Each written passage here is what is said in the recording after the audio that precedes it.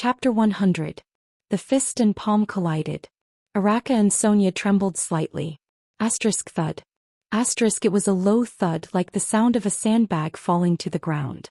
But Thale's heart trembled as if a blunt and heavy hammer had struck his heart. This is a battle between supreme class elites? It was quiet and simple. There was no waste of energy, no unnecessary movements.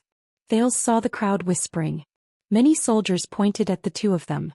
Oh no, how many times has it been? Must they tear each other apart before the attack from the north? The two commanders faced each other with equal harshness. They stood where they were and blocked each other's fists and palms without backing down. Sonia's eyes were cold while Araka's face was fierce.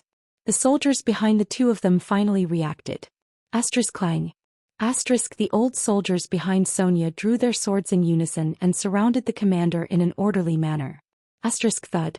The sword and shield soldiers around Araka had solemn expressions. They took a step forward in unison and formed a wall with their swords and shields to protect Araka's flanks. The two groups of people were murderous as they glared at each other angrily with swords drawn. The chaos in the crowd deepened. My God, the Starlight Guards and the Fury Guards are here at the same time. Didn't the officers who arranged the shifts deliberately stagger their duty times? Are people going to die this time? I have a bad feeling. However, when almost everyone was watching the conflict between the two commanders with complicated emotions, the atmosphere became even more tense. Stop. Thales frowned and took a step forward. Everyone turned their heads in unison to look at the prince, who had an unpleasant expression on his face. Thales looked around him. What on earth is going on? Sonia and Araka, he sighed. This is what I wanted to say, Putray whispered behind him. You are the only one who can show up, young prince. Thales shook his head. Stand back, soldiers, he shouted at the two groups of people who were in a tense atmosphere. Put away your weapons, considering that we are all constellations. But no one paid attention to him. Sonia and Araka heard him, but the two of them who had unpleasant expressions on their faces, seemed more interested in each other. The subordinates behind them, according to the crowd they seemed to be the Starlight Guards and the Fury Guards, did not look sideways either. They only stood loyally and attentively behind their commanding officers. His Royal Highness was ignored in the middle of the field. Putray closed his eyes and shook his head helplessly. The whispers of the onlookers became louder and they pointed at Thales. Many people's eyes were filled with mockery and contempt. This child was their new prince? Thales only felt very awkward. It was extremely awkward. What should I do? Rush up and pull them apart? However, Sonia was in a state of extreme annoyance, and that Araka did not seem to care about him at all. I have to find something that they care about. His brain worked quickly. The conversation between the two of them surfaced in his mind. Thales was struck by a thought. He took a deep breath. The prince heard his own childish voice rise. I am Thales Jadestar, the second prince of Constellation. Thales raised his right hand and pointed to the north. Perhaps some of you know, for the peace of Constellation and for the lives of everyone in the fortress. I will soon head north to Extet to pay for their prince's death with my life. The onlookers burst into an uproar. Broken Dragon Fortress was not alone. The news of the national conference had long since spread here. Many people looked at Thales with different emotions in their eyes. There was pity, indignation, anger, and sighing. But Sonia and Araka's gazes were still locked on each other. Thales adjusted his breathing and tried to appear as casual as possible. He walked closer to their confrontation. As for the two commanding officers and your subordinates, before you dig out each other's hearts, towards a Jadestar prince who is about to die. Thales spread his hands and revealed a helpless smile. At least give him the respect he deserves, right? For example, starting the fight after I go to my death? The whispers of the onlookers became louder. Putray nodded slightly. Sonia and Araka realized that they furrowed their eyebrows in a barely noticeable manner. But Thales immediately changed the topic and snorted softly as if he was mocking them. Well, of course. Perhaps you are already used to it. Thales turned around and looked at the soldiers around him. He put his hand into his pocket in a relaxed manner. He was about to take out the Jadestar royal family's 9-pointed star pin and show it to everyone. Thales' next sentence relied on his family name. But he did not touch the 9-pointed star pin. There was only the fanged bracelet in his pocket. It was given to him by the Night Queen when they parted. It was the Corleone family's keepsake. Thale's smile froze for a fraction of a second. Damn Katerina. She didn't return the 9-pointed star pin to me. However, the prince immediately flashed a smile at the speed of lightning. He turned his empty pocket helplessness into a taking a picture with his hands in his pockets pose and turned around. Thales turned back to the two people who were confronting each other and laughed mockingly. After all, it is not the first time the two of you have seen a jade star die in front of you. The moment he finished speaking, the two people who were confronting each other breathed a lot faster. Sonia's entire body trembled. Raka looked like he was struggling. The past surged into their minds. The surrounding soldiers' voices grew louder. So. Yes, you heard about it too, right? Both of them were. Hey, they had that kind of experience, why bother? 1, 2, 3. Thales counted the seconds in his heart. Please give me some face. His awkwardness rose again. Finally, the two commanders snorted coldly and abruptly let go of each other. The guards on both sides sheathed their swords one after another, but their expressions were still unpleasant as they looked at each other. Thales breathed a sigh of relief. Put-Ray, who was standing beside him, flashed a hateful smile and winked at him. Gilbert had never been so disrespectful. Thales returned an angry glare. But he knew that the matter was not resolved. Very well, shall we settle the matter at hand first? Thales grinned and rubbed his hands, pointing at Willow Ken, who was stunned on the spot. Araka snorted impatiently. Do you want to judge him personally, young prince? Why, do you have a problem with that? Sonia snorted. With his highness status, he is the most suitable person here. Thales sighed. No, this is not just a trial. It might also be the friction and discord between the two commanders. Then he looked at Willow, who had a pleading look on his face. This concerns a person's life and death. He raised his head and looked at the officer in charge of the hanging. Can anyone prove what he said? The person he saved? The officer in charge seemed to have never spoken to anyone from the royal family before. He took a step back in a flattered manner, then shook his head. None. So we all suspect that he is lying. Thales furrowed his brows. This is bad. If you want to confirm whether he is a deserter, please bring him his weapon. The officer nodded nervously. Soon, under everyone's gaze, a wooden stick that was much shorter than a long spear was brought up. This pair of damaged wooden sticks still had dried blood stains on them. Only the iron-wrapped tip could barely be seen on one side. On the surface, it did indeed look like a broken long spear. However, Thales looked at the black-haired young man. You can use dual spears? Willow nodded vigorously. I can. Another lie. The officer shook his head and said, no soldier has ever received such training, much less a fisherman. Thales exhaled deeply. He looked at the soldiers around him with burning gazes. He looked at Sonia's hopeful gaze, Araka's aggressive gaze, and Putre's complicated expression. Thales pondered and said, if he can use dual spears proficiently. But Araka snorted softly at this moment and interrupted him. Whether he is a deserter or not, he disobeyed orders and ran back on the battlefield. There is no doubt about that, the valiant man said to the prince in a mocking tone. Why? If he can use dual spears, are you going to use your Jade Star privilege to declare him innocent? Honorable Second Prince? Thales was stunned. Disobeyed orders? *T. Then are you going to execute him directly? Sonia spoke harshly. She said coldly, if he is innocent, no one cares if you are innocent on the battlefield. Araka cut her off stiffly. Regardless of whether it is to escape or to save someone, you disobeyed orders, so you have to pay the price. Sonia's words immediately froze. She could only turn her head and look at Thales hesitantly. I respect your decision, Your Highness. Continue. Araka looked at Thales and said in disdain, pardon him and see if he will still disobey orders next time. Perhaps by then he will not only cause his own death. Willow's face immediately turned ashen. Drenched in sweat, his gaze kept moving back and forth between Araka and Thales. Thales furrowed his brows. This is troublesome. Araka, Sonia, Put-Ray, and the soldiers around them, including Willow, all fixed their gazes on him. What should I do? Hang him. What will Sonia and the soldiers around them think? Forgive him. What about Araka, military orders and military rules? Or should I just change to another punishment? No, it's not appropriate. Damn it. Gilbert never taught me this. Wait. Gilbert? Thales muttered to himself. He made a decision. Willow Ken. I cannot be sure if you are a deserter. The prince walked in front of Willow and said to him, hence I cannot convict you and hang you. Willow breathed a sigh of relief. See, this is where you start losing the war. As expected, Araka snorted softly. Unsurprisingly, he also received Sonia's angry glare. Some of the soldiers who agreed with Araka started to shake their heads. However, Thales' next sentence made Willow nervous again.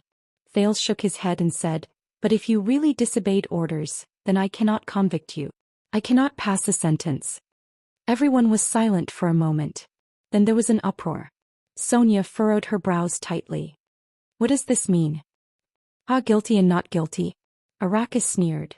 So what are you going to do, my prince? Why don't you shorten the rope by half? Thales was expressionless. He raised his hand gently and clenched his fist. Everyone fell silent. But you said it, Willow, Thales said softly. You retreated to save your comrades.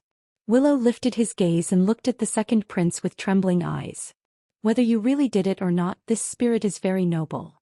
Thales' voice echoed in the narrow crowd. So I can't hang you. Willow shuddered and looked at the prince in disbelief. Thales continued to say, yes. It's not because of whether your actions are innocent or not. It's because I cannot let others hesitate to save their comrades just because they are afraid of what will happen to you. This is not something that they should hesitate about. Thales said faintly. The way everyone looked at Thales changed. Sonia's face lit up while Araka frowned deeply. Only Putre's gaze was complicated and profound. But Thales' expression turned solemn and he said sternly, this does not mean that you are not guilty, and you do not have to pay the price for disobeying orders. Willow Ken. Willow's breathing started to quicken. In the future battles, you must save the lives of more than 10 comrades, Thales said sternly. As the price for not being hanged today, this is the only way you can be absolved of your crime of disobeying orders and wash away the suspicion of you being a deserter. 10. Under everyone's gaze, Thales pulled out JC's dagger and walked behind Willow expressionlessly. He aimed the blade at the rope that bound Willow's hands. Thales took a deep breath and used force to cut. Thales awkwardly realized that his strength was a little weak. Based on this speed, it might take more than 10 seconds to cut the rope. He felt the gazes of the people around him. This is ruining the atmosphere. At this moment, a familiar fluctuation surged into Thales' hands. It was as if his blood had instantly sped up. The muscles on his right hand trembled, and a force that was much stronger than usual erupted. Grip. The rope on Willow's hands was instantly cut. Thales withdrew his dagger and forced himself not to look at the bloody wound on the back of Willow's hand that he had accidentally made. Ahem. So, I used your future actions in exchange for your life and freedom at this moment. Do you understand? Willow Ken? He looked solemnly at Willow, who had regained his freedom. Willow panted as he knelt on the ground and looked at Thales. He parted his trembling lips. Yes, Your Highness, he said excitedly. Save 10 people. I will remember this. I have another request, Thales said calmly. Willow was stunned. Thales suddenly flashed a smile that he had not shown for a long time and said, Go and change your dual pistols. They are so worn out that they can't even kill fish in the river. Willow Ken took 3 breaths. Then he flashed a smile as if he had escaped a disaster. He nodded vigorously. Yes, I will obey your orders. Thales turned his head and looked around. Sonia laughed and looked at him with a gratified expression. Very appropriate, Your Highness. The fortress flower walked over unceremoniously and carried Thales while he had an unpleasant expression on his face. No one knew who started it, but the soldiers around them started applauding. Clap, clap, clap. Some even started cheering. There were even people shouting, Our prince. Sonia laughed and put the ashen-faced Thales on her shoulder. She rubbed his head hard. A qualified jade star. Cunning brat. Araka looked at Thales coldly. He mumbled and waved his hand. Amidst the applause from the crowd, he left with his subordinates. Only Ida asked Putre, who was deep in thought with a puzzled expression, What did he do just now? When the already weak Thales was put down after Sonia swung him around twice and making him even more dizzy, he could only pull at Putre's robe weakly and retch. Under the guidance of a few soldiers, Putre followed him to the barracks that had been prepared for the prince. Behind him was Ida, whose face was once again pale from the cold weather. Thales sighed. I thought that the trouble would only come after we reach Extet. But Putre did not reply to him. Your Highness, Putre said quietly, not noticing that he used honorifics. How did you think of that method? Thales was stunned. Huh. Not killing that soldier for now but letting him contribute himself in the future? Putre said as he walked. This idea. Thales rubbed his frozen red hands and exhaled a breath of hot air. In fact, Gilbert told me about it. It has something to do with my uncle Meteor Jadestar. Putre's expression changed and he furrowed his brows. Gilbert said that he once messed up a diplomatic mission because he did not cooperate well with his colleagues. Thales recalled and did not notice Putre's expression. But Prince Meteor did not punish him. Instead, he made him owe a debt to Constellation, and in the future he had to make up for it with several times the merit. Putre furrowed his brows tightly while Thales raised his eyebrows. The Far Easterners also have the saying of using merits to make up for sins, but that is only limited to important people. Low-ranking soldiers like Willow cannot say this directly, so they have to use the reason of saving their comrades to convince others. But this is still not a good idea. Thales spread his hands. Think about it, if all the deserters came back and said that they did it to save their comrades. So, you are imitating Prince Meteor? Putre did not listen to him. Instead he said slowly, Gilbert probably hopes that you will become the next Meteor. Thales was stunned. He scratched his head. This incident probably affected Gilbert deeply. Yes. Putre heaved a long sigh as if he was deep in thought. Gilbert did save all of Constellation during the negotiation of the Fortress Treaty and made up for his sin of becoming enemies with Steel City. Otherwise, according to the law at that time, this incident would have been enough to land him in prison.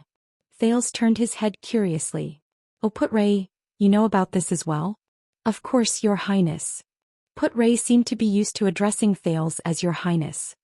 He said flatly, Gilbert did not mess up that incident because he did not cooperate well with his colleagues.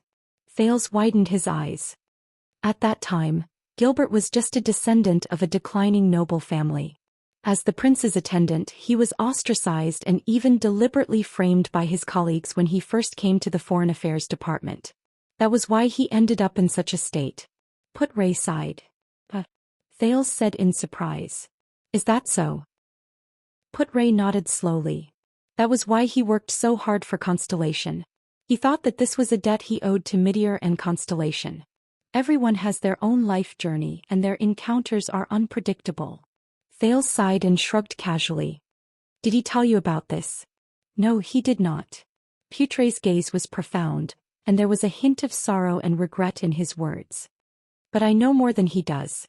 Thales raised his head. Putre took a deep breath and slowly enunciated his words.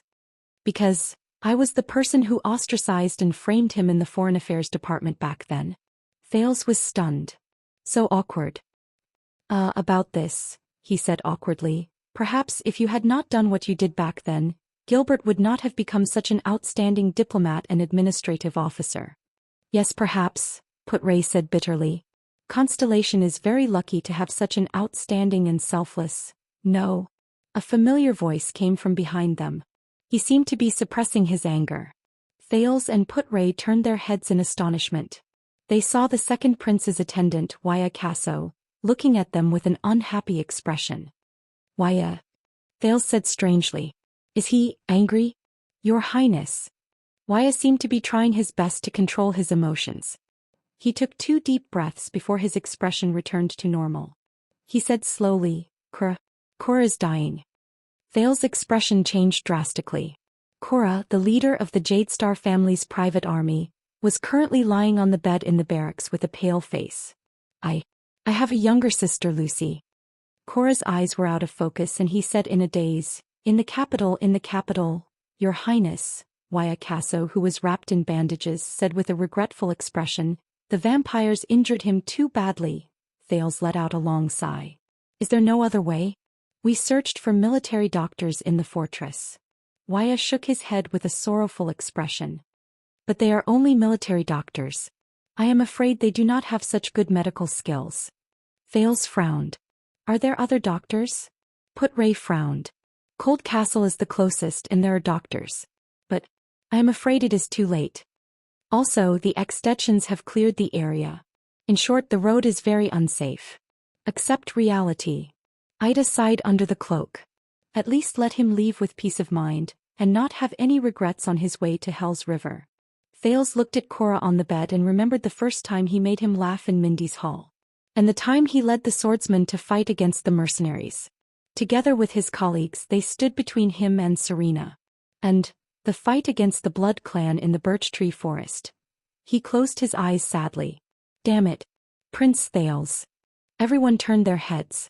They saw a young man with black hair and brown eyes standing at the entrance of the barracks. It was Willow Ken, the deserter, who was almost hanged. Willow bowed respectfully to Thales and showed a grateful smile. I am so happy to see you. I was sent to inform you. He glanced into the barracks and glanced at Cora, who was on the verge of death. Willow immediately put away his smile and said while trembling with fear, that the two commanders ask you and the vice diplomat to go over. Thales sighed. He could not bear to look at Cora on the bed. He nodded and walked out of the room with Put-Ray and Ida. That is? Willow asked carefully, Your Highness subordinate? Yes, but we can't save him. I hope he can leave in peace, Thales said absent-mindedly. Willow, how did you become an errand soldier? Heh. Willow shrugged and said helplessly, After all, many people still think that I am a deserter. Thales nodded absent-mindedly, but his feet stopped. No, let the commanders wait for a while. I will send him on his last journey. He died because of me. Thales turned around sadly and looked at Cora, who was on the verge of death. Put-Ray shook his head and waved at Willow. Thales walked back to the bed and looked at Cora, who was mumbling inexplicably. He clenched his fists. If Cora and the other Jadestar private soldiers who sacrificed themselves in the birch tree forest did not follow me, sigh. At this moment, Your Highness, that, Willow could not help but speak. Put-Ray and the others looked at him in dissatisfaction. Please do not rush him, Waya said unhappily. Please give death some dignity even if you are the ferryman of Hell's River. Oh. Willow waved his hand and said anxiously, I was treated as a deserter yesterday and thrown into the dungeon, that dungeon. Now is not the time to thank him, right? Put-Ray said with a frown. Oh no. Willow shook his head and panted. I met someone in the dungeon, a person who was locked up as a suspicious person. The young soldier said loudly. That person said, he is a doctor. Thales and the others were shocked and looked at Willow. He also said his name is Ramon. Willow finally said what he wanted to say. He scratched his head and revealed a hearty smile. And he is a doctor from the capital. According to him, his medical skills are superb. Chapter 101. The doctor Willow mentioned was quickly escorted over. Thales carefully observed the strange man in front of him. He seemed to be in his 50s and was almost bald, but his appearance was extremely outstanding. He had a large nose on his narrow face, and his dark green eyes darted around nimbly. Coupled with his ugly smile, he looked strange and uncomfortable. You must be the new prince, Your Highness. The strange-looking old man was dressed in a yellow leather coat. He was a little dirty from being rubbed in the dungeon, and there was a strange smell of medicine on his body. He laughed inexplicably and bowed slightly. My name is Ramon. I am a doctor. Thales frowned. He waved his hand and gestured for Waya to close the door of the barracks that was left behind after the soldiers left. You know who I am? Ramon stretched his head forward strangely and nodded from time to time. Coupled with the smile that seemed to have frozen on his face, he looked like an entertainer performing a magic trick. News always travels fast, faster than you think. Especially when the soldiers around us are talking about your name. Put-Ray took a step forward and said slowly. Very well, there is a person here who needs medical attention. If you are a doctor. He looked at Cora. Ramon laughed strangely and craned his head to look in Cora's direction. I can try, but I cannot guarantee anything. He walked towards Cora but suddenly turned his head around. His eyes bulged and he stared at Thales strangely. I heard that your highness is going north to Ekstedt? Waya and Ralph frowned. Thales nodded. This old man. A little strange. And a little strange. But he is a doctor after all. Ramon walked slowly to Cora's side as if he was deep in thought. Not a bad journey. Ekstedt. The strange doctor carefully observed Cora, who was trembling slightly and whose face was pale. Ah, a brave warrior, and a super-class swordsman with the power of eradication. Ramon lifted Cora's weak arm and his eyes sparkled. He has a bad habit when he swings his sword. He prefers slashing and face-to-face swordsmanship. His right upper arm and back muscles will probably start to ache after he is 60 years old. Under Waya and Ralph's astonished gazes, he slowly removed Cora's bandages. Cuts and lacerations on his chest and back. He didn't treat his injuries immediately. I wonder if it was because the situation was urgent or because he didn't realize it. To think that he endured for so long. With this kind of wound, I can recognize it as a vampire's claw even with my eyes closed. Thale's expression froze. This doctor. It seemed to have some tricks up its sleeve. Moderate blood loss, weak body. The key is that the 2 wounds were improperly treated. There's quite a lot of ulceration. If we don't deal with it immediately, I guess he can still hold on for another day? One night. Ramon turned his head and clicked his tongue. He looked at Thales and smiled without saying a word. What is it? Put Ray asked slowly. Can you save him? Hee. Ramon stared at Thales with a contemplative gaze. Most doctors are probably at a loss right now. Thales' expression darkened. They can only wait for the swordsman to recover or die by himself. He let out a breath of hot air and said slowly. Everyone frowned slightly. Wait, Put Ray said quietly. You said most of them? Ramon just chuckled. Thales raised his hand and gestured for Put Ray to ask him the question. The second prince looked at Ramon seriously and asked, You mean you can save him? Ramon blinked his right eye and sniffed with his strange nose. I did not say that. But I can try. With some medicine I can treat the wounds, cut off the rotten flesh.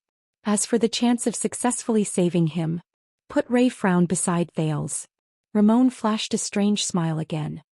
It depends on the reward. You know the reward. Thales raised his eyebrows. You will get the reward you deserve. Without changing his expression, Thales added, Sufficient reward. I guarantee it with the royal family's reputation. Anyway, it's not my money. You have misunderstood. Ramon put down the dying Cora. His eyes shone. I only ask for one thing. He narrowed his eyes and scrutinized Thales carefully. I've had enough of this dungeon. He tried his best to put on a friendly smile and said, When the prince heads north to Ekstedt, please bring me along. The barracks was silent for a moment. Thales looked at the ashen-faced Cora on the bed and clenched his fists lightly. Bring him along? You know that I have no right to let you go. Thales suppressed the discomfort in his heart. I am not the commander here. Ramon revealed his upper teeth and sneered cunningly. But your father is the commander of the commander of the commander here, isn't he? And you are not letting me go but placing me under your custody. Ridiculous. Waya snorted softly. Are you negotiating terms with His Highness? It's just a request. Ramon put his hands together and smiled. If I can get permission, I believe that I will do my best to treat this seriously injured and dying mister. No. Thales stared at him with an unpleasant expression. Not only do you want to negotiate terms, you are also threatening me. Also not saving a dying man. Are you really a doctor? How dare I? Ramon spread his hands and revealed his mottled yellow teeth. What I mean is, even if I am a doctor, I can only try my best to save him. If I fail, His Highness can throw me back into the dungeon or even cause me some trouble. Of course, if he is lucky enough to be saved by me. I only need your kindness to bring me out of the dungeon, and the one on the bed looks like he is in pain. You only need to bring me along. You have a lot of conditions. Waya took a step forward and said coldly. I am only making a suggestion. Ramon smiled. Whether you accept it or not is entirely up to His Highness. What if I say no?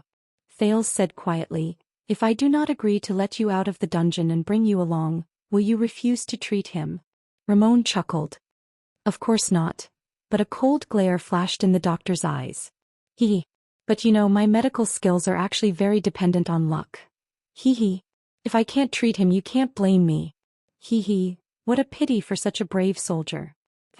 It looks like he blocked it for his comrade. Putre's expression changed. You are bargaining with the Prince of Constellation. He snorted and said, this is disrespectful. How would I dare? Ramon shook his head. I only believe in the prince's kindness and wisdom. Anger also surged in Waya's heart. We can also send you back to the dungeon. The ferryman can also send him across Hell's River. Ramon pointed at Cora on the bed and slyly spread his hands. Ralph, on the other hand, stared coldly at Ramon. Putray looked at Cora, who seemed to be struggling in a nightmare on the bed. With a displeased expression, he moved closer to Thales's ear. Maybe we can promise him first. As long as Lady Cecile appears and detains him at the last moment, you will not be considered to have broken your promise. Thales pursed his lips tightly. He raised his head and stopped Putre's whispers. Thales looked at Ramon. This is the only licensed doctor around Broken Dragon Fortress? I can actually promise you, he said quietly. Putre's expression tensed. Thank you. Ramon chuckled and said, this is nothing for you, Your Highness. I think Lady Cecile will respect you. But Ramon, who was chuckling, was interrupted. But I just had a very bad day, Mr. Ramon. Thales exhaled with a hostile expression. He raised his head. And do you know why? Ramon's words instantly froze in his throat. Because I allowed a stranger to enter my diplomat group, even if he was actually loyal. Thales took a deep breath. Under Waya and Putre's worried gazes, he slowly said, but in the end I lost more than half of my men. They all bled for me and sacrificed for me. They might even include Cora, who is lying on the bed. He said coldly, I don't like it when people use this to bargain with me. Ramon was slightly startled. Thales raised his head and heard himself say in a low voice, also, this lesson taught me to always be vigilant when it comes to things that you cannot understand. Ramon lowered his head and listened to Thales enunciate each word clearly. For example, at the border of the conflict between the two kingdoms, a doctor who was locked up in the fortress dungeon for no reason asked to join my group with a body full of peculiarities and suspicions. We will go to Extet, which is even more dangerous and has an uncertain future. Ramon frowned subconsciously. This prince, Thales continued, the dungeon of Broken Dragon Fortress may not be comfortable, but it is safer and more reliable than the border between the two kingdoms, where the atmosphere is tense, and compared to my diplomatic journey with an uncertain future.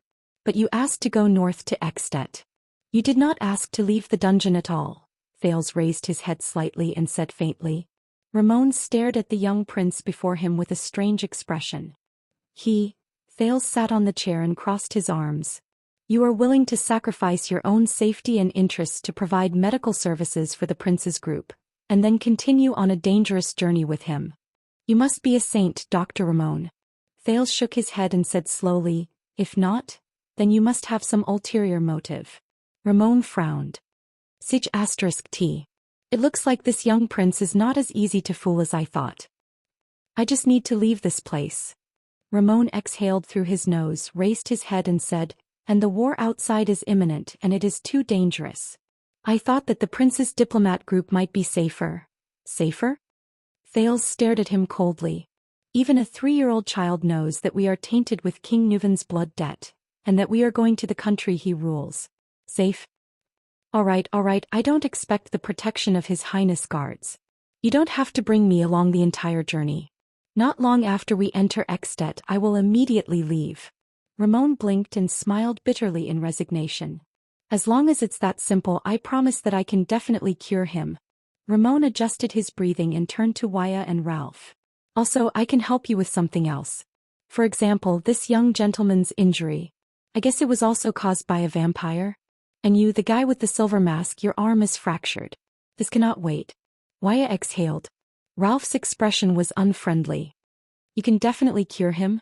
Thales said loudly. His tone was strange. Oh, that is not what you said just now. Ramon was stunned. He stuttered. I am very confident in myself. Just now it was to ensure that I could leave the dungeon and avoid the disaster of war. But Thales did not buy it. The prince interrupted him again. Your Highness. I will give you one more chance to answer my question. What is your goal? Ramon stared at him in a daze. Damn brat. A second later Ramon suddenly laughed. All right. He spread his hands and shrugged indifferently. Since His Highness does not believe me, then I will return to the dungeon. But he could not finish his sentence. You have used up your chance, Dr. Ramon. Thales suddenly smiled. You forced me to do this. Ramon's pupils shrank. What is he going to do to me? Arbitrary torture is the privilege of a tyrant. Ramon grinned and said slowly, and you are still young, aren't you? This gets out. Putray stared at Thales, puzzled. The boy slowly leaned back and looked at Ramon, who had a puzzled expression on his face. Thales raised his right hand and pressed it against the side of his forehead. Let me apologize first. Thales chuckled and said slowly, I also did not want to treat you like this. That forbidden ability. What? At the side, Putray, Waya, Ralph and even Ida, who had been absent-minded, were all stunned. Ability? Chapter 102. Puzzled, Waya looked at Putray, but the latter only frowned and waved his hand discreetly. Ramon stared at the Prince of Constellation in disbelief. What is he doing? Then Thales smiled and stared at Ramon while he rubbed the side of his forehead. He spoke slowly. Willow said that you came from the capital, Eternal Star City? I flipped through the name list of the doctors in the city hall. But why have I never heard of your name? Ever since the prince was acknowledged, he has been staying in Mindy's hall. When did he go to the city hall? Flipping through the name list of doctors? My God, there are hundreds of doctors in the entire capital, including the neighboring territories and suburbs. Ramon smiled awkwardly. Oh, I only treat some poor people for a small fee, so I'm probably not on the list. Thales furrowed his brows slightly before he flashed a smile. Poor people, is it? The second prince asked bluntly. Then I guess the place where you treat patients is in Lower City District. He continued to stare at Ramon while he rubbed the fingers on the side of his forehead. Ramon nodded awkwardly. Ah yes, many of the poor live there. I used to be in Lower City District too. The second prince did not let him continue. Thales exhaled softly. I also heard that it is the territory of Blackstreet Brotherhood? Ramon's breath froze without him realizing it. Even though it is inappropriate to say this in front of you, the gangs in Lower City District are indeed rampant. Ramon looked around vigilantly. He did not notice that he had already begun to answer Thales' questions without realizing it. Thales twirled his fingers gently and stared at Ramon in a way that made him feel uneasy. Then, do you think that if the people from Blackstreet Brotherhood are injured or sick, will they also come to you, my dear Dr. Ramon, for treatment? Once he finished speaking, Thales revealed an innocent smile that a 7-year-old boy should have and stared straight at Ramon. How is it possible? We do not dare to deal with those gangsters. Ramon awkwardly changed the topic.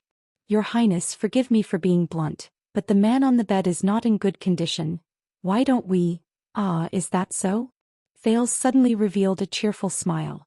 But that is not what you think in your heart. Ramon was startled. In my heart. But Thales' next sentence made Ramon widen his eyes. You seem to have treated quite a number of people from the Brotherhood? Thales pressed his temple with one hand, while the other hand seemed to be desperately trying to recall something. Yes, a guy with a knife. Ah, that guy looks quite fierce, but he doesn't really like to talk. But it's a gang, it's normal to have such people. Ramon's expression instantly became strange. Take the knife. Ruthless. Don't like to talk. A figure that fit the description popped up in his mind. But how could that brat? Thales stared at him in amusement. What is his name? Theork? Seems like he often comes to you for treatment. From the looks of it, he can't be a killer, right? Ramon's expression changed drastically. Killer Leork. The Brotherhood's 13 great generals. The silent killer who was as ruthless to his enemies as he was to himself. Ramon had often taken care of the terrifying wounds he left behind after those fierce battles. But how did he know? Putray and the others looked at each other. What was going on? Let me see, a room decorated in black. A still life painting of a fruit vase hanging on the fireplace. Thales closed his eyes and gritted his teeth as though he was trying his best to recall. Ah, so much blood, a knife wound on his left shoulder. Oh God, he was in so much pain that he almost bit through his teeth. He grabbed your collar tightly and muttered something about poisonous stinger and scorpion whip. Who is the crying woman next to him? He is quite pretty. Her name is Felicia. Ramon gritted his teeth. Isn't he a prince who lives like a prince? How did he know that I treated Leorc's wound a year ago? Leorc went to assassinate his target, but he was ambushed by Blood Bottle Gang. Is it information from the Secret Intelligence Department? No, impossible. Ramon's face was ashen as he thought bitterly. Because even the details of Leorc's room in Blackstreet's headquarters. He knows it so clearly. Even I can't remember it all. And the crying Felicia next to him. Don't stop, Doctor. Thales rubbed the side of his forehead, opened his eyes and smiled. Hurry up and think, which Brotherhood member did you treat? Were there any people of a higher rank? Hurry up and remember. That's right. The Brotherhood. Higher rank. Ramon realized that he began to tremble slightly. Fat man. What did you call him? Morris. Why did he always like to meet you at the back door of a bar? In the beginning he even had an ugly dog with him. He was always smiling. Was he very close to you? Ramon instantly felt as though he had fallen into an ice cave. Morris, one of the 6 powerhouses? Regarding that matter, his direct contact person was indeed Morris. The secret meeting place was at the back alley of Sunset Bar. But how is this possible? Morris would always confirm the safety of that place. Unless, he did not want to think about that possibility. Ramon tried his best to clear his mind, but Thales' words always made him recall the scenes in his memories. Let's look at some interesting memories. Memories? This is a big guy. Thales grinned and said slowly. He has a fierce look on his face. He doesn't look like much, but his temper is quite bad. He actually got injured at the crotch area. How pitiful. I mean, you doctor. You actually want to treat his injury. Oh, it's because his father is very fierce, right? Ramon revealed the most incredulous expression as he looked at the mysterious second prince. He even knows this. Hurry up and think, what's his name? Oh, Rhoda? Thales chuckled softly. Is he considered your most troublesome patient? Quite Rhoda. Put Ray Waya and the rest were even more puzzled. Ramon parted his lips unconsciously. His palms were already wet with sweat. Wait, Rhoda's son? His injury. It's true that I was the one who examined and treated him. But this is something only the higher-ups in the Brotherhood know. It can't be any more secretive. How does a prince know? Ramon stared at Thales blankly. Thales sighed. He loosened his right hand and stared straight at Ramon with a cold smile. Don't be surprised, this is my psionic ability. Yes, Dr. Ramon. The next moment, Thales smiled and uttered a simple but effective sentence to the dumbfounded Ramon. I know how to read minds. Ramon stared at Thales blankly. His mind was blank. Thales continued to smile brightly. All your thoughts and thoughts are mine. Mind reading. Put Ray Waya and Ralph all had their mouths wide open as they stared at the second prince in a daze. On the other hand, Ida furrowed her brows tightly as she stared at the back of Thales' head. Mind reading? Ramon struggled to change his expression. He revealed the most incredulous expression. No. Even in Soul Tower's notes. Mind reading is the most untouchable domain. And he's only 7 or 8 years old, but he has this. No. The Brotherhood's strange doctor shook his head subconsciously. Thales turned his head and looked at Put Ray, Waya, Ralph and the rest who were all shocked. Beside him, Ida crossed her arms with a doubtful look on her face. Please keep this a secret for me. Thales flashed a bright smile.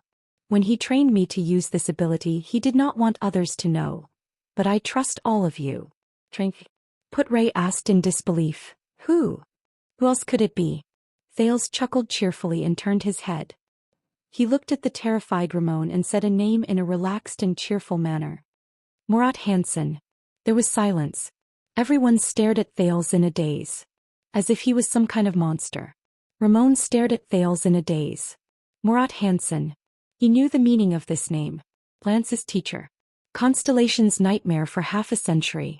The Viper in the Night. The head of the Secret Intelligence Department. No way. The new Prince of Constellation is the Black Prophet's student? Of course, Thales thought to himself. Murat is even more adept at using this so-called ability. After all, he can detect the other party's lies and use it to assist his next questioning. But fortunately he has a good bargaining chip. Everyone in the room reacted. You never said that. Put Ray frowned. With the Black Prophet, ah. Thales sighed softly. You know, after all, a psionic ability like mine is too rare. Let's get straight to the point. Thales revealed the friendly look of a 7-year-old boy again. He rubbed the side of his forehead and said with a smile, "Come, think about your real identity, Dr. Ramon. You don't mind letting me know, right?" Ramon trembled slightly and stared at the ground in a daze. My identity? Oh, my identity. That will expose the Brotherhood, will expose that person. No. I can't think about it. I can't think about it. That's right. So this is your identity. Thales rubbed the side of his forehead and looked at the nervous and absent-minded Ramon. He flashed a victorious smile. No wonder I have no impression of your name even though I have seen the name list. So you are not just a secret black doctor who makes house calls for the Brotherhood. He narrowed his eyes. You are a member of the Black Street Brotherhood. The one nicknamed the Strange Doctor. Cultivation Ramon. Ramon's hands fell to his sides involuntarily. My full name. Thales put down his fingers and concluded. That's all I know, Thales told himself secretly. I hope it works. During the 4 years he was in the Brotherhood, a little child beggar who was strictly controlled and had to beg for food, clothing and livelihood every day, was never noticed. Hence he, the former child beggar, could always learn many secrets of the Brotherhood without attracting attention. For example, with his thin and weak body he crawled through the dog hole and overheard the fight between Leorc and Felicia's vixen. He was trying to find out the secrets in their room. After all, Leorc's room was in the corner of the big house and it was the outermost. Every night he would watch from the back alley of Sunset Pub. Once he confirmed that there was no one inside, such as Morris and his angry wolfhound, he would sneak in and rummage through the trash for the whole day. Of course, the most important thing was this strange doctor with a strange appearance. Strange Dr. Ramon. He did not appear in the Brotherhood often and every time he would cover his face. But do not underestimate a child beggar's memory and ability to recognize. In order to survive, they had to recognize every passerby's figure and posture in order to obtain a chance of survival. Which one was poor, which one was rich, which one did hard work, which one was pampered, which one could steal, which one could only beg, which one could not even get close. Not to mention that they were always greeted by the thugs, which one was one of their own. If he appears, get lost. Do you understand? This was what Quide said while holding the collar of a poor boy. The strange doctor always appeared after the Brotherhood's big operation. He would come with the smell of medicine and leave with the smell of blood. It was obvious that he was going to treat the injured. One day, Thales, who had just finished digging the secret tunnel and returned late, secretly lay by the roadside. He saw Leorc being carried back and saw the terrifying wound on his shoulder. Then Ramon's figure appeared. Child beggar Thales remembered this figure at that time. Prince Thales also remembered this figure at that time. Quide, who often drank heavily, this name was so old that Thales had almost forgotten about him, would regularly go for body checks, but every time he came back he would bring with him the unique smell of medicine of the strange doctor. Every time Quide came back from a check, he would be furious and drink to his heart's content. When he beat the child beggars he would occasionally mention the strange doctor's full name. Cultivation Ramon. Thales buried the past memories in his mind. Unfortunately, this godly mind reading was only effective on Ramon. Ramon was drenched in cold sweat. But he breathed a sigh of relief. Fortunately, he did not read my true identity. That fatal secret. Wait. Thales observed Ramon's expression and shook his head. Seems like your identity is not that simple. Of course, Thales thought to himself. I only know Ramon's name and nickname, but how can a person who goes in and out of the Brotherhood and often meets the higher-ups be a simple doctor? Could it be that you have other secrets? He asked faintly. Thales looked at him with a profound gaze. The 7-year-old boy slowly raised his finger. Come, think about it carefully. Ramon could not help but tremble. The scene was a little strange. An old man was trembling in front of a neurotic boy. Something else. Secret. No, no. Ramon cried out in terror. He did not dare to meet Thales' gaze. He lowered his head in fear. Please stop. Thales narrowed his eyes. You don't have to be too shocked. I have seen this expression many times. Thales stretched his body.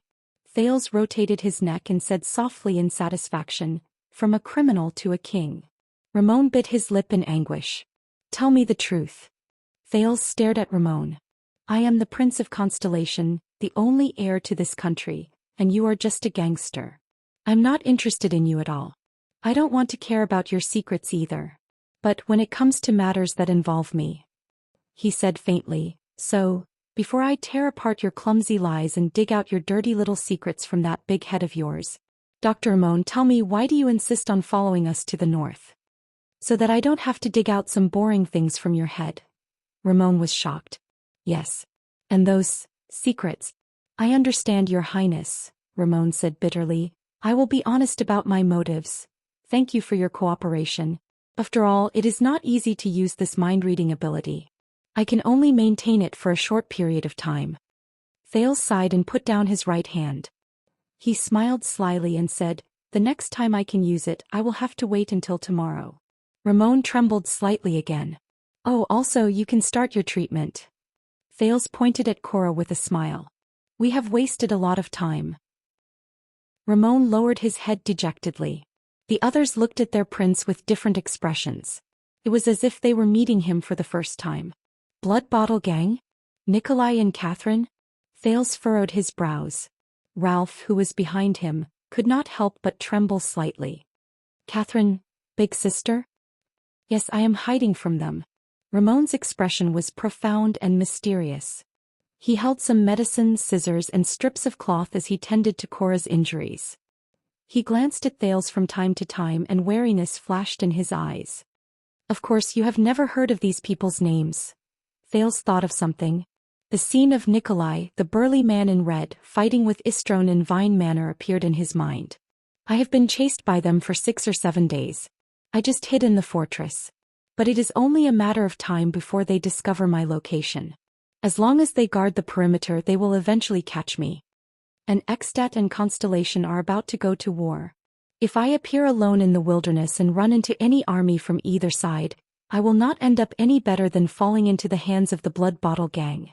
So when we came here and looked for a doctor, Thales muttered, you suddenly thought of using us as a cover to leave Broken Dragon Fortress? And to leave when you reach Extat? Ramon nodded bitterly. How suspicious. Thales thought to himself. Why would a secret doctor who makes a living in the capital come to the border between the two countries? A member was injured at the border, Ramon said quietly. He did not dare to look at Thales. I came over to treat him, but was discovered by the Blood Bottle Gang. That's not right. Thales thought to himself. A gang doctor who is only in charge of treating injuries is really so important that the Blood Bottle Gang would mobilize their men to chase him at the border for 6 or 7 days. There are some other secrets. Unfortunately, I told him just now that I can only use the mind-reading skill tomorrow. Otherwise, I can scare him again. Thales nodded and said, continue with the treatment. Since you are so honest, maybe I will reconsider. Ramon nodded dejectedly. Thales exhaled. He jumped down from the chair but suddenly felt a numbness under his legs. Thanks to Waya and Ralph's support, he did not fall. Oh no, for the sake of acting, I just sat for too long. Thales stood up strenuously. Fortunately, the fluctuation that appeared after he died once surged up on its own, soothing his numbness. That's right. Thales hammered his leg worriedly. This fluctuation, this power is also the source of the trouble. Although I feel that it can instantly strengthen my condition, the extent of it is a little small. It is only enough for me to cut the rope. And Thales thought worriedly. What is it? But the vision that detects heat and radiation looks very dazzling. As Thales thought about this, he guided the fluctuation to the surroundings of his eyes. That magical vision appeared once again. He turned his head and saw that everyone's body was radiating light. Aida's was a piercing white light, Waya's was a sharp gray light, Putre's was filled with a gentle purple light, and Ralph's was a continuous stream of faint green light. Are these different powers? Vitality? Or is it an energy attribute? Thales tested his vision curiously. He turned towards the house. In the next moment, Thales was stunned. In the vision that the fluctuation gave him, he saw the most unbelievable scene. The light on Cora's body flickered, like a waning light that was about to be extinguished at any moment. But Ramon, there was no piercing light on Ramon's body. Instead he seemed to be emitting a strange dark fluctuation that resonated with the world around him. But this was not what surprised Thales. He saw that Ramon was gently pressing on Cora's wound. Clear light particles gushed out from Cora's body, which was bright and dim at times, and gathered on Ramon's hand. The trembling light particles followed Ramon's hand and slid over Cora's wound. The light particles seeped into Cora's terrifying, festering wounds one by one. Every time they seeped in, the light on Cora's body became steadier and brighter. He was like a dying patient who was slowly recovering. Thales looked at Ramon in a daze. Others might not be able to see it clearly because of the light. But in the vision that the fluctuation gave Thales, he could see it clearly. He saw the strange doctor's lips trembling slightly in a dark corner. He seemed to be chanting something. As he chanted in a rhythmic manner, the light particles that seeped out from Cora's body passed through Ramon's hand rhythmically, then returned to Cora's body, completing a cycle. Thales frowned tightly. This is definitely not medical skill, he told himself with certainty. Chapter 103. 3 days after the second prince arrived at Broken Dragon Fortress, the emissary sent to Lampard's military camp has returned. Standing on the fortress wall, Commander Sonia Cecere stared solemnly at the front of the fortress. Chapman replied that he is waiting for your highness' arrival. I'm afraid you will have to leave for the north today. Thales was lying on his stomach in front of the observation window on the city wall, looking at the wide snow-colored plains in the north. He could vaguely see the continuous expanse of a vast military camp. The Iron Fist flag representing the Lampard family of Black Sand region was erected there. There were also quite a number of military camps hidden beyond his sight, with smoke rising from the chimneys in the distance. Waiting for my arrival, with thousands of people? Thales sighed. I didn't know I was so popular. The fortress flower turned her head and said to Thales, Chapman Lampard is the Archduke of Ekstedt, which borders Constellation. After the Ekstedt diplomat group was assassinated, he quickly mobilized the vassals of Black Sand region. Within a few days he gathered an army of more than 10,000 people and approached the border. They have already been stationed there for 2 weeks. At first they were just observing and deterring him. But in the last 3 days, Lampard began to send small troops to clear out the main roads around the area. He even plundered 2 villages and fought against our patrol troops a few times. We had no choice but to reduce the range of the mounted sentries and retreat to the perimeter of the fortress. Thales felt a bone-piercing chill. He rubbed his hands together and exhaled a breath of warm air into his palms. I have already arrived at the fortress, and the Jade Star family's 9-pointed star flag has also been raised. Why hasn't he withdrawn his troops? He obviously doesn't have an excuse to invade Constellation anymore. Behind Thales, Putray raised his eyebrows. Based on Chapman Lampard's unique life, he is a standard gambler. One of the characteristics of a gambler is that he is unwilling to turn back even at the last moment when he loses and leaves the game. So my arrival has no effect on this gambler? Thales snorted. Even in a situation where he is bound to lose, he still wants to place his bet? Not necessarily, Putray answered seriously. What we were most worried about was the other 2 archdukes who shared a border with Constellation, Trentida of Reformation Tower and Alcius of Prestige Orchid region, sending their troops. The 3 archdukes and even more of Ekstedt's vassals gathered their military forces to oppress the lonely old tower, the watchtower and Cold Castle, who were mutually supportive of the fortress. In a situation where they could not provide reinforcements, they attacked the isolated Broken Dragon Fortress at all costs. Ekstedt's soldiers are more suited to the cold winter compared to our reinforcements from the north, be it in terms of physical strength or quality. If they manage to take this place, they only need to wait for the coldest day before the bitter cold winter to pass. Sonia continued Putray's words. Then at the beginning of next spring, they will use the fortress as their base of operations and march south en masse, just like they did 11 or 12 years ago. Putray nodded. But after you left for the north as an envoy, the 2 archdukes have yet to appear. This means that we have completed half of our mission. In the coming day before the bitter cold winter, Archduke Lampard cannot rely on his own 10,000 men to take down the fortress before his supplies run out. He has already lost, Putray said faintly. In that case, I am afraid that the other half of our mission, completely eliminating the war disaster between the 2 kingdoms, will have to be completed by me personally walking up to King Nuven, right? Thales shrugged in resignation. First, I have to pass through Archduke Lampard's military camp. There are more than 10,000 strong and energetic Northland men waiting for me there. They have nowhere to vent their energy. Putray shook his head. Lampard does not dare to endanger your safety. Attacking the fortress to invade the Northern Territory and plotting to kill the heir to fight against Constellation are two different concepts. Lampard may not dare to do so, but his opponents might be happy to see such a thing happen. We still have to be careful. Sonia flashed a hearty smile. Araka will bring his Fury Guards and escort you to the entrance of Lampard's military camp. Araka. Thales recalled the aggressive and dangerous man and the disdainful gaze he had when he looked at him. He shook his head. Are you sure he is willing to do this? I do not deny that I hate him. Sonia snorted coldly. But he is indeed the one who has fought against the Extensions the most on the battlefield. Moreover, he insisted on this. Originally, I planned to let Miranda. Thales could not help but be stunned. Insisted on escorting me? He began to recall the man's appearance again. Araka Murch. What a familiar name. I must have heard it somewhere before. At this moment, a black-haired swordswoman slowly walked up the city wall. She bowed slightly to Sonia without any expression on her face. The diplomat group's team is ready. Please send someone to make the final confirmation, Your Highness. Even though the swordswoman addressed Thales as Your Highness, she did not look in Thales' direction nor did she bow to him. Sonia nodded and turned to look at Thales and Putray. Beside her, Putray sighed. I will go with you, Miss Arund. Thales was startled again. Arund. The swordswoman, Miranda Arund, nodded stiffly and followed Putray down the city wall. She still did not look at Thales. Don't mind her. Sonia smiled faintly. Miranda is Duke Arund's only daughter. Her father was imprisoned in the capital. Her family was humiliated because of this.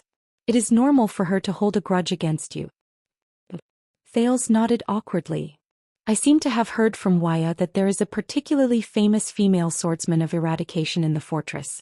I heard that she is a seed of the Tower of Eradication. She is a seed. Sonia looked at Miranda's back and sighed. The Tower of Eradication has a large number of battle skills and inheritances of the power of eradication from before the Battle of Eradication. Most of them are swordsmanship. Its inheritors are still continuously developing new swordsmanship skills, and even the power of eradication. They are training generation after generation of controllers of the power of eradication for the human world. Only a few of the most outstanding students can be given the title of seed, such as Miranda. Thales looked at Sonia and frowned slightly. The power of eradication. The supernatural power that humans awakened on their own. Another piece of news worth paying attention to. What does it have to do with my fluctuations? Sonia did not know what Thales was thinking. She continued to say helplessly, but even so, Miranda is still in a difficult situation recently. After Duke Arund was imprisoned, the Northern Territory was managed by a few of her father's most trusted vassals.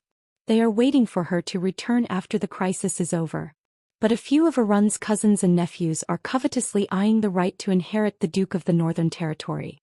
Fortunately, although Val Arund is imprisoned, he is still the Duke of the Northern Territory. His Majesty did not charge him with treason, nor did he strip him of his title and territory. He only accused him of murdering a foreign political figure. This is a little consolation. Sonia sighed deeply. It is just that I did not expect him to do such a thing. You know, Val has always been our backup in Broken Dragon Fortress for more than 10 years. He is a coward. At this moment, a sonorous but unsettling voice rang from afar. Compared to his heroic brothers, Val Arund is a complete coward. He is a disgrace to his blood-related brothers. They risked their lives to protect His Highness Horus and did not take a single step back. Araka Murch's figure slowly walked up from the bottom of the city wall. His face was filled with impatience. In comparison, 12 years ago, that Duke Val was scared out of his wits by the Extension bastards. He actually still believed in trash like Lampard. In my opinion, the only good thing he did was to kill that Prince of Extet. At least this time, you only said that after Miranda left. Sonia covered her forehead and sighed. Should I thank you for being considerate and taking care of her feelings? Her feelings. Araka snorted coldly. Do I look like someone who will consider these things? Thales rolled his eyes in his heart. Why does this guy always look like someone owes him money? Sonia snorted softly. What do you want this time? Araka gave her a disdainful look. I came to look for this brat. Araka's fierce gaze landed on Thales, making the latter slightly nervous. The 300 Fury Guards are ready. If you really want to go to Extet to die, at least don't make me wait too long. Thales could not help but ask, It seems like you are not very satisfied with my trip north, Baron Murch. Then why are you still sending me to Lampard's military camp? Sonia heaved a sigh of relief. Araka fixed his gaze on Thales, making the latter a little anxious. Because I owe Jade Star a favor. After a while he slowly said, And you, annoying, dawdling brat, happen to have the surname Jade Star. After saying that, Araka turned around and left without looking back. We will depart in the afternoon. Stop dawdling. Thales and Sonia watched Araka's figure disappear into the distance. Do not misunderstand, Sonia said to Thales sarcastically. That is his unique way of saying hello. You know, Araka is a little shy. Shy? Thales could not help but stick out his tongue. Is it because of the difference in ideals? Thales suddenly asked. Sonia revealed a puzzled expression. The dispute and discord between you and Baron Murch does not seem to be a specific grudge, Thales said quietly as he pondered. Also, what you said about him and my uncle Prince Horace. Thales hesitated for a moment but still said, Even though he seems rather annoying, Araka does not seem like someone who would stab someone in the back. Sonia was silent for a second. Those were indeed words spoken out of anger. Sonia smiled bitterly and said, Back then, it was Araka who led the remaining troops and fought his way out of Extet's tight encirclement while bathed in blood. He snatched Prince Horace's remains. Before the fortress treaty, the Starlight Brigade headed north to meet up with the remaining remnants of the kingdom's army. They fought 3 fierce battles against Extet in the Northern Territory, the Land of Cliffs and Central Territory without caring about the casualties. We suffered heavy losses, but the other party also suffered heavy casualties. I saw it with my own eyes. Araka was on the verge of madness. His impact and lethality on the battlefield made even Extet's most proud heavy swordsman fearful. I think this is also the reason why Extet was willing to sit down and negotiate in the end. Thales was shocked. That impatient-looking man is actually... As for ideals, that's right. Sonia sighed and said, John, your father's uncle, the Starlight Brigade's combat principle is to be steady and cautious, to try their best to protect themselves, to move forward flexibly, and to wait for an opportunity to attack. However, Prince Horace's army is known for being merciless and having harsh military rules. Under his command, Araka is even more used to fighting tough battles and bloody battles. Due to the high number of casualties, Araka's army always has a large number of new soldiers, but he only keeps those tough men who can withstand blood and death. Sonia shook her head. I don't understand why His Majesty put the two of us together. We can't even reach an agreement on how to advance or retreat on the battlefield. Perhaps this is the king's true purpose, Thales suddenly said. Under Sonia's puzzled gaze, Thales raised his head. When defending the fortress for a long period of time, he needs a chief commander who is steady and cautious. However, when Extet's army presses on the border, he needs someone who can fight tough battles head-on. Sonia raised her head and glanced at him. Perhaps. Sonia chuckled softly. They are right. You are indeed not like an ordinary child. His Majesty did not choose you to head north without reason. Ahem. Thales scratched his head awkwardly and tried to find something to change the topic. Oh yes, with such a glorious battle record, why is Araka not very famous? Sonia was completely stunned for a moment. Not very famous? Sonia widened her eyes and stared at him with an expression that said, How is this possible? Thales narrowed his eyes in puzzlement. No. Sonia came to her senses and shook her head with a smile. You definitely know him even if you don't know his real name. Under Thales' confused gaze, Sonia raised her head and looked at the Extet military camp in the distance. Her eyes shone brightly. From the beggars to the king, every constellatiate knows him. At least they know his nickname. Thales widened his eyes in shock. Everyone knows. At that moment he knew who Araka Murch was. Under Ramon's treatment, Cora's injuries had stabilized. However, he obviously could not follow them to the north. Yes, we need to replenish our entourage. Behind them were Wuxia, who was wrapped in bandages, Ralph, whose arm was in splints, and Ida, who was still extremely dispirited because of the cold. At least there are some benefits. The ones we replenish from the fortress are veterans who have been on the battlefield for a long time. They are not the private soldiers from the Jadestar family's manor who are mainly trained in single combat and protection. Thales stared at the 30 veterans in front of him who stood with stern postures and firm gazes. They were equipped with weapons ranging from swords and shields, bows, pikes and axes. The former Duke's personal guard of the Starlight Brigade, Gened, stood resolutely at the front, causing Thales to be a little stunned. Put-Ray continued to speak. Thanks to your trial under the gallows, many veterans are willing to join our diplomat group, even though many of them think that our journey is very dangerous. They walked past the last row of soldiers. A black-haired young man with 2 pikes waved at him happily. Thales frowned. Veteran. He insisted on coming. Put-Ray looked at the cheerful Willowken and spread his hands. But there are only 29 veterans among the volunteers. The rest are new recruits. If I want to gather 30 volunteers, at least this new recruit who owes you a favor is more reliable. Put-Ray looked at the cheerful Willowken. Thales smiled at Willow. At least they gave him a new pair of weapons. Put-Ray shrugged. There were many broken pikes in the warehouse. It was not difficult to cut a pair of short pikes, but that suspicious doctor. Do you really want to bring him along? Put-Ray turned his head to look at Ramon. He pursed his lips and shook his head. I thought you had learned your lesson from the Duke of Iris Flowers. Ramon was cowering in the group. He inadvertently raised his head and saw Thales' gaze. He was slightly shocked and immediately lowered his head. Don't worry, I have asked about his background and made an agreement with him.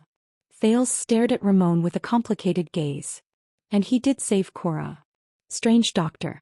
The power in his hands. If my guess is correct, then it is. I need to know more. If you have no more questions, Your Highness, according to the agreed time, it is time to depart. Sonia walked over from afar. Behind her was a cold-looking Miranda. Araka has already chosen 300 sword and shield soldiers of the Fury Guards. The fortress flower squatted down and patted Thales' shoulder. But this time she used a little more force. I am sorry, but I cannot bring more people.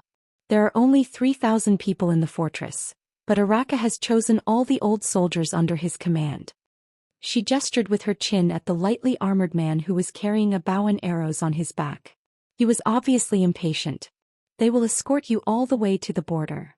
Thales exhaled a mouthful of mist and stepped on the snow that belonged to Constellation. He raised his head and said quietly, Of course. Sonia nodded at him. The second prince of Constellation flashed a relaxed smile at the group. Let us depart. Follow me to see the Dragon's Kingdom. Hence, the double cross-shaped star flag that represented Constellation and the 9-pointed star flag that represented the Jadestar family were erected at the same time. Wuxia mounted the Northland horse with broad hooves unique to the north and pulled Thales onto the saddle. I will hold the reins properly with my life, Your Highness, Wuxia said solemnly. Please do not worry about your safety. Thales nodded naturally. Then I will leave it to you, attendant. He was already used to Wuxia's attitude of using too much force. Put-Ray and a few of the remaining Jadestar private soldiers who were trained to ride horses rode on the remaining horses. Ralph was obviously not suited to ride a horse. For some reason, Ida shook her head violently the moment she saw a horse. Araka rode the horse and walked to Thales' side. The sword and shield soldiers behind him followed with stern expressions. Don't be so scared that you wet your pants, brat, Araka said coldly. I heard from the people on duty that Exted has prepared a welcoming ceremony for us. Thales was startled. Before he could react, he heard Araka shout at the gate rope above his head. Open the gate. As the sound of metal rubbing against the hinges rang out, the north gate of Broken Dragon Fortress slowly rose. Thales took a deep breath. He followed the Constellation diplomat group, which consisted of less than 40 people, and the escort team of more than 300 people. They slowly walked out of Broken Dragon Fortress and headed north. They first passed by the 5 fortresses to the north of Broken Dragon Fortress. The soldiers on the fortresses had their bows drawn and were ready for battle. However, Thales soon understood what Araka meant by the welcoming ceremony. Many people suddenly appeared on the vast expanse of white snow before their eyes. Or rather Extet's army. There were 6 battalions of infantrymen. They formed an 8 on both sides of the road in front of them. Putre's pupils shrank. There were nearly 400 infantrymen in each battalion. In other words, there were more than 2,000 Extet infantrymen waiting for them to head north. The people in the diplomat group could not help but become nervous. Wyatt tightened his grip on the reins. "This is our welcoming ceremony?" Thales looked at the Extet army formation not far away from them with an unpleasant expression on his face. They really crossed the border. He turned around and glanced at the fortress. Sonia's figure could be faintly seen. Araka, who was walking in front, turned around and said to his soldiers in a deep voice, "Get ready for battle. Do not relax." Putre furrowed his brows and said, "Maybe it's a show of force, but they don't have to get into formation in front of the fortress. Waiting for us to enter Extet's military camp will have the same effect." "I have a bad feeling about this," Thales said with a pale face. "So you want to retreat, little prince?" Araka said sarcastically, "It's not too late to turn back now." Thales closed his eyes and exhaled. Then he opened his eyes. "Let's continue moving forward." "Don't worry," Putre said in a deep voice. "Lampard will not be so stupid as to kill the prince and heir of Constellation's envoy in front of everyone at the border of the 2 kingdoms. As long as we do not do anything provocative and give the other party an excuse." They advanced slowly until they entered the area of the 8. They did not say that such a thing would happen. In the group, Ramon anxiously nudged a black-haired soldier beside him. "The diplomat group should be fine, right?" "Huh."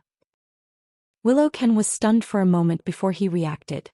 He smiled and patted Ramon's shoulder. "Don't worry. I met them before. Extet's soldiers are quite nice." "Quite nice." Ramon was startled, but Willow's next words made his face turn ashen. "If they want to kill you, their swords are very sharp and they will not dawdle. You will not suffer." At this moment the 6 battalions of infantrymen began to move slowly.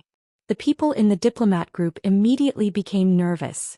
But fortunately the Extet soldiers did not walk towards them. On the left and right sides of the diplomat group, the 2 Extension battalions at the front advanced slowly. They almost brushed past the diplomat group. Thales could even see the Northland soldiers' beards and yellow teeth. They looked boorish and fierce. The tall soldiers were usually equipped with large axes or huge spiked hammers. The Extensions also turned their heads to look at Constellation's diplomat group with hostile expressions. Thud. Thud. Thud. The sound of heavy footsteps on the snow-covered ground could be heard in a disorderly manner. But the momentum of more than 2,000 people from all directions made the densely packed footsteps sound rather shocking to the ears. They walked past the diplomat group on both sides. Thales' expression froze. It was the first time he faced an army of thousands. He was a little flustered. But he was not the only one. Even the sword and shield soldiers of the Fury Guards could not help but become nervous. Thud. Thud. Thud. Steady yourself, Araka said in a low voice. The anxious Thales wanted to calm himself down, so he turned his head and saw the Northland soldiers on both sides clearly. From their armor, weapons, movements, to their march, Extet's infantry battalion was obviously not as orderly and uniform as Constellation's square formation. Some of them held axes and wore chain armor, some held one-handed swords and only wore breastplates, some held shields and spears, and there were even sword and shield soldiers who were similar to Constellation's sword and shield soldiers. But Thales could clearly feel that these infantrymen were different from Constellation's infantrymen. They all had one thing in common. Their gazes were unfriendly, their expressions were fierce, their auras were threatening, and their expressions were filled with contempt and disdain. These infantrymen raised the flag that represented the Lampard family with the pattern of an iron fist. But they occasionally rubbed, knocked, and swung their weapons as if they were demonstrating their strength. They were murderous, like wild beasts that would go berserk at any time. Thud. Thud. Thud. That's not right. Thales told himself in his heart. If this is a demonstration, they are all light infantrymen, at least according to Northland's standards. Extet's famous two-handed heavy sword infantrymen, heavy armored axemen, and even Northland's heavy cavaliers are not here. Not even the light cavaliers are here. Putre pondered deeply and said slowly, If it were those troops at the back, it would be too easy for them to kill us. If it's the light infantrymen, they should just be demonstrating their strength. Then why don't they use the other powerful troops to demonstrate their strength? Thales furrowed his brows tightly and asked, a group of heavy infantrymen trampling on us with a shocking momentum. Wouldn't the effect be better? Putray also furrowed his brows. It's really strange. Thud. He'd. Don't let your guard down. Araka Murch's voice rang. Even if there are more than 2,000 light infantrymen, if they were to swarm us, it would be enough to chop us into pieces in half an hour. Araka tightened the silver-black metal bow on his back. He turned his head and said coldly, in a battlefield with thousands of soldiers and horses without support and protection, a supreme-class elite would not be able to last more than a quarter of an hour. However, in the next moment the situation completely changed. The 6 extension brigades moved slowly. After the first 2 brigades passed them, they suddenly changed direction at the command of their officers and met up with the other 2 brigades. Thud. Thud. Thud. The disorderly footsteps of 2,000 people could be heard continuously. Extet's light infantrymen surrounded them and slowly formed the shape of an 8. They are surrounding us. Waya roared furiously, what is the meaning of this? Putray stared at the extensions before him in shock. On the other hand, Thales looked into the distance in disbelief, trying to see what was in front of him clearly. Impossible. Stop. Araka roared furiously and stopped the entire diplomat group and the escort team. Form up on the spot. Even though they were nervous and apprehensive, the 300 soldiers of Constellation, especially the veterans, still stopped and turned around in an orderly manner. They formed a wall with their swords and shields, surrounding the prince and forming a circular formation. It is impossible to charge out now. Araka looked at the extensions around him in rage. These bastards. The Constellations stared at the murderous extension infantrymen around them in bewilderment and nervousness. What do we do now? Waya asked through gritted teeth. Do they have anyone they can communicate with? Officers or commanders? Thales asked anxiously. For Lampard's benefit, they dare not kill me. However, in the next moment, a few unfamiliar yet forceful orders rang from within Extet's battle formation. Araka and Putray's expressions changed abruptly. There were also many old soldiers. They recognized this extension military order.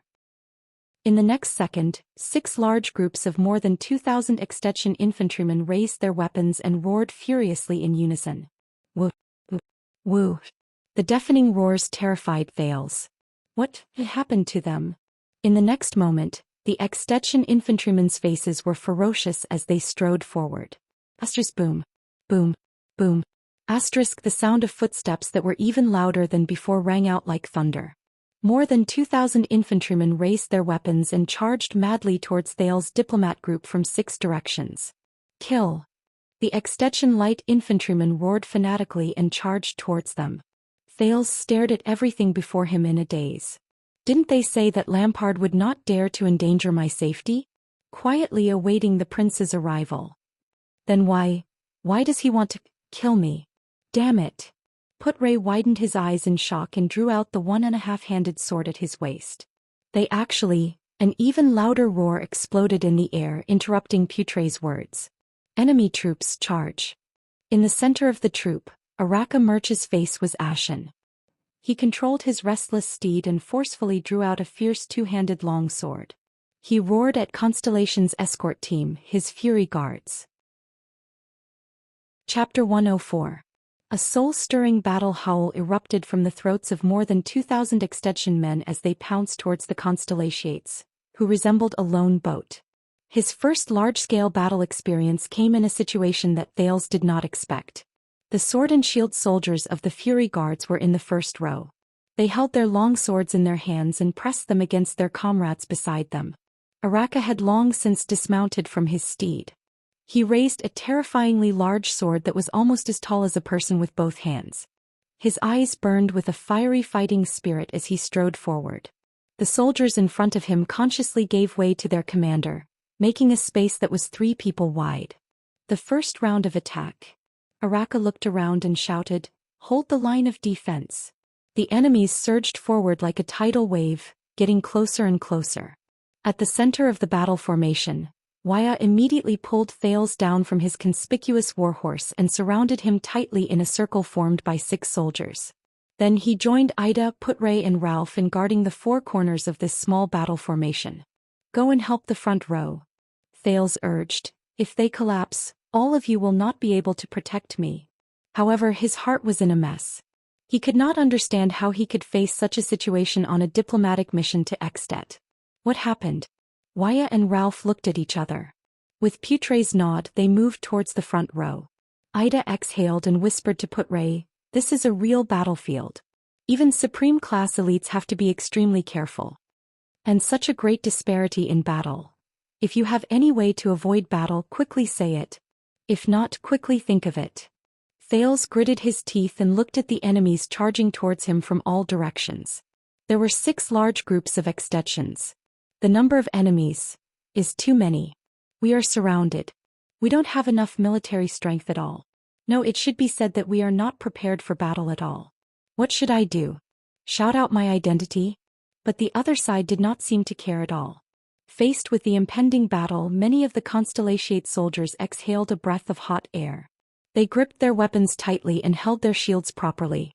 They looked at the aggressive Extetians with solemn gazes. The first Extetian infantryman roared furiously and charged towards them. Bang. His shield collided with the shield of a sword and shield soldier. With the help of his comrades on both sides and behind him, Constellation's sword and shield soldier gritted his teeth and withstood the tall opponent's charge. He also swung his sword to block the opponent's axe that came swinging down from the air. However, more Extetians surged towards Constellation's diplomat group. Bang! Bang! Bang! The Extet soldiers roared furiously and continuously crashed into the Constellatiate's battle formation from all directions. Go! Hold them off! Amidst the roars of the soldiers from both sides, the sounds of shields colliding and weapons clashing interweaved, like countless thunderclaps exploding on the flat ground. Genid stood in the first row with 2 soldiers of the Fury Guard. He pushed his shoulder against the shield with all his might. A mace that was swung over smashed onto the shield. Genid's entire body trembled and he almost fell backwards. His companions behind him supported his back and helped him stabilize his body. With a distorted face, Genid withstood the impact with all his might. Damn it, he thought bitterly. These Extetians. Their strength and physique are much stronger than those rebels from the southwest. Genid dodged a sword that was aimed at his forearm and asked his comrade to deal with him. The veteran pushed away the mace and kicked its owner's knee, causing him to stagger. Then he stabbed his sword into his defenseless neck. Blood gushed out and the opponent fell on his back while stammering. Fortunately, their movements are not very agile. Just as he thought of this, a long spear brushed past his ear and pierced through the abdomen of a soldier on Genid's left. The latter fell limply as he howled in pain. Genid roared furiously and replaced the position of the dead soldier. He broke the long spear and blocked a blade that wanted to charge in through the gap. A soldier behind him quickly filled in the empty spot Genid had left behind. Such scenes appeared at various places in the front row. Enraged roars and pained wails were still mixed with the sounds of metal clashing and weapons clashing. Extet's light infantrymen pounced forward again and again as if they did not care about their lives. They were blocked or even killed by the Fury Guards and the diplomat group, leaving behind corpses. However, people from Constellation continued to fall, and blood gradually dyed the snow red. However, the veteran of the Fury Guards at the front row still relied on his rich experience and mature skills to maintain the line of defense and prevent it from being broken. Thales watched everything around him in fear. This was a battlefield where thousands of people intertwined with each other. A brutal and terrifying slaughter. Blood that splattered everywhere. Roars that risked their lives. Corpses that kept increasing in number. The battlefield before him was undoubtedly more shocking than the battle with the Sacred Blood Army. Commander Araka was also at the front row. With an unpleasant expression, he guarded the gap between the 3 of them alone. He did not display any fancy and exquisite supreme-class combat skills. Instead, he repeated simple and unadorned battle moves. However, no one could gain an advantage over him. During the first round of attacks, Araka's 2-handed greatsword made a deathly howl in the air as he chopped off a head with a horizontal slash. He then took the opportunity to slash open the shield, chest and abdomen of the second extension. Then as blood gushed out, he swiftly parried a long sword that came thrusting towards him. Before the other party could react, he pierced the great sword into his chest. However, next to him, a soldier of the Fury Guards had his skull split open by an axe. He fell limply to the ground. Extet's bastards. Araka gritted his teeth and exhaled. His face was full of ferocity and savagery. He turned around and swung his sword hilt, causing the enemy to stagger. Observe the situation behind us and wait for an opportunity to break out of the encirclement and return to the fortress. Araka, whose face was covered in blood, lowered his head to avoid an axe as he shouted his orders. I am afraid that it will be very difficult. An officer of the Fury Guards struggled to push back a fierce extension and reported, more than half of the enemies are blocking our way behind us. Persevere. They are only relying on their morale from the first round of attacks. Araka gritted his teeth and kicked down a shield. He then stabbed his sword into the ferocious and furious face of his master. He swung his left hand at the right moment and parried a long spear with his forearm. However, at the same time an axe slashed towards his head. Araka calmly lowered his head and dodged. The axe blade took away a few strands of his hair. Wuxia, who was wielding a single-edged sword, arrived. He thrust his long sword forward and activated the edge of no return. He sliced his opponent's throat with a backhand, but his ribs were grazed by the axe blade. He groaned in pain. Beside him, a comrade's head was smashed by a hammer as he tried to save him. Blood and white matter splattered everywhere. Stop using those boring swordsmanship. Put away that beautiful posture of yours. Araka parried a straight blade that was slashing towards Wuxia with his sword and roared furiously. On the battlefield, supreme-class elites are not much stronger than ordinary people. You will only be able to stand for more than 10 minutes and kill a few more soldiers. Save some strength for every attack and leave room for dodging. Just stab and dodge honestly. An infantryman's weapon was sent flying. He roared and wanted to rush forward to hug Araka. Without hesitation, Araka held his sword with one hand and punched him in the face. He fiercely elbowed him and sent him flying backwards. The sound of his ribs breaking could be vaguely heard. Otherwise, retreat to the back. Don't be a burden. Wuxia, who had yet to recover from his injuries, could only clench his teeth and retreat in shame. A strange gust of wind suddenly attacked them and blew up snowflakes. A few Extet infantrymen who came forward to replace them could not help but raise their hands to protect their eyes. Araka roared madly and swung his sword with both hands. He cut open a person's shield and chest at the right time, then suddenly stabbed into another person's abdomen. This psionic ability is not bad. Araka wiped the blood off his face and frowned as he looked at Ralph's one-handed hidden blade. But can that thing be used on the battlefield? The mute Ralph, who had a fractured arm, could not say anything. However, he could indeed feel the powerlessness of the hidden blade on the battlefield. Without a handguard, every time he swung his sword he might have to bid farewell to his own arm. He could only use his psionic ability to support him in battle and the hidden blade to defend himself. On the other side of the formation, Willow Ken hid behind a sword and shield soldier. He blocked a sword attack with his left hand and thrust his spear out of the shield with his right hand into the side of the enemy's face. A soldier's right hand was chopped off. He held his shield and clenched his teeth as he retreated. However, when he took his first step, a flying axe cut into his chest and abdomen. Another person stepped forward to replace him. You are a doctor, at least do something. Willow anxiously shouted at Ramon, who was curled up behind him. I am not a military doctor. Ramon glanced at the enemies around him. He hugged his head and shouted, and that prince did not say that this would happen. If I had known that this would happen, we would have brought along some spearmen. Ida stood guard around Thales. She looked at the situation around her and sighed. Her scimitar, which had no defensive capabilities, was only suitable for small-scale battles. Unless it was aimed at a vital point, it would not cause enough damage to armor. Moreover, it was impossible for her to dodge to the fullest extent in a crowded battlefield. If I had known that this would happen, I would have brought along my father's two-handed machete, which was said to be able to pierce through armor. That was the standard equipment of the ancient Elven Kingdom's Imperial Guards a long time ago. No one expected this battle to happen. For the time being, no enemy had broken through to the back of the second row. However, Put-Ray still turned his head around worriedly and glanced at Thales. He anxiously shouted, "This is unreasonable. There is nothing unreasonable on the battlefield." At the forefront of the formation, Araka swung his great sword madly. There was already a wound on his body. Surviving is reasonable. Withstand the first round of attacks. There will be a time when their attacks will weaken. Find a chance to break out of the encirclement. Otherwise, we will all be exhausted to death here. At the center of the formation, Thales lay prone and hid in the shadows of the soldiers. He breathed rapidly. He was extremely flustered. Thales wanted to calm his hands, which were buried in the snow, so that they would no longer tremble. However, amidst the deafening battle cries and sounds of collisions from thousands of people, his forearm was like a wild horse that had gone out of control. It disregarded its owner's will and shook disappointingly amidst the endless sounds of battle. Damn it! Thales' teeth and lips trembled. He was extremely ashamed of his performance on the battlefield for the first time. Hurry up and calm down. However, no one seemed to care about him. The soldiers beside him looked around anxiously, afraid that the layers of defense would suddenly be broken through from one direction. A horrible howl was heard.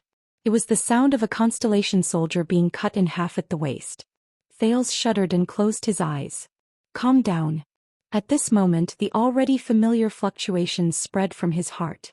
The world around him seemed to have quietened down. Thales instantly grasped the situation of his entire body. He could clearly feel which muscles were trembling. With the help of that fluctuation, he breathed deeply and rhythmically. He soothed those muscles and finally calmed down their involuntary trembling. His heart and breathing calmed down. But this was not enough. Thales turned his head extremely slowly.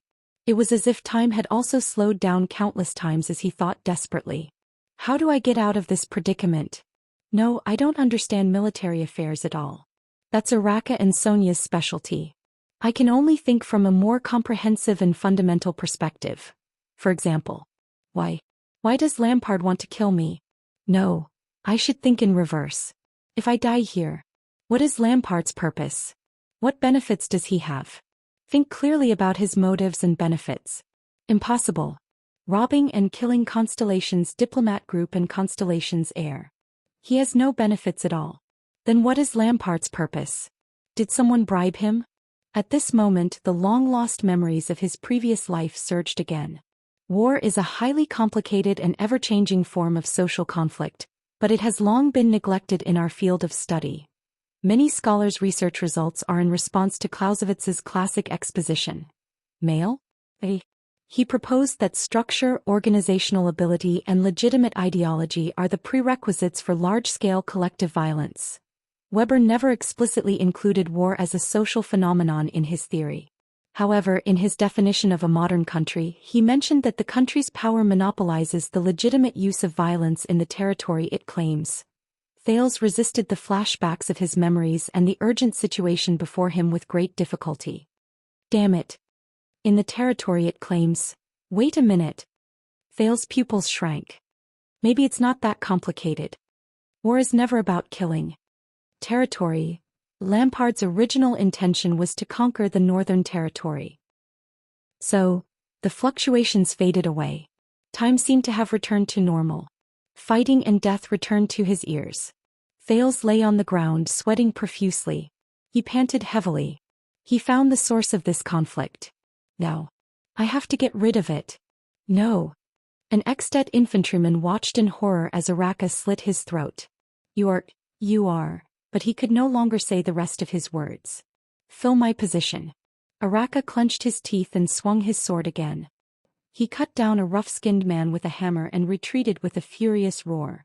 Two sword and shield soldiers covered his line of defense with resolute expressions. We have almost exhausted the momentum of their charge this time. Araka panted and dragged his great sword to the center of the battle formation. He said to Ida, "Leave some people behind to guard the rear and bring the prince along. I will fight my way back to the fortress." Wait a minute. Thales could not care less about resting. He raised his head anxiously and shouted loudly, attracting Put-Ray and Araka's attention. Lampard's army. They did not send heavy infantrymen, no cavalry, not even crossbows and archers. These are just light infantrymen that were recruited at the last minute. Thales anxiously recalled the little military knowledge he had. They do not intend to defeat us in an instant. So, do you want to stay behind to repay him? Araka turned around and said sarcastically, because of Lampard's kindness, he let us live for another 15 minutes? What he wants is to stall us here for this 15 minutes, not to quickly annihilate us. Thales rejected Aida's support and stood up strenuously. Lampard is betting. He is betting on his opponent's choice. Our choice? Waya, who was beside them, thrust his sword out from behind his shield and forced an axe to retreat. Before Waya's face was cut by a long sword, Ralph dragged the powerless Waya back just in time. Waya panted and said, "Betting on us breaking out of the encirclement or defending to the death?" No. Thales opened his eyes and stared at Araka. Lampard is not betting on us. No. Putray instantly understood. His face turned pale. He would never dare to use your life too, Thales said anxiously. Archduke Lampard is betting on the broken dragon fortress behind us. The bet is on Lord Sonia Sasir's choice. He is betting on whether she will send troops to rescue us. Araka's pupils shrank abruptly. His bet, Thales roared, is my life and his future. Chapter 105. In the distance, the Archduke of Black Sand region, Chapman Lampard, was fully armed as he rode on his horse. Under the protection of countless infantry and cavalry troops, he looked into the distance with cold eyes.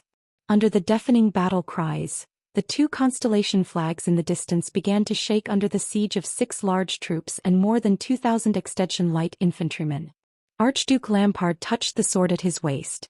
It was the sword he used to kill his elder brother in a duel. It had never left his side for more than 10 years. It has begun, Count Levon said softly behind him. They will soon break out of the encirclement and retreat towards the fortress. We only need to wait for Sasir to send reinforcements. His most trusted strategist Viscount Kentvita also nodded. The light cavaliers and mounted infantrymen on both sides of the battlefield are ready. We can quickly tie down any troops that come out from the fortress as reinforcements. The knights and 300 heavy cavaliers have already unloaded half of their burdens. They can charge at a faster speed. Even if all 3,000 people in the fortress rush out hand in hand, we can at least defeat their vanguard at the first instance. That is, if they do not retreat within 5 minutes. 500 heavy swordsmen and 800 heavy armored axemen are on standby. They can follow up later. Archers, mystic gun troops and the remaining ordinary recruits can also attack. When they start to break out of the encirclement, we can advance at the right time. The heavy infantrymen can set off first. The stern-looking Chapman Lampard raised his hand at this moment and stopped Kentvita's report. No, have everyone stay put and wait for orders. No one is allowed to approach the battlefield without permission. Let the light infantrymen continue to fight. We have to give the fortress flower some time to consider whether to send reinforcements or not. Beside Archduke Lampard, Lord Tolja's expression tensed up when he heard that. If they break out of the encirclement in the direction of the fortress, it is best for us to have the main force follow up appropriately. Being familiar with warfare, he frowned and said, if they are too far away, even if our cavaliers hold back Sasir's reinforcements, the heavy infantrymen will not be able to catch up, let alone destroy the opponent in a field battle. With her ability, she can definitely snatch their prince back in time. Then, whether it is seizing the opportunity to attack the city or exhausting them in a field battle, our plan will be meaningless. Lampard looked at the battle in the distance and shook his head. Sasir is a cautious person. Archduke Lampard stared at the broken dragon fortress in the distance with a complicated expression. He slowly said, if we want to lure her into sending out her troops, we must take the risk and give her some hope. If we do not send out our troops, their prince will definitely perish on the battlefield. If we send out our troops, we might have half a chance to snatch the prince back. And as the prince breaks out of the encirclement from the back and gets closer to the fortress, the latter's chances will increase. Even the most prudent and rational person, such as Sonia Sasir, will be swayed when she sees that the hope is getting bigger and the possibility of success is getting higher and higher. There was an unprecedented desire to challenge in Lampard's eyes, and his gaze was focused on the starry double-cross star flag of Broken Dragon Fortress. Now it all depends on our old rival, the Fortress Flower's decision. Xianxia. Are you going to send reinforcements and rescue their only prince, or are you going to watch the heir of Constellation perish in battle? What is going on? Xianxia stood on the tall fortress wall and watched the chaotic battle on the plains in the distance. She gritted her teeth and punched the wall of Broken Dragon Fortress. Does Lampard want to kill His Highness in public here? The ones besieging the prince are only 2,300 light infantrymen. With the Fury Guards they might be able to hold on for a while. But the disparity in numbers is too great. Miranda observed the situation of the enemy on the plains and said with a frown, Lampard's other main forces are far away. If Baron Murch can break out of the encirclement with the prince and at least retreat a certain distance, we should be able to send reinforcements in time to tear apart the light infantrymen's encirclement and bring the prince back. She turned her head and said to Xianxia, I can attack. I need 1,000 men, including elites like the Starlight Unit who can break the enemy's formation. The Starlight Unit can ride out on horseback. The opponent is just some light infantrymen. If we only need to break through the encirclement and rescue His Highness. No. Xianxia stared furiously at the stalemate on the battlefield and said with difficulty, the prince's diplomat group is not his focus. Sending out the only elite troops we have to defend the city to rescue the prince. This is what Lampard wants. I can guarantee that his cavaliers are already prepared. They will stop our reinforcements at all costs. They will even attack the fortress sluice gate without caring about casualties and injuries. Then they will press forward on a large scale. At least they will be able to destroy our reinforcements. If it's the former, then the fortress will be in danger of falling. If it's the latter, it will also be able to greatly deplete the fortress's military strength and pave the way for him to attack the city later on. Xianxia clenched her fists tightly. We will never do as the enemy thinks. Miranda raised her eyebrows and remained silent for a while. The sounds of battle in the distance continued. But that is the second prince and the only heir of Constellation. Miranda thought for a while and said quietly, if the fortress does not send out troops, then it is very likely that he will be annihilated in the battle. As for His Majesty, Xianxia gritted her teeth, closed her eyes and let out a long sigh. This is Lampard's goal. He is waiting for me to make a choice. The fortress and the prince's safety, military or politics. He wants me to choose one of the two. This is a trap that cannot be more obvious. It was originally impossible for Lampard to take down the fortress, but he actually managed to find a chance. Lampard's courage is truly beyond imagination. Miranda tightened her grip on the sword at her waist, raised her head and said, perhaps with Baron Murch's ability, when he breaks out of the encirclement, he can bring the prince further away and closer to us. He can even bring him into the fortress's area of protection? We will try our best to end the battle as soon as possible. Before their follow-up troops arrive, we will safely. Be careful. Xianxia opened her eyes abruptly. Her gaze was filled with caution. That is what Lampard wants us to think. The fortress is our greatest reliance. You do not know how much he desires for our troops to walk out of the fortress and fall into his rhythm of battle. Everything he did was for the sake of smoothly taking down Broken Dragon Fortress at the lowest cost. Miranda was stunned. But does he really dare to use the crime of killing the Prince of Constellation as a wager? What if the Prince of Constellation really dies in the battle? Lord Tolja looked at the battle in the distance and said hesitantly, anything is possible on the battlefield. Then we will see if the Sunset Goddess will protect us, and how loyal Xianxia is to the Jade Star royal family. Archduke Lampard said in a low voice. If we win this gamble, we will open the door to the northern territory of Constellation. If we lose. Humph. He did not speak again. I am afraid that the prince's life or death is not a matter of luck, but of our choice, Viscount Kentvita said in contemplation. If Xianxia refuses to send her troops and would rather watch their prince's entire army be annihilated than defend the fortress, are we really going to kill all of the prince's diplomat group? Not necessarily. Count Levon shook his head. We only sent out light enlisted infantry. Based on the current situation, the Constellations can at least hold on for more than 15 minutes.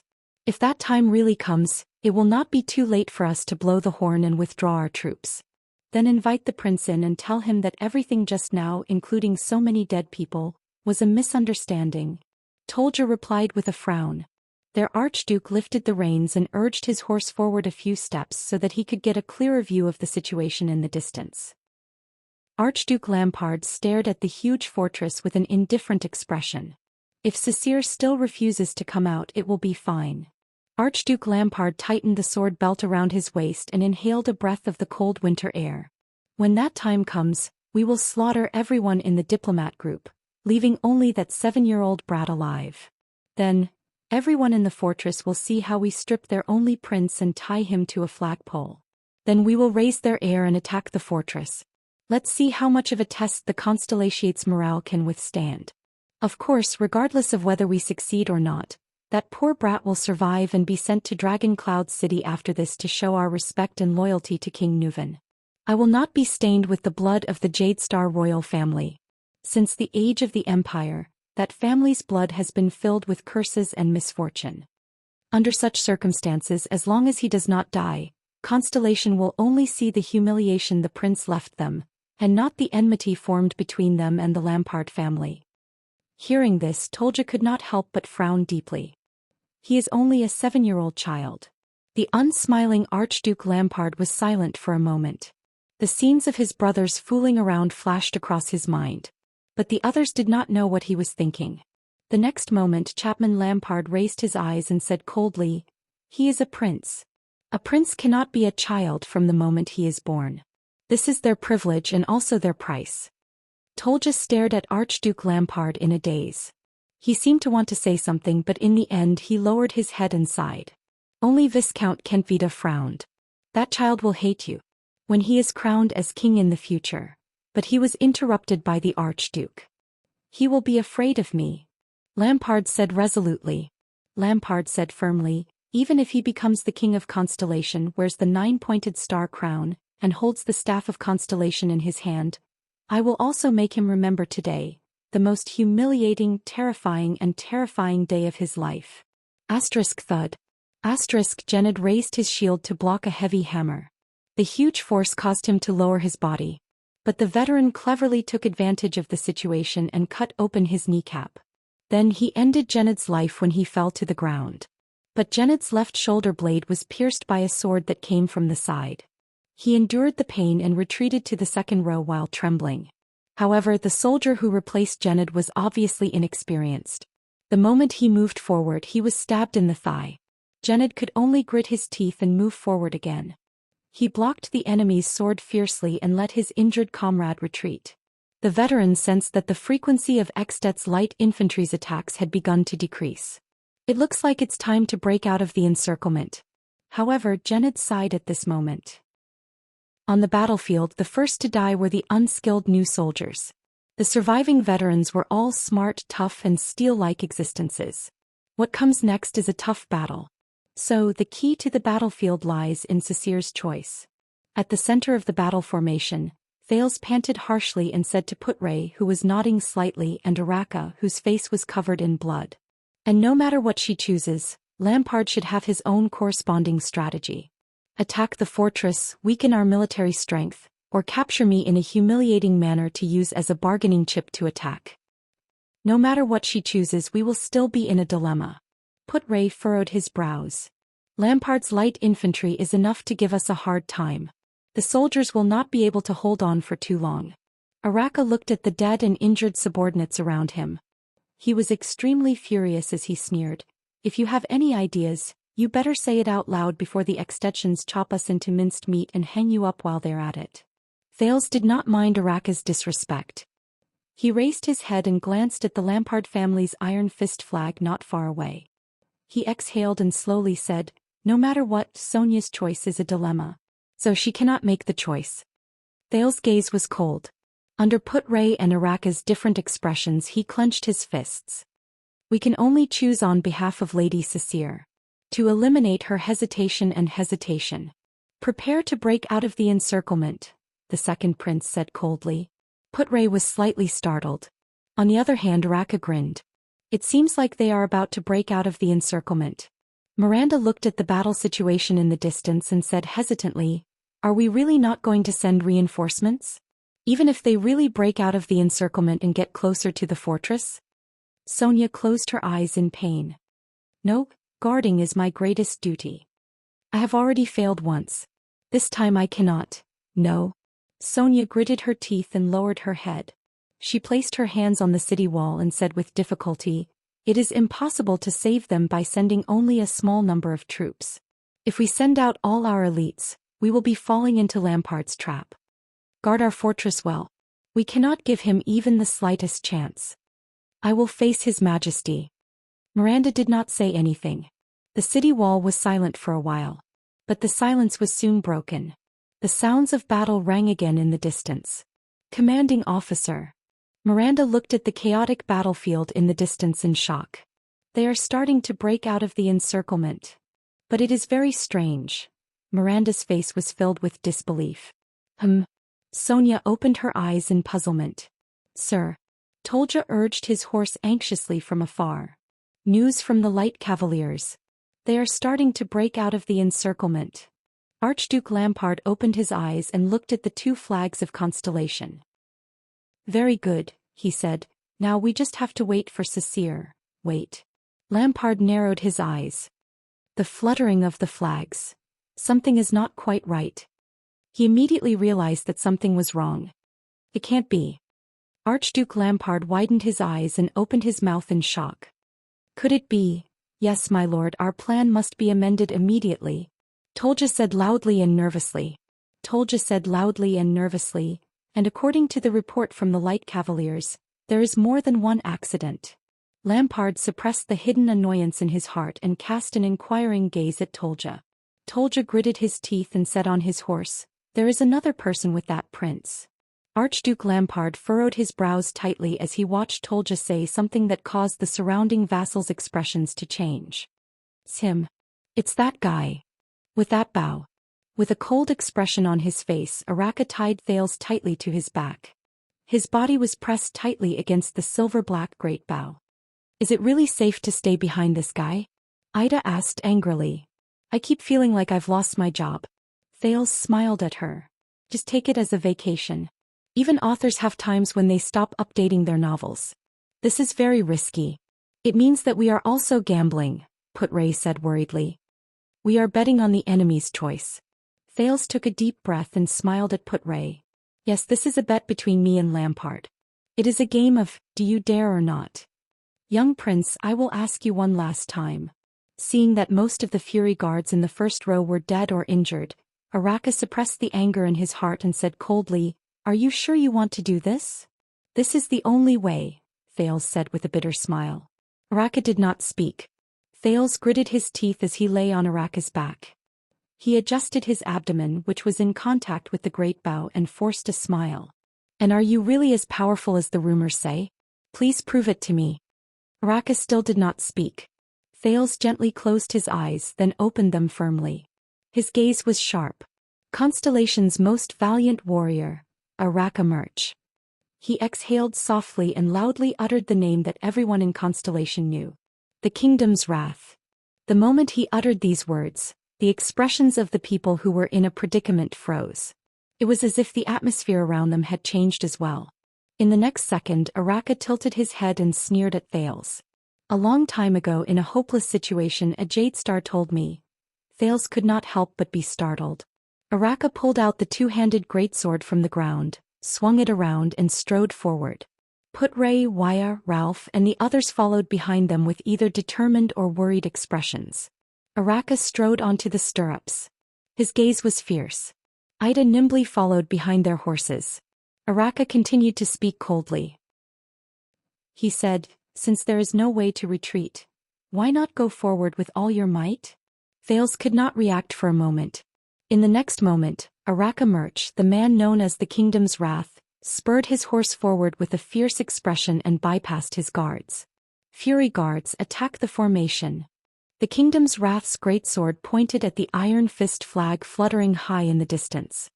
He roared furiously, "Our target, north." Chapter 106. An Extension light infantryman held a hammer tightly in his hand. With steady breaths, he rhythmically hit the thick wooden shield in his left hand and followed closely behind his teammates' footsteps. As one of the dozen or so combat captains under Leroque's battalion, he was in his early 30s. This was not his first time on the battlefield. Men in Northland, be they farmers, hunters, craftsmen or woodcutters, were born to fight with swords. Sometimes even women were the same. It was exhilarating and glorious to shed blood on the battlefield, fight to the death against the most powerful enemy, and drink the wine of victory to the fullest. Every time he swung his hammer, he felt the faint sound of bones cracking in the enemy's body, which made him even more excited and agitated. For example, right now the combat captain in his 30s roared in delight. He strode forward to catch up with his companions and fiercely hit the head of a constellatiate who could not defend himself in time. He roared and pulled out his hammer. Blood splattered on his face. The next moment, the combat captain pounced on the constellatiate in front of him without hesitation. But these constellatiates are really tough. As he thought of this, he swung his shield and knocked his opponent to the side. With this level of casualties, if it were an ordinary army, their morale would have collapsed and they would have fled in all directions. Unless they are elites. Unless they have a competent commander who is equally tough. The combat captain nimbly and skillfully dodged his opponent's dangerous thrust. The blade of the sword swept past the right side of his forehead. "Hey, you are a veteran." The combat captain laughed out loud and smashed the enemy back with a hammer. Asterisk clatter. Bang. Crack. Asterisk the sound of horse hooves colliding with each other, as well as the sound of the blade cutting through armor came from the side. A deep and fierce male voice came from the warhorse. "Let's go find Lampard." The constellatiates who had formed a defensive formation became spirited. With a loud shout, they strode forward and followed the knight on the warhorse towards the extensions. The combat captain's expression changed. They are going to break out of the encirclement. But why are they heading north? Although the encirclement in the north is indeed weaker than that of Broken Dragon Fortress. Even if we break through, we will still face the Archduke's military camp and other more elite troops, right? And that knight who rushed out of the formation? It was a man with a murderous aura. He waved a large sword with great force, and as the sword flashed, a head was cut off, along with scattered flesh and blood. The warhorse under him rammed into two people. There was a child tied to his back in a silver-black bow. Wait a minute. The combat leader's pupils shrank. Is that bow? The next second. Him. It's him. Extet's infantry commander roared madly, as if he had found the most valuable prize. He no longer cared about the panting constellation veteran in front of him. He gritted his teeth in excitement and rushed towards the horse without hesitation. The combat leader roared madly, "Kingdom's wrath." Many Extetians shuddered and turned their heads towards the man on the horse. The team leader raised his shield over his head to defend against the man's sword. The hammer in his hand smashed towards the horse's belly. However, the great sword did not slash at him as he had expected and was deflected by his shield. Instead, it trembled in the man's hand and stabbed downwards. The combat leader felt a chill on his right collarbone and a sharp pain assaulted him. The warhorse swept past his side. His knees buckled and blood gushed out from his shoulder. But he still tried his best to throw the weapon in his hand. The hammer slashed across the horse's belly and opened another wound on the warhorse, which was already riddled with scars. The warhorse neighed sorrowfully and fell in front of him along with the man. He at least. I stopped the kingdom's wrath steed. The combat leader thought strenuously. The shield fell from his hand. The combat leader covered the bleeding wound on his shoulder and felt the pain that penetrated deep into his lungs. He raised the hammer with all his might, wanting to smash the man who was climbing up from the ground and the boy behind him. Then my final attack killed the kingdom's wrath, he thought. However, just as this thought appeared, a petite figure wearing a cloak rushed towards him from behind. She attacked him with a machete and chopped off his right hand, which was holding the hammer. The combat leader howled angrily in indignation. In the next second, Gened, who rushed towards him from behind, chopped off his head with his sword. That's right, Gened said to the corpse while panting. I am a veteran. One by one, the soldiers of the Fury Guards charged forward with all their might. They pushed aside the enemies who were blocking their way and fought to reach Araka Murch's side. Only then did Putray and the others manage to catch up to Araka Murch. The battlefield became chaotic due to the constellatiates breaking out of the encirclement. The kingdom's wrath. He's here. Many Extension soldiers shouted excitedly. The news spread rapidly on the battlefield. From the front, the sides, and the rear, Countless extensions charged towards them while roaring madly, like sharks who smelled blood. Really? Wuxia, who was at the back, said in dissatisfaction. He's just like a target.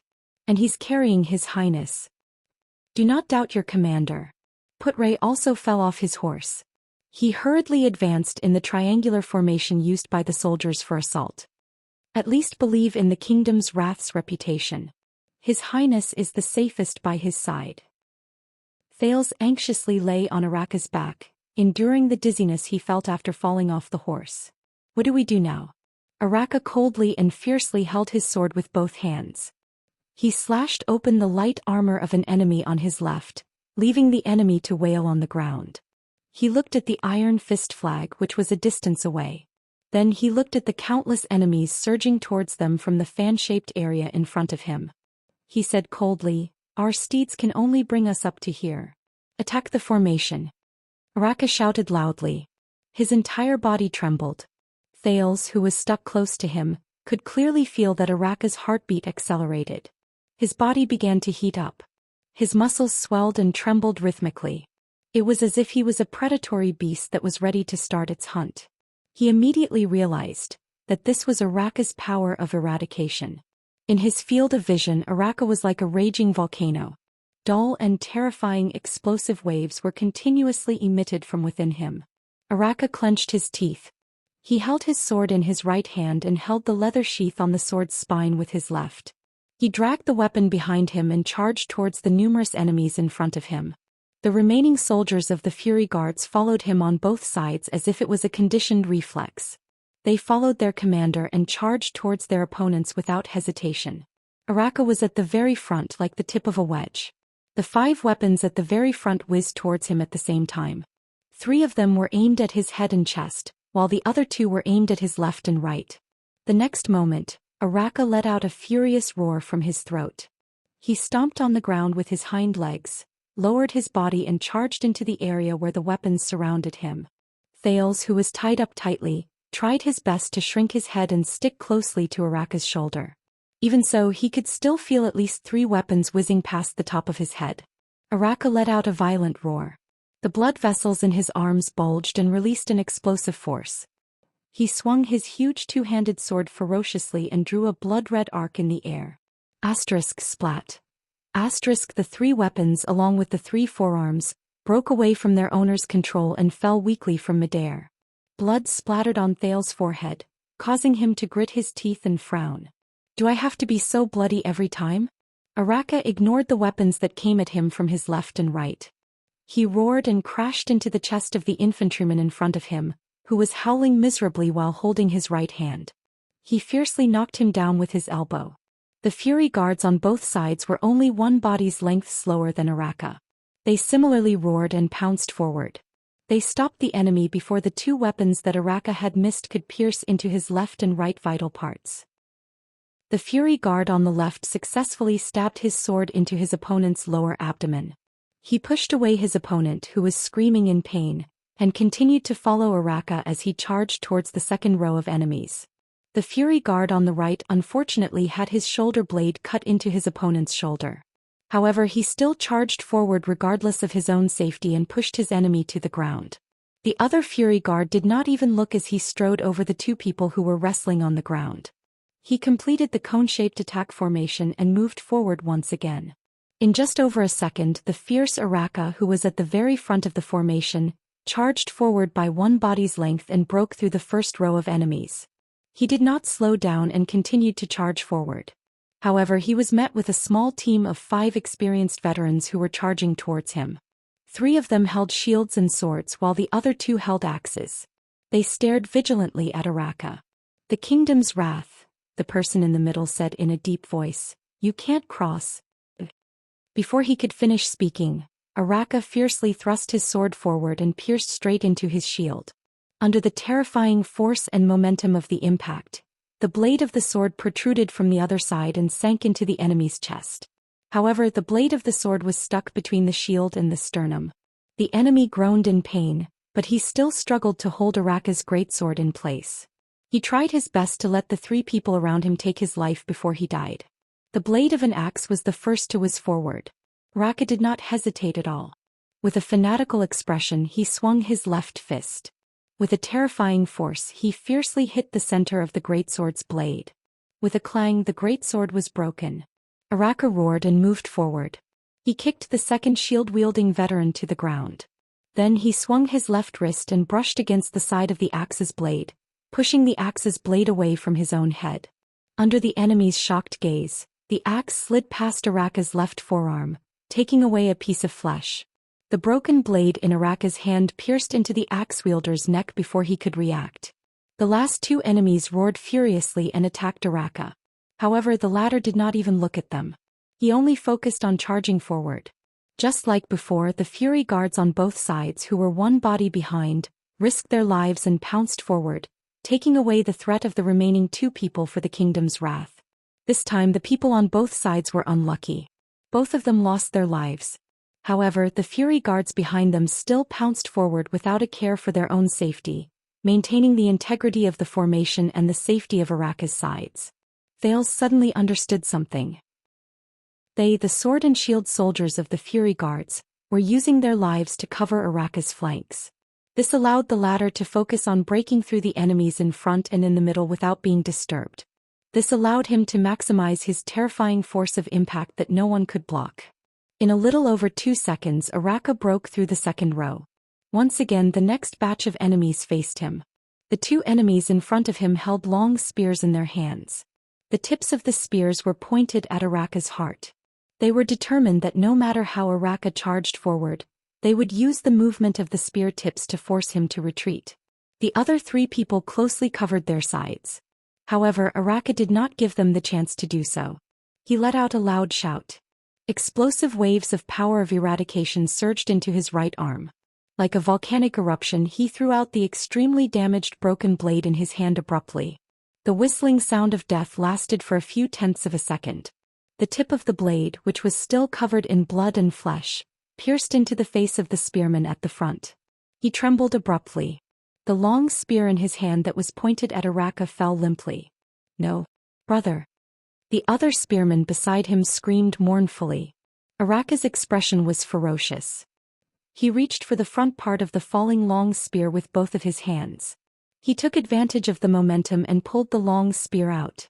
The power of eradication erupted once again along with the spear shaft that was thrusting towards him. The other spearman, who was roaring madly, was hit squarely in the chest by a force that was as strong as a siege hammer. He fell to the ground with a muffled groan and his roars stopped abruptly. The long spear was retrieved from Araka's hands once again. Then the latter used it as a stick. With a great force, he swung the spear and ruthlessly swept it towards the lower bodies of the remaining three people. Without changing his expression, Araka turned his spear around and stabbed one of the three people who fell to the ground to death. He then continued to charge forward without looking back.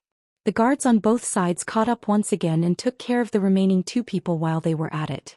"How long can you maintain this kind of attack?" Thales looked at the densely packed enemies in front of him, then at the iron fist flag in the distance. He calculated the time and distance in his heart as he asked Araka. "Long enough," Araka said in a low voice and charged towards an enemy who was holding a sword.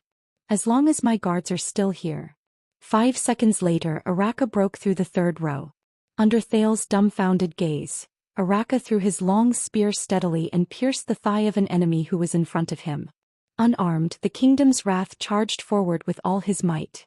He dodged a sword attack, but a wound was left on his right arm. The soldiers of the kingdom's wrath surged forward once again. With bravery and sacrifice they took care of the enemies on both sides for him.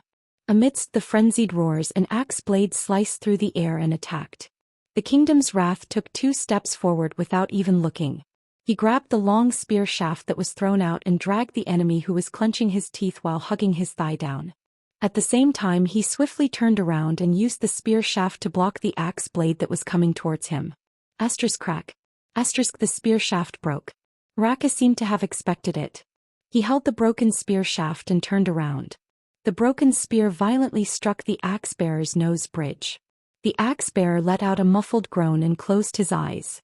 The kingdom's wrath flung the broken spear shaft away and accurately grabbed the axe hilt between the axe-bearer's hands. He then pulled him towards himself. Then Araka headbutted his opponent fiercely on his already injured nose with a bone-chilling ferocity.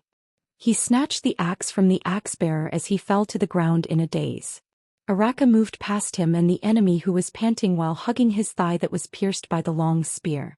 He continued his assault. 8 seconds later, Araka broke through the 4th row of enemies. One of the guards died. 11 seconds later, Araka used his axe to chop off 2 people's skulls. He broke through the 5th row and 2 of the guards died. 16 seconds later, 2 chain-armored infantrymen who were obviously military officers came forward. Araka used his axe to chop off a shield-bearer. After spending some time, he finally snatched a short sword and stabbed it into the unprotected eyes and throats of the 2 military officers. He broke through the 6th row. 19 seconds later, Araka easily pierced a person's habitual hand with his flying sword. Then he used the enemy as a shield and jammed the blades of 2 people's axes.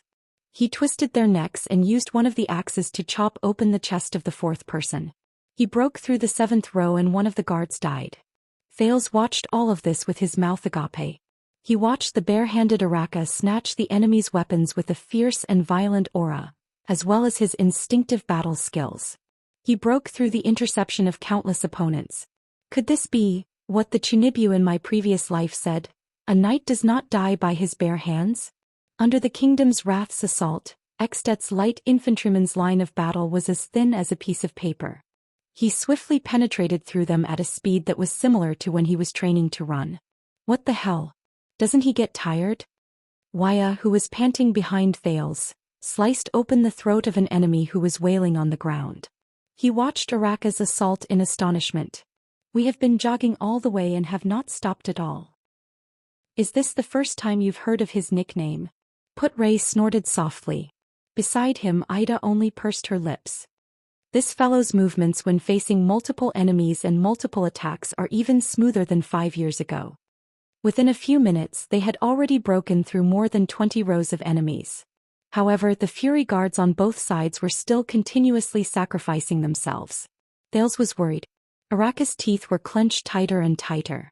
His breathing was also becoming more and more rapid. With his stamina, how much longer can he last? With a cold expression, Araka pierced the hammer in his hand into its original owner's face. He pushed away the wailing enemy and roared as he strode towards the next person. It was a military officer. He was fully armored and held a terrifying double-sided axe in his hand. He was giving out orders loudly. He seems to be a commander. Thales listened to the other party's orders and thought with a frown. The kingdom's wrath was a legend. The soldiers of Ekstet had all heard of his name as well as the battlefield legends about him. That terrifying man's body contained the wrath of all of Constellation. No one had ever been able to stop the attacks he launched.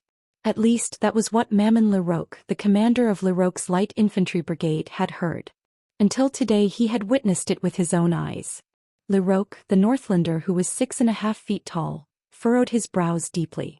As he watched his brigade being penetrated by the other party as if there was no one there, he stroked his double-sided axe and licked his teeth.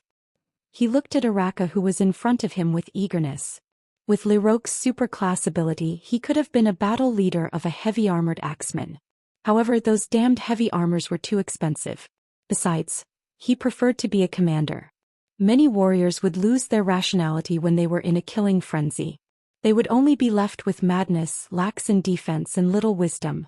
But he would not do that. Leroque knew the truth of the battlefield very well. It was not about killing but about survival. Leroque sucked in a deep breath of cold air. He looked at Araka who had broken through and charged towards him. He looked at Thales who was behind him and at the Fury guards on both sides of Araka. I found your weakness. Chapter 107. Leroque shouted loudly and quickly took a few steps back, avoiding Araka's attack. Under his command, the dozen or so Ekstet infantrymen on both sides of Leroque did not get into formation nor did they retreat. Instead they charged straight towards the Fury guards on both sides of Araka. Araka's expression darkened. Amidst the furious roars and the sounds of collisions, the Ekstetian soldiers firmly entangled the Fury guards. Araka, who was charging forward, was instantly left alone. There was no one to protect him from both sides. 7 or 8 Ekstet warriors surrounded him with fierce expressions. Thale's expression changed drastically. Oh no. The reason why Araka could maintain an absolute advantage in the front and charge into the enemy's formation without any worries was largely due to the sacrifice and protection of the guards on both sides. Otherwise, Araka's speed would probably slow down after he killed 10 people. Then he would once again fall into an impenetrable pincer and heavy encirclement. No matter how skilled a supreme class elite was, he would still be exhausted to death in the end. Moreover, on the battlefield facing an endless number of enemies, multiple attacks from multiple directions and multiple weapons. Just like what Ida said, even supreme class elites could not come out unscathed. Just like what Araka was doing right now, these wounds and exhaustion gradually accumulated. Araka looked at the situation in front of him and panted slightly. Cover him. Ida nimbly shuttled between the 3 Extet infantrymen who had great teamwork. However, she was obviously not used to the rhythm of swords and sabers on the battlefield. She could not escape for a while. Cover Araka, she yelled in exasperation, otherwise, we will be dragged into a tight encirclement again. Waya was entangled by 2 enemies. He was injured and could not quickly break away from the battle. Put-Ray, on the other hand, obviously did not have the same martial arts skills as the others. He could easily break away and cover for Araka. Behind them, the countless Extet infantrymen who were left behind due to Araka's conical impact formation's rapid breakthrough once again ran to catch up to them. Ralph's eyes widened. A strong gust of wind blew rapidly and used the scattered snowflakes to block the few Extet soldiers at the front row behind him. The soldiers with the equipment of the Fury Guards are all entangled. Put-Ray was in a difficult situation under the attack of a fierce infantryman. And our diplomatic group, including you, have obviously never fought in a war. We can't charge through. Is there anyone else? Except for the Fury Guards in the diplomatic mission? Waya fought with the enemy with an extremely low efficiency. As long as I can break through this encirclement and get to His Highness' side. A young soldier and a veteran with a sword and shield suddenly turned around in the middle of the fierce battle. If there were members of the Fury Guards by his side, Araka would not have to worry about the threats from his sides and behind him. He could just face the enemies in front of him directly. But now he had to face threats from all directions. Clang. Leroque's great axe landed solidly on the nail hammer that Araka had just snatched. Araka growled softly like a wild beast. Even Thales could feel the oppressive atmosphere. The next moment the Kingdom's Wrath's eyes were bloodshot. With a jolt of the hammer that was propped up against the giant axe, the power in his body instantly erupted. Clang. As the flames flickered, Leroque gritted his teeth and retreated in a sorry state. Behind you! Thales shouted nervously. However, before Thales could finish speaking, Araka instantly turned around. With a furious roar, he deflected the sword that came at him from behind, ensuring that Thales would not be hit. The Kingdom's Wrath immediately turned around and avoided a spear thrust that came at him at the same time.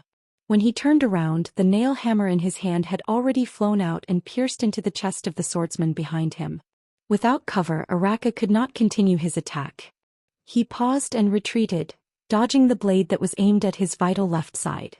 However, a wound was still cut open on his waist and blood flowed out. Maybe we should retreat and rendezvous with the guards. Thales endured the pain. His back was still cut by the sword just now. The beast-like man ignored the prince. With a low growl, he turned around and rammed his shoulder against the swordsman with the force of a volcanic eruption. The swordsman, who could not retract his sword in time, staggered from side to side. Then he suddenly advanced with his elbow and knocked out all the teeth in his mouth. Rip. With a cold expression, Araka forcefully snatched his opponent's sword and slit his throat. Blood splashed all over Araka. Without any time to rest, the Kingdom's Wrath quickly lowered his waist and turned around. A broadsword that attacked him from behind from the side could only cut off a streak of blood from his shoulder. Araka then gave a low kick and hit his opponent's knee. Amidst the sound of bones breaking, the latter groaned and lost his balance. The Kingdom's Wrath's sword slid across his neck, and he caught the falling sword in passing. At this moment the wind howled. Clang. The loud noise caused Thales' eardrums to hurt. Araka's legs sank into the ground. He raised his sword and blade above his head and blocked Leroque's great axe, which came slashing down at him with all his might. Precise control, perfect timing and no wastage. Is that so, the supreme class Kingdom's Wrath? Liroque exhaled ferociously. We charged at you together, but you still managed to kill 3 of us. A long spear attacked Araka's heart. The kingdom's wrath blocked the great axe with both hands and turned his chest in an inconceivable manner to avoid the tip of the spear. He clamped the incoming long spear firmly under his left armpit. Another long spear pierced through the air and attacked him. Araka's power of eradication was instantly activated. He deflected the tip of the spear and stepped on the incoming long spear ferociously. Thales felt his skin crawl as he watched Araka stubbornly block the 2 spearmen who were gritting their teeth strenuously. Their faces were completely red. This is bad. As expected, the enemy did not give him any chance to catch his breath. 2 Extet soldiers with 2 long swords attacked Araka's chest, abdomen and head. Araka slashed the sword that was aimed at his chest with all his might. Then he twisted the other sword tightly. Whoosh. The great axe pierced through the air and attacked again. But this is a battlefield. There has never been a one-on-one battle. The enemy's commander laughed savagely. The great axe drew an arc as it attacked. Even supreme class elites have their limits. A few Extet infantrymen howled furiously. They appeared from behind Liroque and surrounded Araka. Thales touched his dagger in shock and shouted, "Be careful." In the next second, the frightening sound of an axe piercing through flesh and a blade clashing against each other echoed. Splat. Clang. Thales felt a chill run down his spine. His eardrums were in intense pain. The prince panted and widened his eyes as he watched the great axe stop firmly on Araka's left shoulder. It cut through his breastplate, cut through his flesh, and stopped between his shoulder blade and collarbone. It was only an inch away from Thales' shoulder. Araka panted harshly. His dripping blood flowed all over Thales' shoulder. The sword in the kingdom's wrath's right hand had long since disappeared without a trace. He used only one hand to firmly hold the handle of Liroque's great axe. As he trembled slightly, he wrestled with the enemy's commander in a life-and-death struggle. And he was not alone. At the front end of the axe, a young Constellatiate soldier with black hair and brown eyes knelt on one knee beside Araka. He gritted his teeth and raised both his hands above his head. He held a pair of spears of equal length in each hand and used all his strength to block the axe blade that had already cut into Araka's left shoulder. Damn brat! Liroque's eyes were bloodshot. He unleashed his power of eradication and the axe blade in his hand gradually pressed downwards. The 2 spearmen who were wrestling with Araka also exerted force at the same time. They wanted to force the kingdom's wrath to die here. Don't even think about it. Willow Ken's 2 spears trembled. Under the influence of gravity and Liroque's power, he desperately blocked the great axe upwards to reduce the pressure on Araka. Araka panted in a low voice. He looked at Willow with a complicated expression amidst the intense pain. Violent winds howled in the air. Ralph's figure glided over and swept past the Extension's weapons strenuously. He brought along 2 Constellatiate soldiers dressed in fortress soldier uniforms and crashed into the battlefield. They fought against Liroque's subordinates who were about to join the battle. A sturdy veteran of Constellation charged over with a shield and knocked down the Extension soldier who had just fought with Araka with his sword to the ground.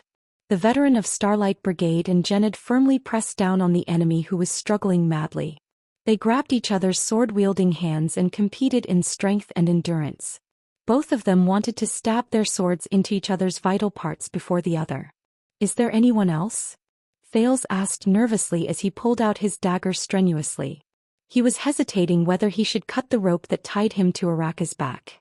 "There are only a few of us. The Fury Guards and your subordinates are being held back."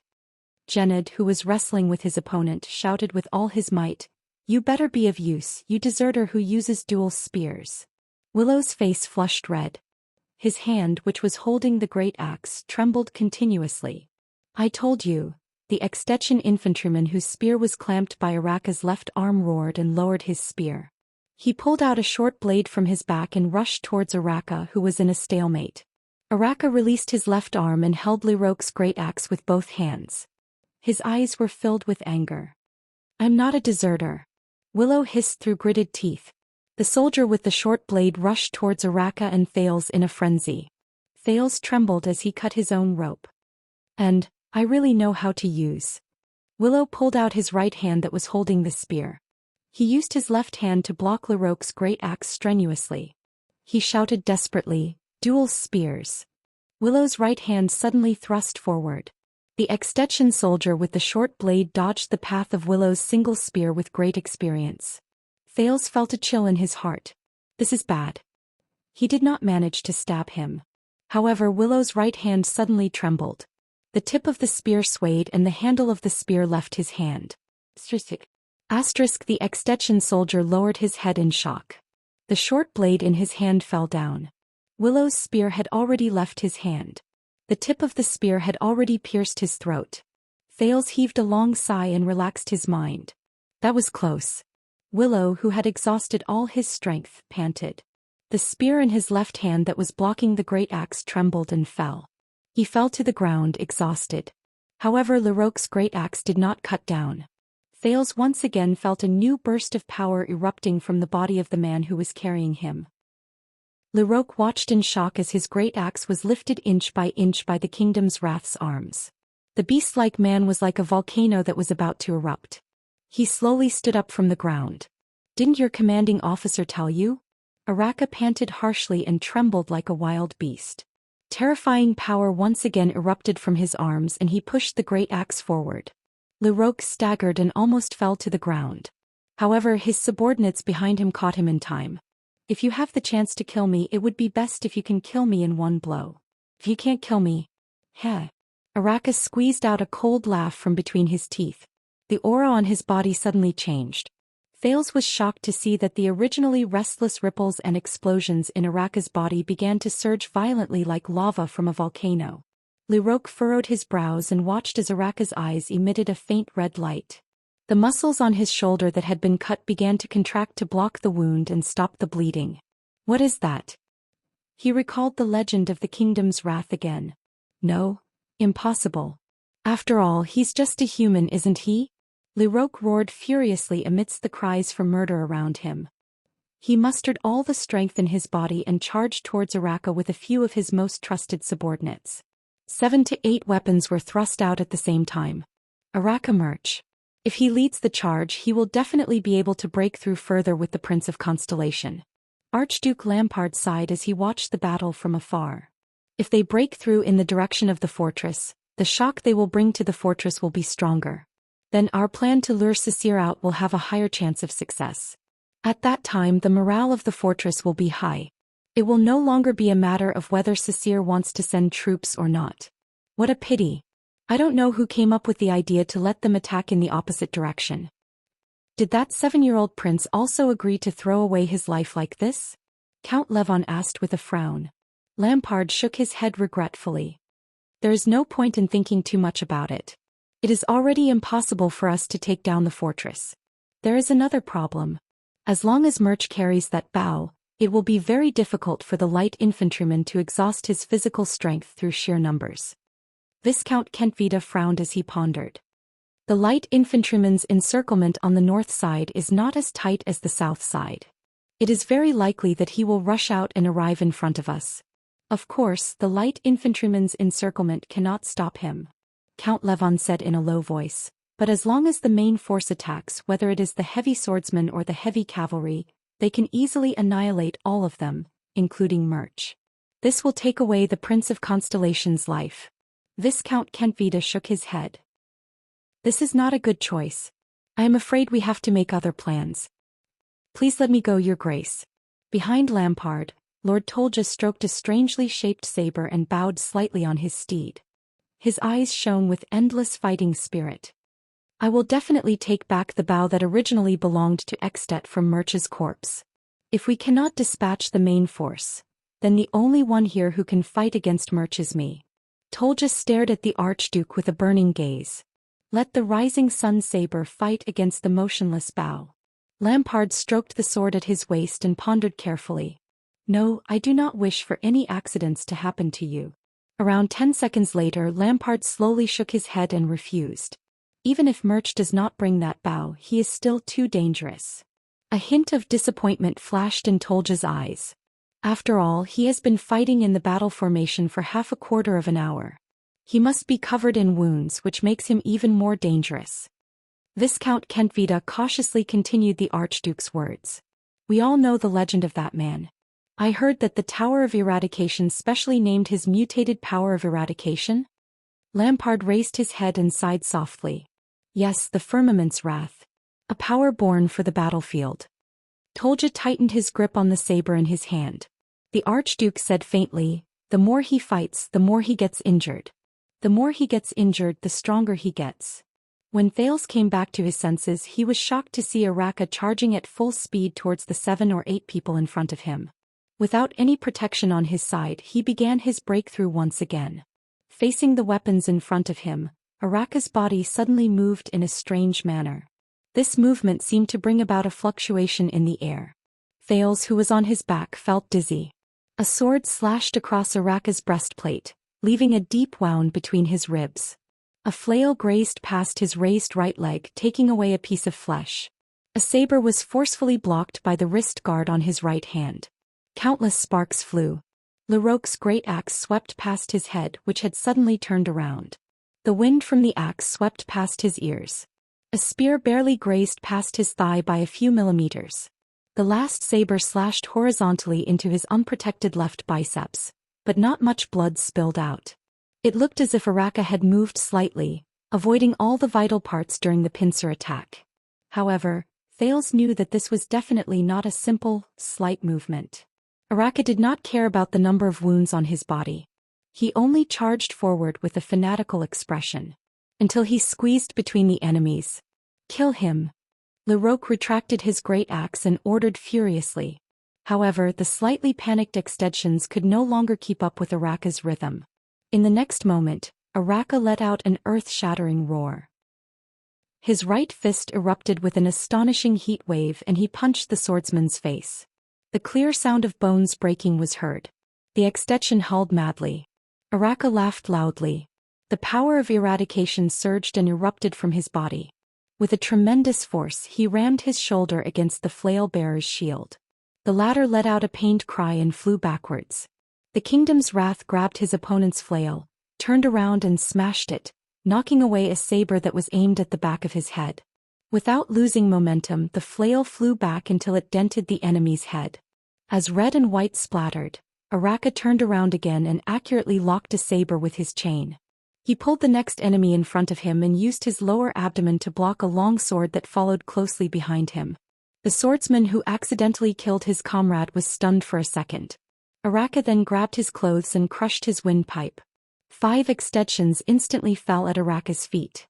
Leroque roared furiously and swung his axe horizontally. Araka retreated at an astonishing speed and accurately avoided the trajectory of the axe. Thales, who was already dizzy from the battle where he dodged left and right, almost fainted. However, in the next moment, a shocking explosion came from within the kingdom's wrath's body. He kicked backwards with his right leg and instantly shot up like a flying swallow. He charged towards Leroque, who could not retract his axe in time. Thales saw stars and his vision immediately became blurry. Araka pressed his hands on the long handle of the great axe. I like your axe. Thales could vaguely hear the kingdom's wrath's laughter and Leroque's despairing howl. When he raised his head again, he only saw Araka fiercely waving Leroque's double-sided great axe and smashing it into the face of its original owner. The latter flew out like a kite with a broken string. Follow me. Araka, whose face was covered in blood, waved his great axe and roared at his comrades behind him. Araka waved his double-sided axe and charged into the crowd in front of him like a ferocious beast. He opened up a bloody path. Wherever he went, blood splattered everywhere and limbs flew everywhere. The death of their commander and the ferocity of the kingdom's wrath caused the surrounding extensions to fall into chaos. However, in the next second, the kingdom's wrath's body actually swayed. He propped his axe on the ground and panted as he looked at the extensions who were still lined up in front of him with hesitant expressions. Thales was greatly shocked. Hey, Baron Murch, can you still hold on? Araka panted strenuously and said discontentedly, I can't believe I have to use this thing to charge at a light infantry formation. If only I was 10 years younger. No, 5 years younger. Thales was stunned. At this moment, a feeling he had never felt before came from the touch of cold metal. It was that bow. The great bow on Araka's back. Following Araka's words, The silver-black great bow that was pressed against Thales' skin suddenly vibrated. Thales quivered.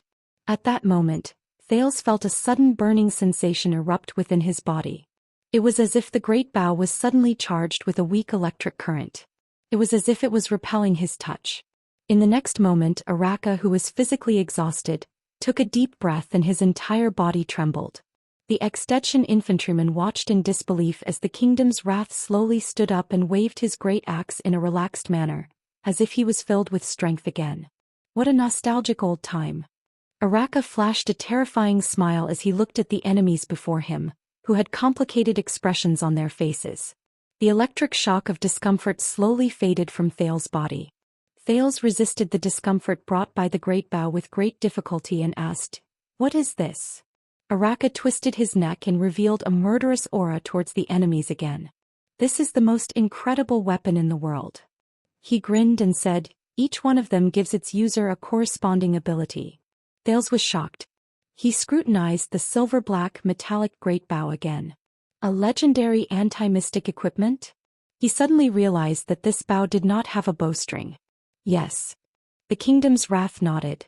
The motionless bow. Then what is its ability? Thales asked in bewilderment, even though he already had the answer when he saw Araka's rejuvenated physical strength. Araka snorted. Perpetual motion. Thales was slightly stunned. After Jennad dealt with his opponent, he pulled the exhausted Willow up and stood on either side of Araka. Ralph followed behind them with a complicated expression on his face. Larocque's death brought chaos to the Extension Brigade. The Fury Guards finally broke through the infantryman's entanglement. "Hey boy with two spears." Araka suddenly turned his head and looked at Willow. Willow shuddered violently. 3 days ago this man wanted to send him to the gallows. "Looks like you really don't look like a deserter," Araka snorted softly. Willow's expression became joyful. "But your dual spears are terrible." Willow's expression froze again. "Don't mind him." Thales smiled behind Araka. "This is his way of saying, thank you." Araka snorted coldly. He swung his great axe and strode forward. "Next time, change to a pair of long and short spears." The kingdom's wrath's voice came from the front. "Spears of the same length. How stupid." Willow was stunned. He immediately smiled and followed closely behind. The extensions in front of them were no longer as densely packed as before. Lampard's military camp was right before their eyes. A member of the Fury Guards howled angrily and pierced his sword into the body of an Extension soldier beside Araka. At the same time he pulled out the blade of the axe from his lower abdomen. He panted a few times, cast a powerless glance at Araka and fell to the ground. Araka trembled slightly, but he still broke through the last layer of enemies without looking back. The remaining Fury Guards and diplomat group members finally broke through the encirclement. The moment they broke through the encirclement, the light infantrymen at the back seemed to have received some order and stopped chasing. Before their eyes, they could already see the densely packed army of the Lampard family. Thales raised his head, still recovering from his shock. "Are you sure this is our chance?" Araka threw away Larocque's axe in his hand and tore the rope that bound Thales as he asked quietly. "We have to take a gamble." Thales landed on the ground and felt the change in his sense of balance. He retched a few times. "We bet that Lampard would not dare to kill me. My life is at stake." But he was immediately lifted by Araka and placed back on his back. They continued to move forward. Putray rushed over from the back with bloodstains all over his body. He said tiredly as he hurried, "At least Lady Cecile does not have to hesitate between your highness and the fortress." Thales grabbed Araka's shoulder and nodded. He turned his head and suddenly saw Ramon, who was still in the group. "He's still alive." Thales furrowed his brows. "Yes. Even though I saw him in danger a few times, he was lucky every time," Putray said with an apologetic expression. Thales exhaled through his nose and looked at Ramon, who looked like he still had lingering fears. "As expected," Putray continued to say, "the Fury Guards suffered heavy losses, and nearly half of the diplomat group's veterans were sacrificed." Thales' expression darkened. He suddenly felt Araka's body tremble as he carried him on his back. "You better be right, young prince." Araka's tone was unsteady as he spoke in a low voice. "Just for you." He turned his head and looked at the heavily wounded soldiers behind him and the countless corpses behind them with an unpleasant expression. Thales also turned his head and looked at the path of Araka's breakthrough. From far to near, the corpses of the Fury Guards almost formed a straight line. 3 days ago, they had a tense confrontation with Sonia and her Starlight Guards in the fortress with solemn expressions and their hands on the hilts of their swords. 3 days later they would never return. You want me to prove to you that I am the most valiant warrior of Constellation? Araka said in a low voice. Thales was stunned. This is proof. I have never been the kingdom's wrath. Araka furrowed his brows and his breathing quickened. I only have the Fury Guards and their sacrifices. Araka turned his head and continued to move forward with the stunned Thales on his back. The Iron Fist flag was not far in front of them. Tang En Lothar Jillian Boland. Araka gritted his teeth and shouted the names one after another. Without them I would have died 10,000 times over. They, the past, present, future, all the Fury Guards who risked their lives. They are the true Fury Guards. The kingdom's wrath. Thales lowered his head. His expression was complicated. At this moment. Wait! Araka suddenly shouted loudly. Thales was startled and quickly raised his head. In front of them, from the side of Eksted's military camp, a small group of heavily armed soldiers walked out in an orderly manner. Everyone also raised their heads and looked forward. The remaining Constellations immediately burst into an uproar. Almost everyone was shocked. Damn it! Ida punched Putray and said angrily, What did you do? What did we do? That's not right. Putray stared at the group of soldiers in bewilderment. Everything today is wrong. It should not be like this. Ramon screamed and fell to the ground. I knew it. Following this prince is simply. Wyatt chased after Thales in fear. Your Highness, please seek cover immediately. Ralph was so nervous that he was out of his wits. He kept shaking his head. In the crowd, Willow poked Jenned beside him with a strange expression. What is that? What is that? Jenned also furrowed his brows. He replied snappily, The ferryman of Hell's River. Willow shook his head with a confused expression. Thales looked at everyone with a puzzled expression. What's going on? That small group of soldiers. Arc Light Shield. Araka put Thales down and roared madly, Get into formation quickly. Adjust the angle of deflection. All the Constellation soldiers moved frantically.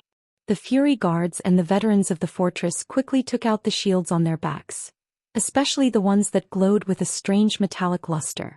The soldiers arranged themselves into formation layer by layer and raised their shields. Even though Constellation had inherited the tradition of the Empire and was accustomed to the infantry formation, it was different from the normal Constellation formation. This time the formation was particularly dense. There was only one row of soldiers, some squatting or standing, and they blocked the direction of the small group of strange extension soldiers in front of them. Watching all this, Thales asked loudly in confusion. What happened? Those soldiers. What are they? Everyone was silent for a while. You said that you bet that Lampard would not dare to kill you? Araka broke the silence and said through gritted teeth. Thales looked at Araka's expression in bewilderment. Looks like it was a failed gamble. Araka's face was filled with anger as he pointed at the group of soldiers in the distance. Do you see what is waiting for us? Thales narrowed his eyes. He suddenly realized that the soldiers were holding strange and heavy long strips in their hands. They had one hand in front and the other at the back. One of the ends was aimed at them. This posture, his heart suddenly trembled. Araka's low growl, which was forcefully suppressing his anger, rang in his ears. That is, the Mystic Gun Unit. Chapter 108. Get ready to lift. A man whose left half of his face was burnt shouted. As the trainer of Black Sand Region's Mystic Gun Unit, Hardy watched with satisfaction as the 30 strong and elite soldiers under him wore heat-resistant gloves and glass goggles. They were divided into groups of 3, opened the incubator boxes, and steadily carried out 10 streamlined iron-gray mystic guns. Although they were not the best mystic gun unit he had trained in Ekstet, which generally looked down on the use of mystic guns, the mystic gun unit under the Archduke of Black Sand Region was already a rare expert. This reminded Hardy of the first time he touched the old and depleted Siegel Model V mystic gun as a new recruit. But looking at these lads, Hardy sighed with emotion. Look at the things in their hands. The Seagull Model 7 Mystic Gun had a sturdy gun body forged with the rough skills of the dwarves in the Iron Grey Mountain of the Eastern Peninsula. It was equipped with a barrel made of the finest crystal drops from the Snake's Belly Mountain, which was located at the border between the Hanbol Dynasty and the Lagudan Alliance. It was also equipped with an oil storage tank made of dark copper mined from the seabed by Crystal Jade City. It was filled with high-quality eternal whale oil obtained from the Southern Sea of Eradication by the Trade Federation, as well as the sealed core of a mysterious origin. The gun body was hard and wear-resistant, and the barrel could withstand high temperatures. It was highly focused and easy to aim. Even the depletion rate of the core was only half of its predecessor, the Seagull Model 6, which was introduced 20 years ago. Mystic energy could be focused within a range of 200 meters without dispersing. It could be fired twice within half an hour, and it only needed 2 hours to cool down. Apart from the ridiculous weight and heat leakage problems that still left people helpless in Hardy's eyes, it was perfect. The inferior mystic guns that were unknowingly sold into the underground black market through the country's arms trade but lacked maintenance were like wooden sticks to steel swords compared to this gun. The target has entered our field of vision. Prepare to aim. A strong gunner raised his hand and knelt down on one knee. He used his shoulder, which was wearing a special shoulder armor, to support the heat-resistant base at the front of the gun.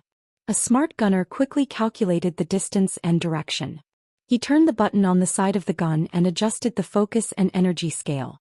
A decisive operator skillfully checked the gun's status. After confirming that the core was stable, he opened the safety lock and grabbed the firing handle. One day, Hardy thought silently, it will no longer be heavy. 2 people or even 1 person can hold it. It was no longer complicated. 1 person could aim and fire. It was no longer dangerous. The core would not become the fairy bell of Hell's River that could endanger the gunner's life at any moment. It was no longer expensive, and every soldier would be equipped with it in battle instead of being limited to a small team of a few dozen people. It was no longer mysterious. The nuclear core was no longer a mysterious item that was imported through special channels. Everyone knew its origin and principle. One day, Hardy gently looked at the mystic gun beside him that had entered firing mode. He subconsciously touched his broken left arm and felt the dull pain on the left side of his face. It would become the king of war, take away the pride of the power of eradication, and completely eliminate metal weapons and physical combat from the world. Even in the north. It would tell people how heavy the price of war was and how precious peace was. Unfortunately, I won't be able to see it. Attack position. Hardy solemnly raised his right hand and shouted the second last word. 10 shooters pulled on the handle with built-in springs, and the mysterious core at the back of the gun began to vibrate and make disturbing noises. Hardy looked at the group of Constellations who had just broken through the light infantry's encirclement. They heard that their newly found prince was inside. Is that so? Hardy flashed a smile. Lucy, my daughter. You will always be the pride of your mother and me. No matter how desperate the situation is, you must be strong and live on. The next moment, the weathered man, who only had half a face, smashed his right arm with all his might. His face was distorted as he roared. Fire! The soldiers set up a densely packed shield formation, blocking a large area of vision in front of them. Everyone else hid behind the shield formation. Arclight shields, distribute them evenly. Araka roared, don't miss any spot. Thales was pressed to the ground by Putray. He could not even lift his head. No matter what, hide behind the others, Putray said with a stiff expression. Lampard must be crazy. Thales gritted his teeth, but he could not stop the doubts in his heart. Are they mystic guns? He remembered that not long ago Morris of the Brotherhood had gotten 2 of them from the army at a high price, but he gave them to his subordinates for self-defense. At least that was what Leorc said. Thales had always thought that aside from using mysterious energy, it was similar to the weapons in his previous life. They were weapons that could be raised and fired at the enemy. But now it seemed more complicated. At least, looking at how Araka and the rest looked as if they were facing a great enemy, it should be. At this moment, Araka roared madly, fire. The soldiers clenched their teeth and trembled. They held the metallic arclight shields in their hands even tighter. A strong crimson-red light attacked from the front. The light penetrated the shield formation. The weather was very cold, but at this moment, It was as if they were being shone by the sun. A gentle warmth enveloped them. Hold on, scatter them away. Before Araka could finish speaking, a strange change occurred around the constellations. Asterisk swoosh. Asterisk the moment the snowy ground beside them came into contact with the red light, the accumulated snow immediately shrunk and turned into water, then evaporated into thin air. Thales frowned slightly. This is... The red light spread to a short tree on the snowy ground. Thales stared at the top and bottom of the tree in bewilderment. Every inch of the tree instantly turned black and then emitted tongues of fire. The next moment the small tree suddenly exploded and countless sparks burst forth. Asterisk boom. Asterisk the flying sparks scattered to the crowd. Many of the soldiers screamed in pain. The shield formation suddenly trembled. Hold on. Araka roared. 10 seconds or so is enough. Thales was horrified to feel that the air around him was continuously heating up. It was getting hotter and hotter, until the warmth turned into a merciless scorching heat. Even the temperature in his body was rising. What's going on? Thales thought in a panic. What is a mystic gun? Why does it have such an effect?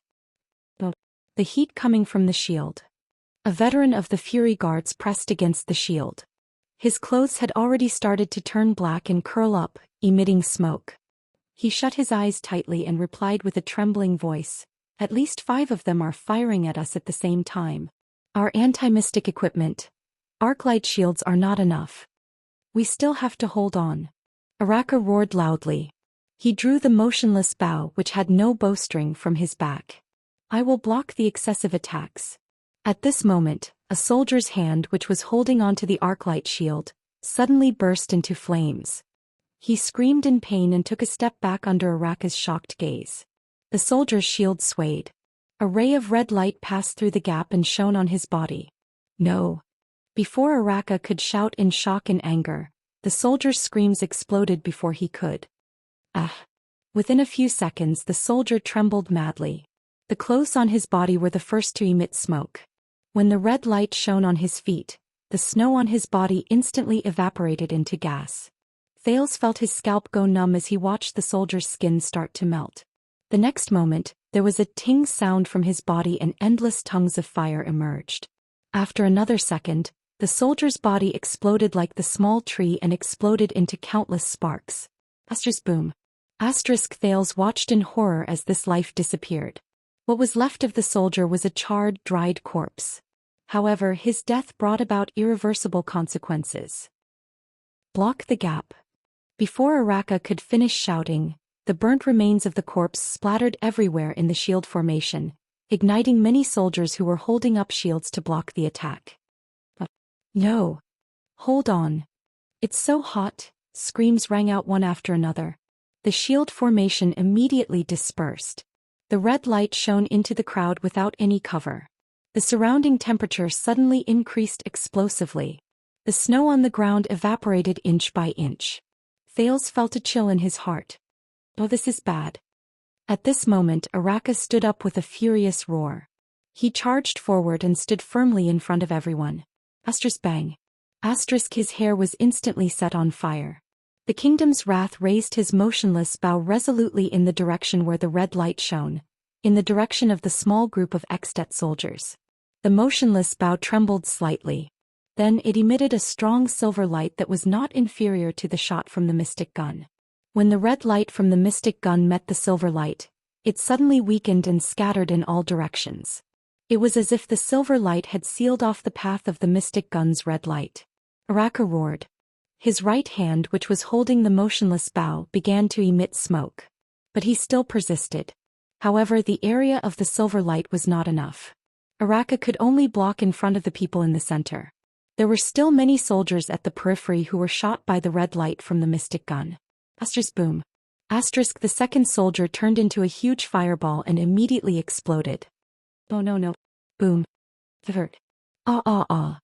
Jenned covered his right shoulder in pain, which was illuminated by the silver light. He was desperately dragged back to the area protected by the silver light by Willow. During this process, one of the black-haired soldier's short spears suddenly exploded into countless sparks. He can't hold on for long. Ida shouted through gritted teeth. I can't die here. This was Ramon. Bring His Highness out. Waya said while sweating. No, there are too many mystic guns, Ray said with difficulty. We can't escape. While everyone was in a mess, no one noticed that the second Prince of Constellation was in a strange state. The moment the silver light erupted from the motionless bow, Thales experienced that electric shock again. And it was even more severe than when he was on Araka's back. It was as if the silver-black metal bow that was emitting silver light was rejecting every corner of his body. Thales lay on the snow-covered ground. His face was contorted and trembling. No. Is the legendary anti-mystic equipment really rejecting me this much? The silver light suddenly weakened. Araka's right hand started to catch fire. In the endless scorching heat, the kingdom's wrath still gritted his teeth and endured. A few rays of red light leaked in and shone on Thales' body. At that moment Thales suddenly shuddered. His clothes started to smoke. He only felt the cells in his body suddenly heat up. So hot. It was as if he was on fire from the inside out. That familiar fluctuation surged through his entire body. Time seemed to have slowed down again. In the vision provided by the fluctuation, the red light and the silver light were like two pairs of enemies that were strangling each other, melting each other. However, where the light intersected, the silver light obviously had the upper hand. It was just that there were more red lights. However, at the same time, Thales only felt that his body was getting hotter and hotter. No, so hot. Thales closed his eyes in despair. He opened his mouth wide and howled as he felt the heat that was almost burning him. He stretched out his hand and screamed. So hot. Then his heart suddenly skipped a beat. Thud. A feeling that he had never felt before assaulted his senses. At that moment, Thales only felt that his vision had penetrated the distance. He saw the origin of the red light, the mystic guns in the hands of the soldiers. At the back of those mystic guns, there was a constantly rotating core that was emitting yellow light. That is the essence of the mystic guns. Thales had this feeling. But, these damned red lights. Hurry up and disappear. So hot. At least, stay away from me. So hot. Just as he thought that in the next moment in the vision provided by the mysterious fluctuation, the entire world before Thales' eyes seemed to shake violently.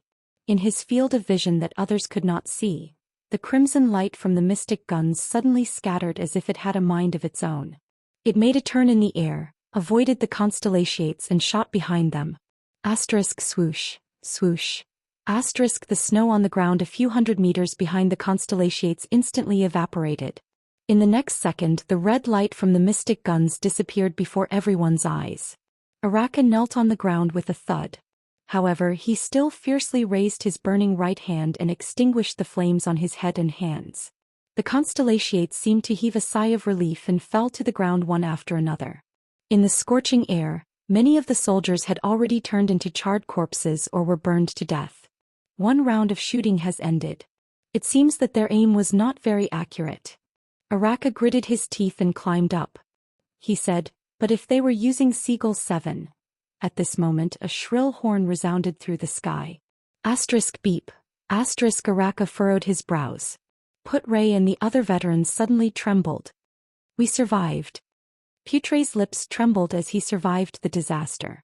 He shut his eyes tightly. This is Extet's retreat bugle call. The hurried sound of hooves came from afar. A knight wearing a grey helmet galloped towards them. Enough. The kingdom's wrath. The knight wearing the grey helmet shouted from afar, there have been enough battles and deaths. Araka raised his head and laughed mockingly, told ya. The fire knight. Come. He raised his almost charred right hand in the motionless bow that was almost brand new. He gritted his teeth and said, step over my dead body and take it. Come and take the motionless bow that I snatched from your hands 12 years ago. The battle between us has ended. With a solemn expression, Lord Tolja said discontentedly from his horse, one of the 10 co-rulers of Extet, the Honorable Archduke of Black Sand Region, Lord Chapman Lampard, has invited the second Prince of Constellation, His Highness Thales Jadestar, to meet him. Araka was startled. Are you messing with me? At this moment Ray cried out in shock. Thales had no idea what happened after that. He only had one feeling now. Pain. Numbness from the pain. Numbness from the pain. This was the aftereffect of the previous time when he lost control. Now it struck him again. Intense pain erupted from all over his body in waves. It was even more severe than the last time. It was as if every molecule in his body was cracking and collapsing. Then this pain was transmitted to every nerve in his body. What's wrong with him? Thales tried his best to open his eyes and saw a knight wearing a gray helmet in front of him. He lowered his head to look at the vigilant Araka. Maybe he's exhausted. After all, it's such a long journey. This was Putre's anxious voice. Oh God, His Highness is bleeding. No, his breathing is weakening. This was Waya, who was panic-stricken. Where's that doctor? Let him come here. The last thing Thales saw before he lost consciousness was Ralph, who was running towards him anxiously, and Ramon, who was dragged over by Ida. Those two voices again. Thales thought in a daze, it's like a dream. I'll probably forget about it once I wake up. Oh, it's him again. How long has it been? Just a few minutes? Forget it. This time it can finally stay, right? Yes, although the buoyancy of the soul is still strong, I can feel that its body is close to collapsing. Wait. It's different from the last time. Someone is stimulating the potential in its body and mending its life. And its life force seems to be exuberant, too exuberant. It can't be. When was the last time we encountered such a tough fellow? Thousands, hundreds, or decades ago. I can't remember clearly. I think it was that arrogant knight-come-wizard. Sai, what does Mother think? Mother is still unwilling to accept it. I can only say that having a strong life force is a good thing. Even Mother is lenient. There's no point in thinking too much. Mother has her own plans. Do you still remember the Sovereign of the Abyss from a long time ago? He even had 3 of his hearts destroyed by that calamity. That scream could even be heard clearly from the lowest level. Mother was about to accept him, but he actually struggled and crawled back. Silence. Prepare to open the countercurrent gate. It's going back. Sigh, let's hope that the next time it comes down it won't go back. In a dark thicket of unknown address. A delicate girl slowly stood up from under a tree. I thought Halon would be the first to arrive. The blood mystic Giza Streelman smiled. Without turning her head, she said softly, after all, I caused such a huge commotion. After so many years, it seems that she has become lazy. Right after she finished speaking, a man slowly walked out of the thicket behind her. Do you know who I am? Giza smiled charmingly and stroked her hair. The man did not speak. If you knew, why would you dare to follow me all the way here? Giza smiled sweetly and turned around. The man remained silent. It was as if he did not hear anything. This was a man who, no matter how one looked at him, was ordinary and unremarkable. Ordinary looks, ordinary clothes, ordinary figure, ordinary temperament. It was difficult for him to leave any impression on anyone. Except for the left side of his waist. 2 weapons were tied to the belt there. One of the weapons was wrapped tightly in old sackcloth. It was barely visible that it was long. Giza raised her eyebrows slightly. Under the sackcloth, she sensed a hint of an annoying presence. And the man's other weapon seemed to be a sword. But the shape was not very regular. The man was still expressionless. But he moved. He held the irregular sword at his waist in a backhand grip. He slowly drew it out. Are you sure you want to use a sword against me? Giza exhaled softly. You don't look like a commoner. The man still did not speak. He only raised the sword without changing his expression. It was as if he was doing the most insignificant thing. Giza smiled softly. In the next moment she saw the sword in the man's hand. That sword. The blood mystic's expression darkened slightly. It's a strange sword. More importantly, from the hilt to the blade. A strange sword that was completely black. Chapter 109. All right, he's awake. Thales woke up amidst a chaotic crowd. The moment he opened his eyes, he saw Ramon's big nose. What happened just now? The mystic gun hit me. Did I lose control again? He panted. Ramon was squeezed out of his field of vision, followed by Putre's thin face, Waya's anxious expression, and Aida's half-face under the cloak. What's wrong? Thales asked weakly. Get out of the way, get out of the way. Respect the doctor. Ramon's dissatisfied voice came from the side. Give us an empty space. His Highness needs further examination. The 3 faces in his field of vision disappeared and Ramon's big nose reappeared. How am I? Thales asked softly as he felt his entire body. You are fine now. In fact, most people do not have your vitality and recovery ability. Ramon frowned and said with a disheveled expression, but your body... All right. Thales interrupted him and struggled to sit up. He exercised his right arm and observed his surroundings. Now is not the time to talk about this. Ramon clearly felt the abnormality in his body. But how could he talk about it in this place? However, Ramon did not seem to want to give up, and his next sentence made Thales clench his fists. Listen, Your Highness. Ramon was bandaging his shoulder that was injured during the chaotic battle just now. He clenched his teeth and said softly, the others might not know, but I can feel that those mystic guns did not miss their target. Instead, you did something to make them miss their target. Ramon wrapped up his shoulder that was injured during the chaotic battle just now. What? Thales tried his best to control his astonishment and not show that he was too shocked. What did he know? I don't know what you're talking about, Thales replied bluntly. I should get up and tell them that the prince is fine.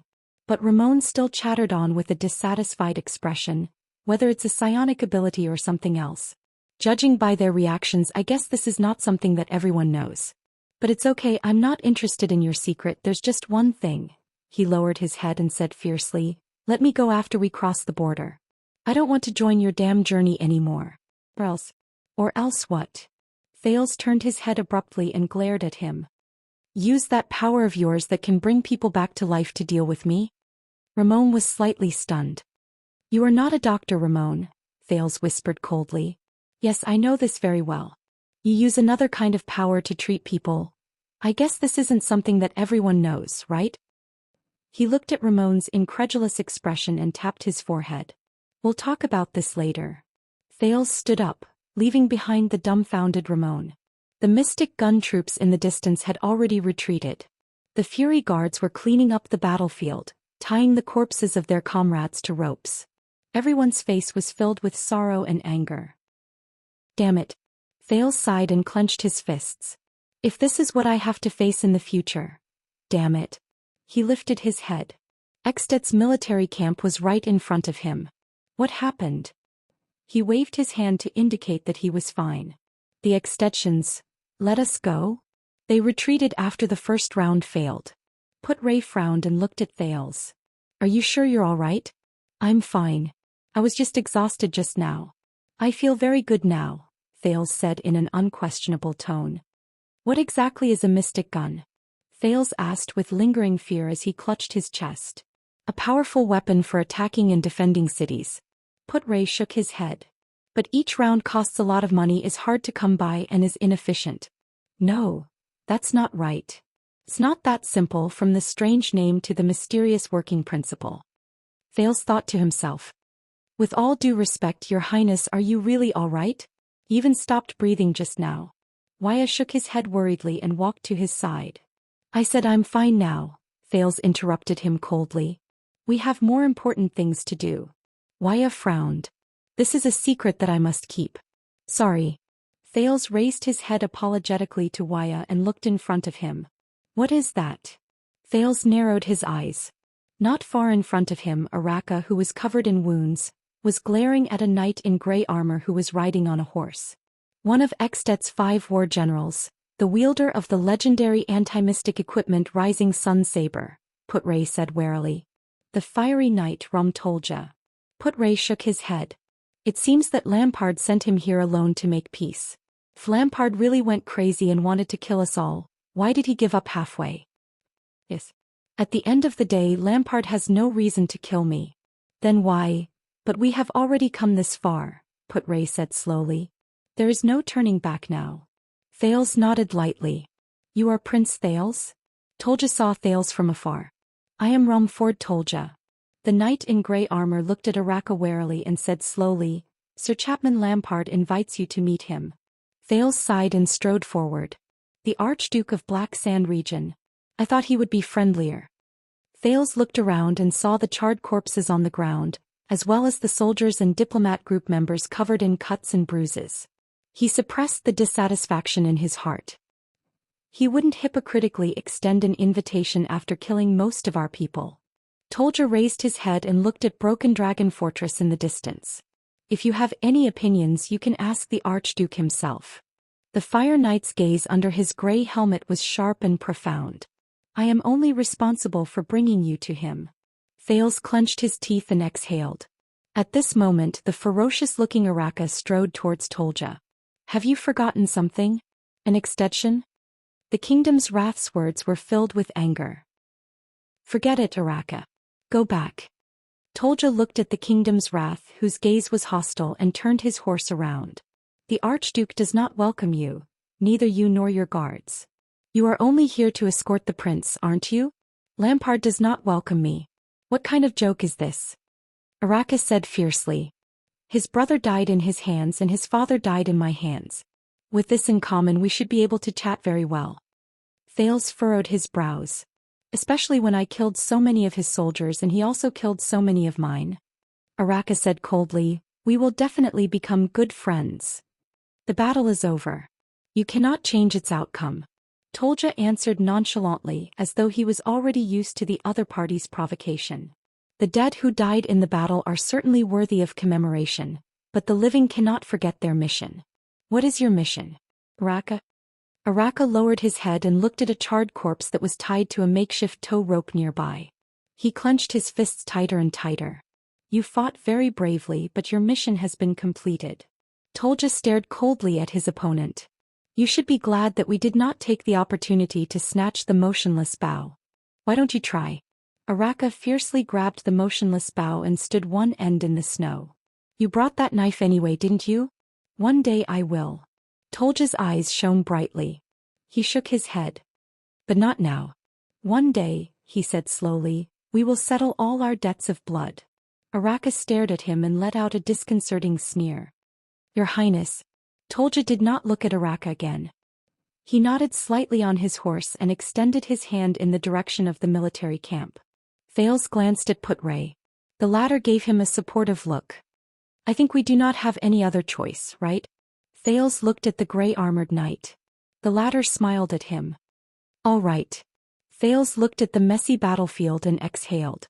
He walked forward. Let us go and see the organizer of this welcoming ceremony. Thales looked at Araka, whose expression was hard to read. Thank you, Baron Murch. And your kingdom's wrath, Thales added hesitantly. Araka did not respond. He only watched silently as his guards cleaned up the battlefield. Thales sighed and lowered his head. He turned around and walked towards the military camp. Putray was the first to catch up with Thales. Waya and Ralph followed closely behind him. Ida looked at the corpses around her and walked to the back of the group. Willow supported Jened. Ramon, on the other hand, followed Thales in dissatisfaction after being pushed by a few soldiers. Child. Thales turned around in surprise. On the snow-covered ground, Araka lowered his head and put the motionless bow back on his back. More than half of my soldiers, including your diplomat group, died, the kingdom's wrath said quietly, just to send you here. Araka Murch raised his head. His eyes were filled with emotions that Thales could not understand. Do not let them die in vain. Thales was stunned. But the kingdom's wrath had already turned around. Araka grabbed a rope and dragged the corpses of 4 to 5 soldiers. Without turning his head, he walked back the way he came. Behind him were the remaining Fury guards and the corpses of their comrades, who were either intact or incomplete, who were dragged along the snow-covered ground with ropes. His back was lonely. The Extension's military camp appeared wild and crude. The camp walls were simply built from tree trunks cut from the coniferous forest beside them. The tents that the soldiers rested in were built from thick branches. But in comparison, the Extensions left a deeper impression on Thales. They were really too passionate. Thales even suspected that if Tolja had not led his horse and led the way at the front, the Extensions would have pounced on them. The Extension soldiers who were standing guard stared at the group of Constellations with hostile expressions. There was even a sentinel who spat fiercely at his feet. A group of cavaliers who had just returned to the camp passed by them. They looked at the Constellation flag that they held high and let out provocative laughter at them. Go back, Southerners. An Extension soldier who carried heavy armor and a greatsword shouted at the diplomat group in disgust. Northland does not welcome the people of the Empire. Just keep dreaming about the Empire. A half-naked burly man sat by the bonfire and sharpened a great axe. He pounded his chest and roared, First we have to spit out our territory. Northland only belongs to the Northlanders.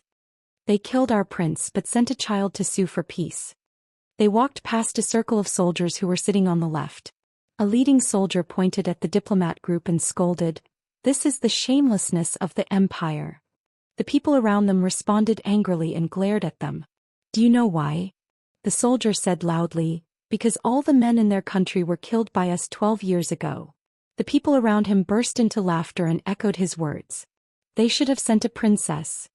"A little boy is fine too," a soldier said mockingly. "As long as he's pretty enough, we don't care if he's in front or behind." Another round of laughter rang out. Thales raised his head and sighed. "Should I be surprised? Or is this how the Extettians say hello to the Constellations?" "Do not be surprised, Your Highness," Put-Ray said to the stiff Thales in a relaxed manner. "The relationship between Constellation and Extet has never been good since the founding of the country more than 600 years ago. Whether it is the history of the empire or the competition in the Western Peninsula, they are enough reasons for our hostility. Cold Castle was snatched from Extet by us 400 years ago. History was the first to breed hatred and hatred is the first to write history." Put-Ray sighed. "Only the Peninsular War can make us temporarily forget our opinions of each other and fight side by side, which is rare. During the Third Peninsular War, the hero Chara and the Oathkeeper King Meteor were close friends. Together with Khemu Union's prophet Kai Ping, they worked together to fight against the Eastern Peninsula's expeditionary army. Unfortunately, they turned against each other in the end, and the rare chance for the Dragon and Constellation to mend their relationship was lost just like that. But this is a military camp. Other places are much better. Many Northlanders do not care about those meaningless things." Waya nodded. "After all, the civilians who work hard for survival are different from the soldiers who have tasted blood. They call us citizens of the Empire." Why? Thales frowned and asked, "Isn't the final empire a history from more than 600 years ago? Even if there is a real grudge, it has to be traced back to the ancient empire more than 1,000 years ago, right? This is their mockery of us." Put-Ray shook his head and said with a complicated expression, "The Constellations have always been proud of the Empire's bloodline and inheritance, but unfortunately the Empire did not leave a good impression on the world. It's not just the Northlanders. The people in Alumbia Kingdom in Thornland and Enlenzo Dukedom in Dragonkist Basin also do not have a good impression of us. Whenever there is a need such as during a war, this ancient emotion that has been passed down from generation to generation will be exaggerated and exaggerated. It is much more effective than increasing the soldiers' rewards. The Empire. The citizens of the Empire." Thales sighed and hid this information in his mind. Speaking of which, the recruitment of more than 10,000 people is almost the limit of Black Sand region. Put-Ray looked at the densely packed military camp in front of him. "I think Lampard's supplies and expenses are also quite difficult. Black Sand region is not a rich place. For the Northern Territory, they must have planned for a long time and spent a lot." The Constellations finally followed Tolja and walked to a huge tent. A tall nobleman in military attire who had been waiting in front of the tent walked forward and nodded slightly at Tolja. The tall nobleman bowed to Thales and said, "Is this Prince Thales? It's our first meeting. I am Lesa Kentvita, Viscount of Extet. My fief is located in Black Sand region's Halting Light City. Everyone in the diplomat group, please follow me to rest." "As for His Highness." Viscount Kentvita nodded and looked at Thales. "The Archduke is waiting for your visit." Thales raised his eyebrows. "This is a private meeting." Kentvita stared at Thales with a burning gaze. "The Archduke of Black Sand region and the Prince of Constellation. Do not worry." Viscount Kentvita raised his hand and stopped Put-Ray and Waya, who wanted to say something. His tone was firm. "His Highness is already here. At least before we reach Dragon Cloud City and meet His Majesty, he will be fine." Thales sighed softly and smiled. "I think we still don't have much of a choice, don't we?" "Do you know, Your Highness, I suddenly thought it through," Put-Ray said quietly, his eyes shining brightly. "Lampard is not crazy." Thales thought of something. Kentvita furrowed his brows and gestured for Thales to go ahead. The Archduke's own tent was tall and spacious, but it was not bright. The ground was covered with a thick carpet, embroidered with the picture of a powerful iron fist. A rough-looking man in his 40s sat beside a thick square table filled with food. He had gray hair and blue eyes. His chin was covered in stubble and he wore a chain armor with fine iron rings. He was chewing on a plate of roasted meat on the table. An iron brazier burned fiercely by the side, illuminating the man's face, making it look even more mysterious. Thales noticed that a saber with a polished leather scabbard was also placed horizontally on the table. He calmly stared at the actual ruler of Black Sand region, Archduke Chapman Lampard. Lampard stuffed a ball of roasted meat into his mouth while staring at him, making Thales feel uncomfortable. "You're calmer than I thought," the Archduke said slowly. Thales sighed. "Perhaps." He walked to the table, climbed onto a chair and sat down. "But in the face of an enemy who owes me hundreds of lives, I really can't think of any other expression. Even anger seems unnecessary." Lampard picked up a wooden wine cup and poured the wine into his mouth. His Adam's apple bobbed as he swallowed. The Archduke put down the wine cup and wiped away the wine that flowed out with the back of his left hand. He grabbed a piece of hind leg meat and took a bite. "According to the news that spread from Constellation, you really don't look like a 7-year-old child. When life isn't easy you have to learn to mature earlier." Thales shrugged. "Eat up, this is good venison." Lampard pushed a plate of roasted meat over. "The Prince of Constellation can't starve to death in my military camp." Thales stared at the crudely styled roasted meat and frowned. "All of you have guts. Your counterattack was indeed beyond my expectations," Lampard said coldly. "Who made this decision? Maybe I should reward him properly. He ruined all my years of planning." Thales pulled the plate in front of him. Without raising his head, he took out his dagger and started cutting the meat. Lampard raised his eyebrows. "This is your decision, Your Grace." Thales cut the venison and said calmly, "You killed half of our men on the first day I stepped into Eksted's borders. You forced us to choose the path that was most disadvantageous to you. How long have you been standing here and looking at the fortress opposite you every day?" 2 weeks. 3 weeks. "I guess it's not easy to maintain the supplies, food and lodging for more than 10,000 people?" Thales shrugged. "I'm really worried about Black Sand region's finances." He picked up a piece of venison the size of a thumb and put it in his mouth. "Tastes good." Lampard stopped eating and drinking. He stared straight at Thales with a fierce look in his eyes. "You know," the Archduke said slowly, "I originally planned to spare your life and only kill the people around you." Thales frowned. His venison was not cut well. "But we encountered the Mystic Gun unit. That level of attack." Thales snorted softly and began to cut off a piece of meat. "It was to kill me." "That was an accident," Lampard said flatly. "An accident." Thales was so angry that he laughed. He put down the dagger in his hand. "Your mystic gun." But he was immediately stunned. "Wait." Put-Ray said that Lampard did not go crazy. "So?" Thales stared at Lampard in a daze. "Could it be that was an accident?" Thales asked in disbelief. "It was an accident." Lampard placed his arms on the table, his eyes burning. Thales closed his eyes and exhaled deeply. After a while, Thales opened his eyes and said with certainty, "You did not send out the Mystic Gun unit." "I did not." Lampard put down his wine glass and shook his head slowly. "You did not intend to kill me either," Thales continued. "I did not." Lampard's eyes were burning. Thales clenched his teeth. "So that's how it is." He exhaled and laughed. "Someone else is commanding the Mystic Gun unit." Lampard had no reason to kill me from the beginning. The Mystic Gun unit is an uncontrollable killing weapon. No matter how stupid he is, he will not use this kind of thing against me. Thales sighed. Lampard closed the wooden plate with the venison, pulled it in front of him and grabbed a piece of meat. "You are much smarter than I thought." Lampard's expression was unpleasant. He stuffed the meat into his mouth and narrowed his eyes slightly. "Do you understand why we met here?" "Yes, I understand." Thales wiped the dagger with his sleeve and put it back on his waist. He sighed and said, "But I really did not expect that the command of the Mystic Gun unit under the command of the famous Archduke of Black Sand region would be so easily tricked by someone." Lampard suppressed his anger. "That officer is called Hardy. He has been in charge of training my Mystic Gun unit since 3 years ago. The commander of the unit fell ill this morning, so he is only temporarily in charge." "How is he?" Thales asked quietly. After the signal to retreat was sounded, he still ordered a second attack, but there were soldiers who immediately questioned his orders, Lampard said gloomily. Then Hardy did not hesitate to slit his neck and committed suicide. We are still investigating the person behind him. This also explains why you hurriedly blew the signal to retreat after only one shot.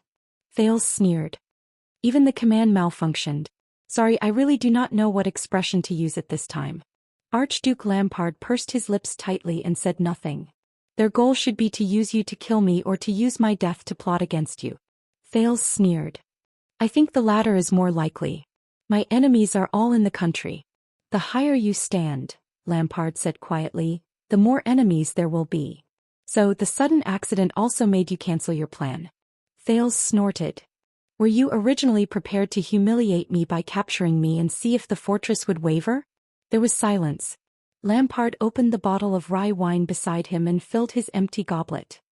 I hate to say this, but King Kessel made a good move. He pushed you out, Archduke Lampard said calmly. The moment you stepped into my military camp, I could no longer take down the fortress and the northern territory. And the oath he made in Renaissance Palace was equivalent to forging a suit of armor for you with the ownership of royal power.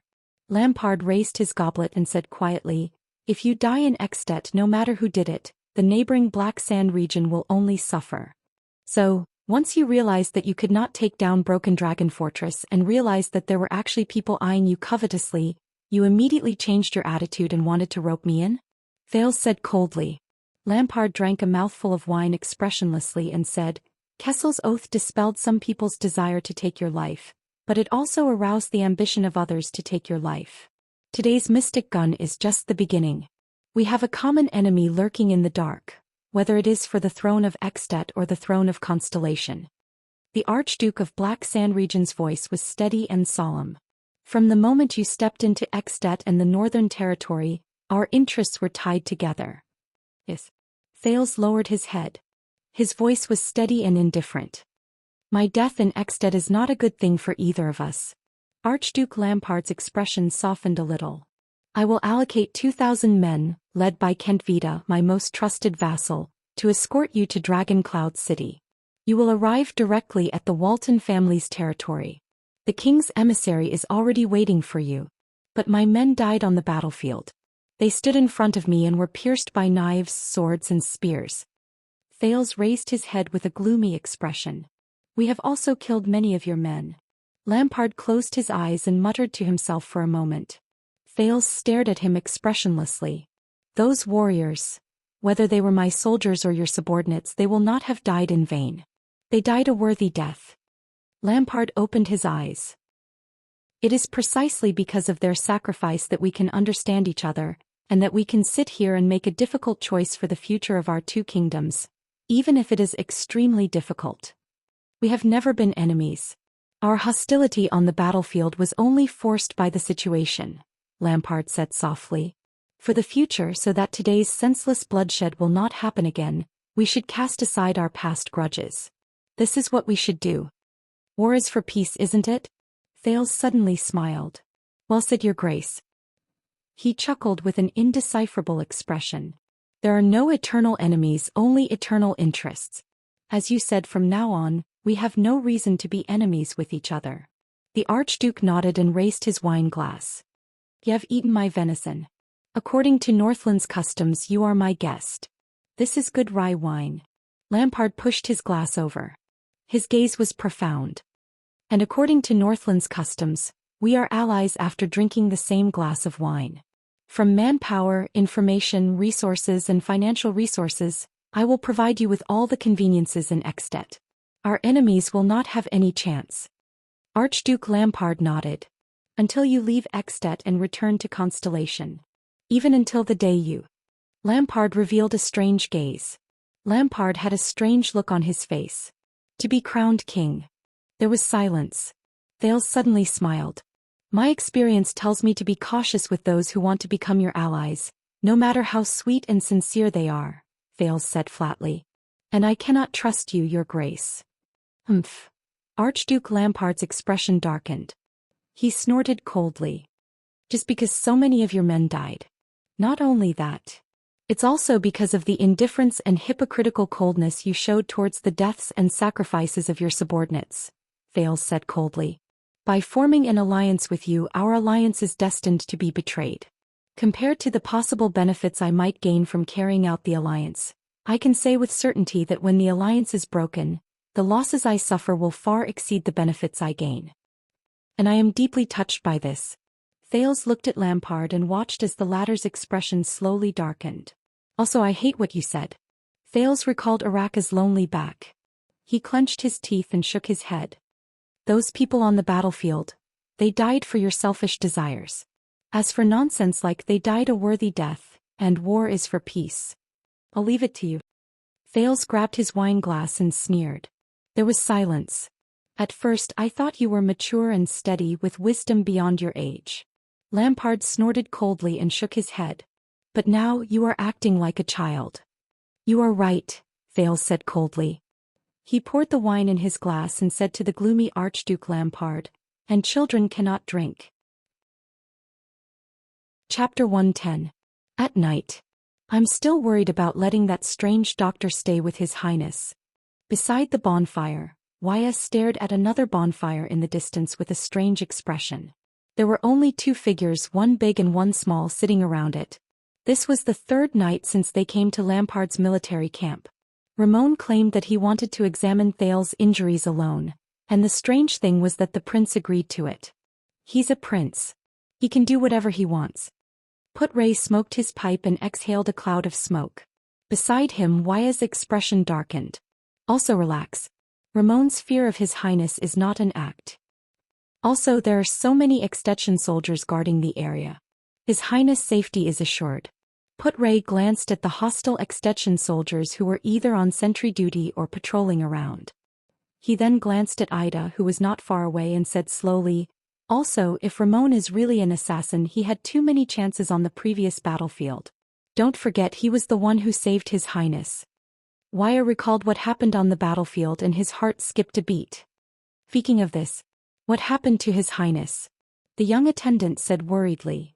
At that time even his breathing was... Put-Ray looked at Wuxia, who had a doubtful expression on his face, and narrowed his eyes slightly. You've been brooding over this matter? The thin vice diplomat asked with interest. It's not just this. Wuxia furrowed his brows. As he recalled solemnly, he voiced the doubts in his heart. His Highness' physique is very good. In fact, it's better than I expected. No matter how serious his injuries are, the time it takes for him to recover is calculated in days. But this is even more suspicious, is it not?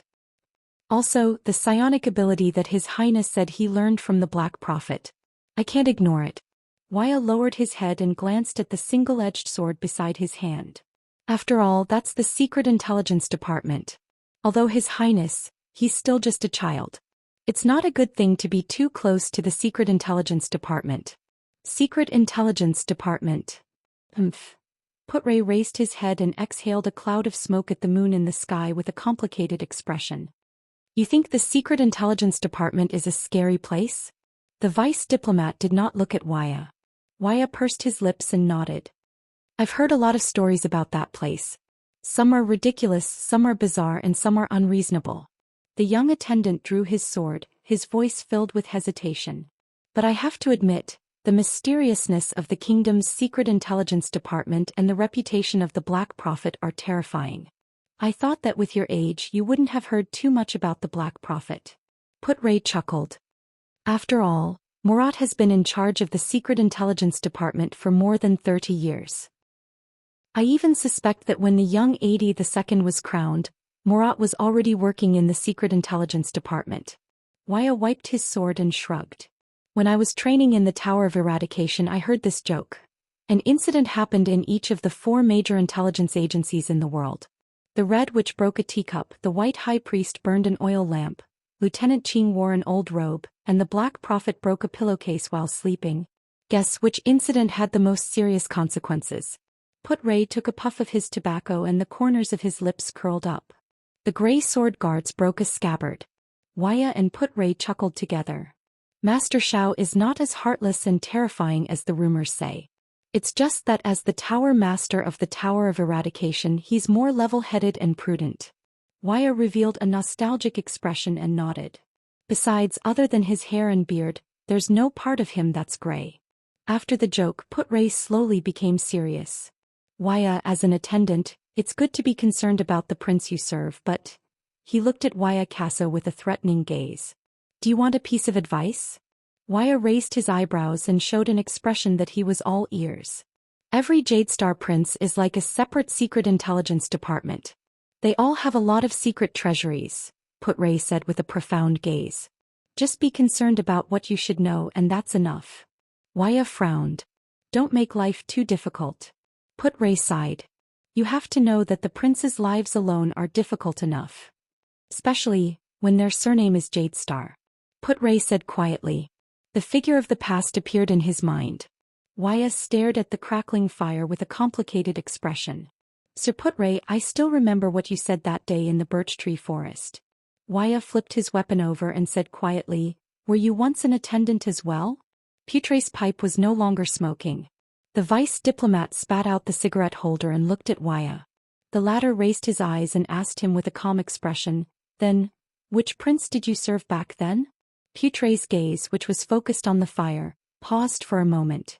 A few seconds later he said slowly, Just like your father. But I was more experienced and left the prince's side earlier. Waya stared straight at him. He stopped wiping his weapon without realizing it. Is that so, attendant? The young attendant's expression was complicated, but his gaze was profound. Then do you have a family? Put-Ray turned his head and gave Waya a profound look. How funny.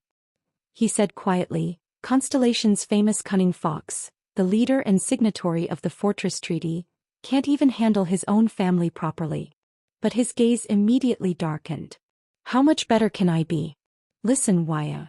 The vice diplomat stroked the slowly cooling pipe in his hand. His tone was heavier than usual. Gilbert is a competent and outstanding attendant. He is orderly, meticulous, and loyal to his ideals and goals from the beginning to the end. He has his own principles. Waya gently tightened his grip on the tip of his sword. Even if sometimes those principles are so callous, the young attendant said faintly. Callous. Put-Ray snorted softly. Sometimes you have to make a choice no matter how difficult it is. Before Waya could respond, a discordant voice interrupted their conversation out of nowhere. Good evening, Constellation's two esteemed guests. Viscount Kentvita, the Archduke of Black Sand Region's subordinate and his most trusted advisor, walked over from afar. He was dressed in a thick military uniform unique to Northland. I hope I did not disturb you. Kentvita smiled and sat opposite Put-Ray, whose gaze was contemplative, and Waya, whose expression was unpleasant. You did indeed disturb us. Waya stared at Kentvita with a hostile gaze. He gently flicked the sword in his hand and it let out a clear, crisp sound. Very well, that means that I have attracted your attention. Kentvita nonchalantly took off his gloves and warmed them by the fire. Why don't you stay in the tent? The weather is very cold and this is Northland. We like the open country, replied Put-Ray coldly, turning away the ashes from his pipe, his thin face flashing in the light of the fire. It is beautiful and the view is open. Do not worry. Kentvita smiled softly and saw through their thoughts. You are in Extet, and Extetians do not have the habit of eavesdropping on tent corners. He turned his head and looked at the Prince of Constellation and his doctor in the distance. The prince is safe here. Kentvita narrowed his eyes. He is truly a special prince, isn't he? Otherwise, the Archduke would not have given such an evaluation. Waya snorted in disdain. Put-Ray furrowed his brows. They are starting to pay attention to the prince. The child probably said something strange in Lampart's tent a few days ago. This is not a good sign. The vice diplomat pulled out his tobacco pipe, grabbed a handful of tobacco and said flatly, Looks like we will have to depart tomorrow. Waya raised his eyebrows. Kentvita's expression froze. He looked at Put-Ray warily. You already know? It's written all over your face and the soldiers who go back and forth through the night. Besides. Put-Ray nonchalantly picked up a burning branch from the fire and lit his pipe again. Isn't this the purpose of your visit? To convey your lord's will? There was silence. Kentvita stared at Put-Ray seriously as though he wanted to observe him again. Yes, the Viscount of Black Sand Region said calmly. We will depart tomorrow. I will lead a troop of 2,000 men, including 500 cavaliers and the Fire Knight, Lord Tolja. We will escort His Highness straight to Dragon Cloud City. On the way, we will not rest in any of the suzerain's castles or towns. At most, we will set up camp in the wild. 2,000 men and going around the castles? To ensure that no one will find an opportunity to plot against them? Putray chuckled softly. I am really worried for your lord. It seems that Lampard is also at his wits' end. He has no clue about the mastermind who is plotting against him. Kenfida's expression changed slightly. And here I thought that keeping promises and being absolutely loyal was the glorious and proud tradition of Northland. Putray said softly as he puffed out a cloud of smoke. But look at this military camp right now. There's the smell of conspiracies and schemes everywhere. Who else can you completely trust? Kenfida's expression gradually stiffened. Do you know what this is called? Putray snorted softly. Even a crooked beam will have a crooked shadow, whether it's King Nuvan or your lord. Kentvida grabbed a handful of snow from the ground and gently scattered it. He watched as it fell between his fingers. Do not comment on Northland's internal affairs, citizen of the Empire, the Viscount said coldly. At least on the land of Black Sand region, accidents will not happen again. Waya sheathed his sword. He sensed that the atmosphere was not quite right. Accidents? That mystic gun trainer might have a different opinion. Putray put down his pipe and laughed. Let me give you a suggestion, Your Grace, clueless Viscount. Kenfida's gaze flickered. What do you know? Stop investigating Officer Hardy's connection with the Archdukes and suzerains. Your efforts are destined to be in vain. Frowning, Putray tested the temperature of his pipe to make sure that it did not burn well. Why don't you look for his business offline and start investigating the discarded mystic guns sold on the black market? Kenfida looked puzzled. Black market? Northlanders who look down on mystic guns. Putray sneered. Compared to buying them directly from the Empire, the training of mystic guns is the most expensive. The usage rate of the core and the freshness of the spare parts are inversely proportional to the soldier's proficiency in operating the mystic guns. Kentvida revealed a contemplative expression. Beside him, Waya was baffled. The Archduke of Black Sand region's mystic gun troops are very proficient. Their aim during volleys is also very good. Putray glanced at Kentvida and flicked the metal rod of his pipe. Based on my experience, unless Archduke Lampard is willing to dismiss half of his knights and heavy cavaliers and allocate a large amount of gold coins every month to support the mystic gun training, he will definitely not be able to train such a troop within 3 years. Kentvida seemed to be deep in thought. He must find a sufficient source of income and maintain such a troop with a large amount of training. Only then can they be of use during critical moments. Fortunately, it's only 3 years and there's only one trainer. Putray lit up his pipe and mocked. After 3 years, those troops will probably be able to carry out orders like, turn around and fire at the Archduke's location meticulously, won't they? Kentvida ignored Putray's mockery. He continued to speak word by word, so he must find his way to the black market. For example, he can use the mystic guns that have already been scrapped and should have been destroyed according to the agreement to exchange them for money, damaged parts, eternal oil, or even bribe the purchasing officers who go to the Imperial Kingdom to purchase mystic core cores. Putray shrugged and lit his pipe again. I guarantee that his contact in the black market knows him a lot better than that group of soldiers. Kentvida exhaled and immediately asked, why can't the mastermind and financial backer behind him directly provide him with financial support? Kentvida exhaled and immediately asked, if that's the case, all of you would have found clues about his dealings with other forces a long time ago. Why would you have to drag it out until now? Putray said disdainfully. Kenvida's face turned red. Over the past few days, he had been so troubled by this matter that even his basic judgment was affected. Waya frowned. He did not quite understand the conversation between the two. There was silence. Lord Putray, the secret room provided you with information, Viscount Kentvida said slowly, having figured something out. I'm starting to believe their words. What an honor. With an intoxicated look on his face, Putray took a deep puff of his tobacco. What did the secret room say about me?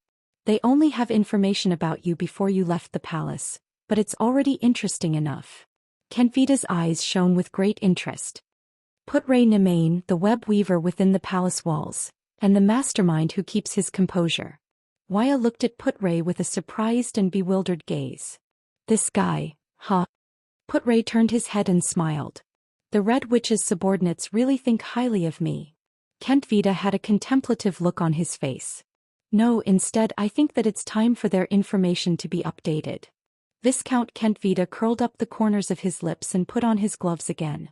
The people within the palace walls might be good at observing people's words and expressions and coming up with strategies. But some wisdom must be accumulated through experience and knowledge. Putray made 2 trilling sounds through his nose and puffed out a puff of smoke. By the way, Lord Putray Nemain, Constellation's former viscount. Kentvita stood up and smiled from ear to ear.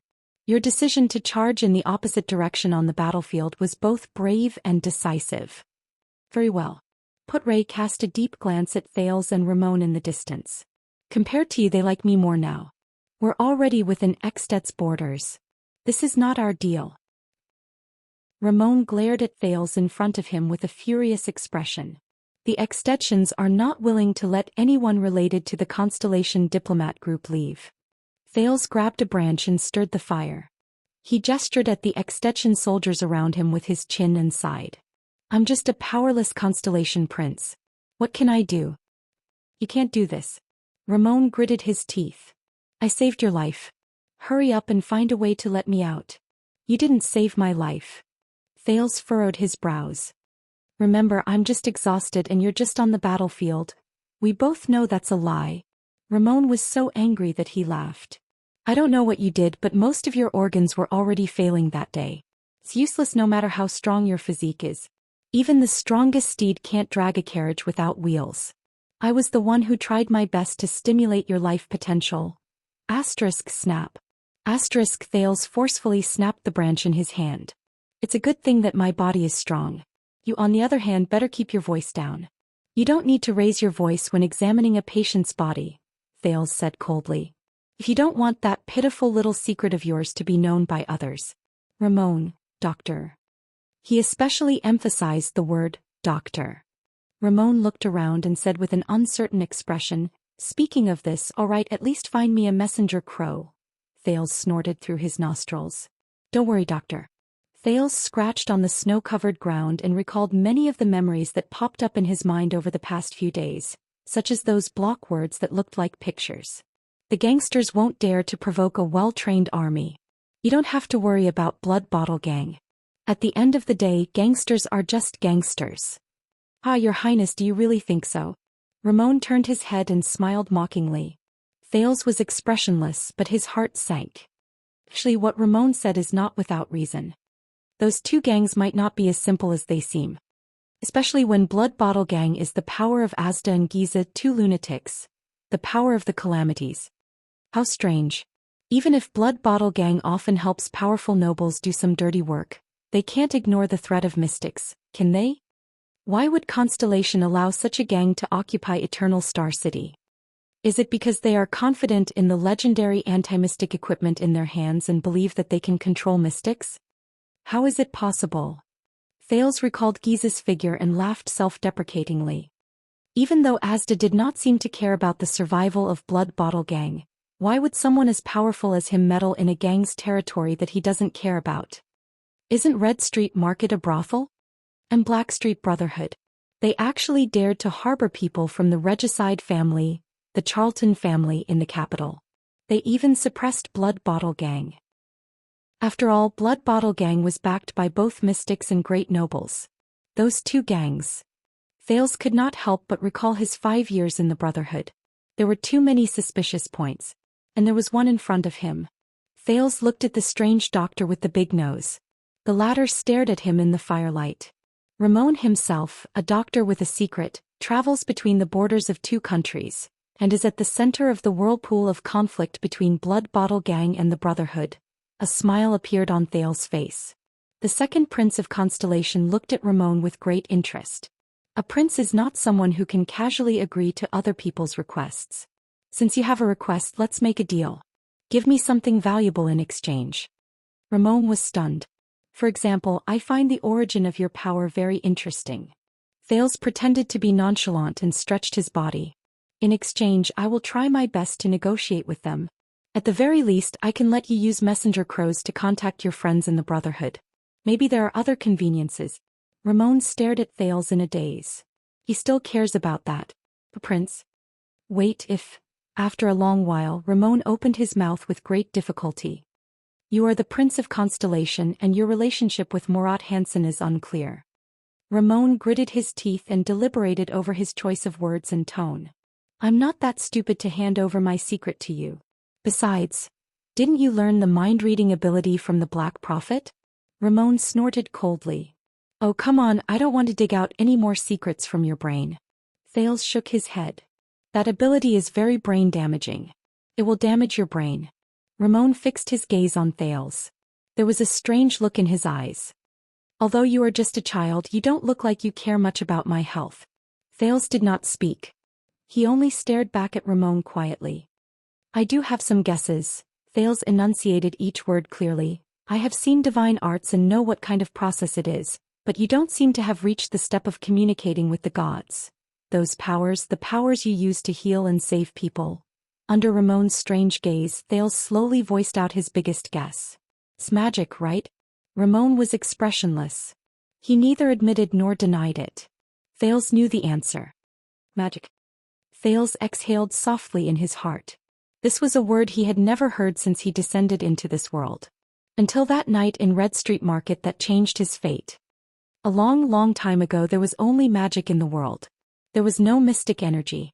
These were Asda's exact words. So you don't even know the connection between mystic energy and magic. These were Giza's words. It was true that the Extensions would not let anyone in the diplomat group leave. But Thales was the Prince of Constellation after all. If he insisted, it was not impossible for Lampard to relent and let the unimportant Ramon leave. But Thales did not do so. Because Ramon might have what he wanted. Thales had to find a way to understand everything about himself. For example, mystic energy, and the closely related magic. Ramon chuckled. Until Thales frowned impatiently. The Black Prophet is not close to you and you are not his student, are you? The strange doctor stopped laughing and asked slowly, otherwise, it is impossible for you not to know about these things. Thales thought of something. He knew the crux of the problem. So, Thales looked at the Extension soldiers around him. He glanced at the bored Ida at the entrance of the tent, then at Put Ray and Waya in the distance. But, is this a secret that even the Black Prophet can't sit still? Ramon did not speak. He only stared at him. Thales suddenly smiled. I am a prince and he is my father's vassal, the second prince said. He sometimes agrees to my requests, that's all. He did not tell me much. This is really interesting. Ramon widened his eyes. His expression was strange and fanatical, just like the first time he met Thales. The new Prince of Constellation is actually interested in that kind of thing. It is really interesting. Thales frowned. What do you mean? Is that something I should not know? Do you really want to know? Ramon widened his eyes and clicked his tongue. Murat will not be happy. Thales clenched his fists lightly. I am the future Supreme King of Constellation. When he said the word king, Thales felt his voice tremble slightly. Do you think I care whether he is happy or not? Very good, very good. Explaining magic to the Prince of Constellation and the descendant of the Empire. Ramon flashed a strange smile. He shook his head and closed his eyes. This is a good deal and I can also get a lot of fun from it. Thales narrowed his eyes. Then can we begin? The prince said slowly. Ramon opened his eyes abruptly. How was your history class, Your Highness?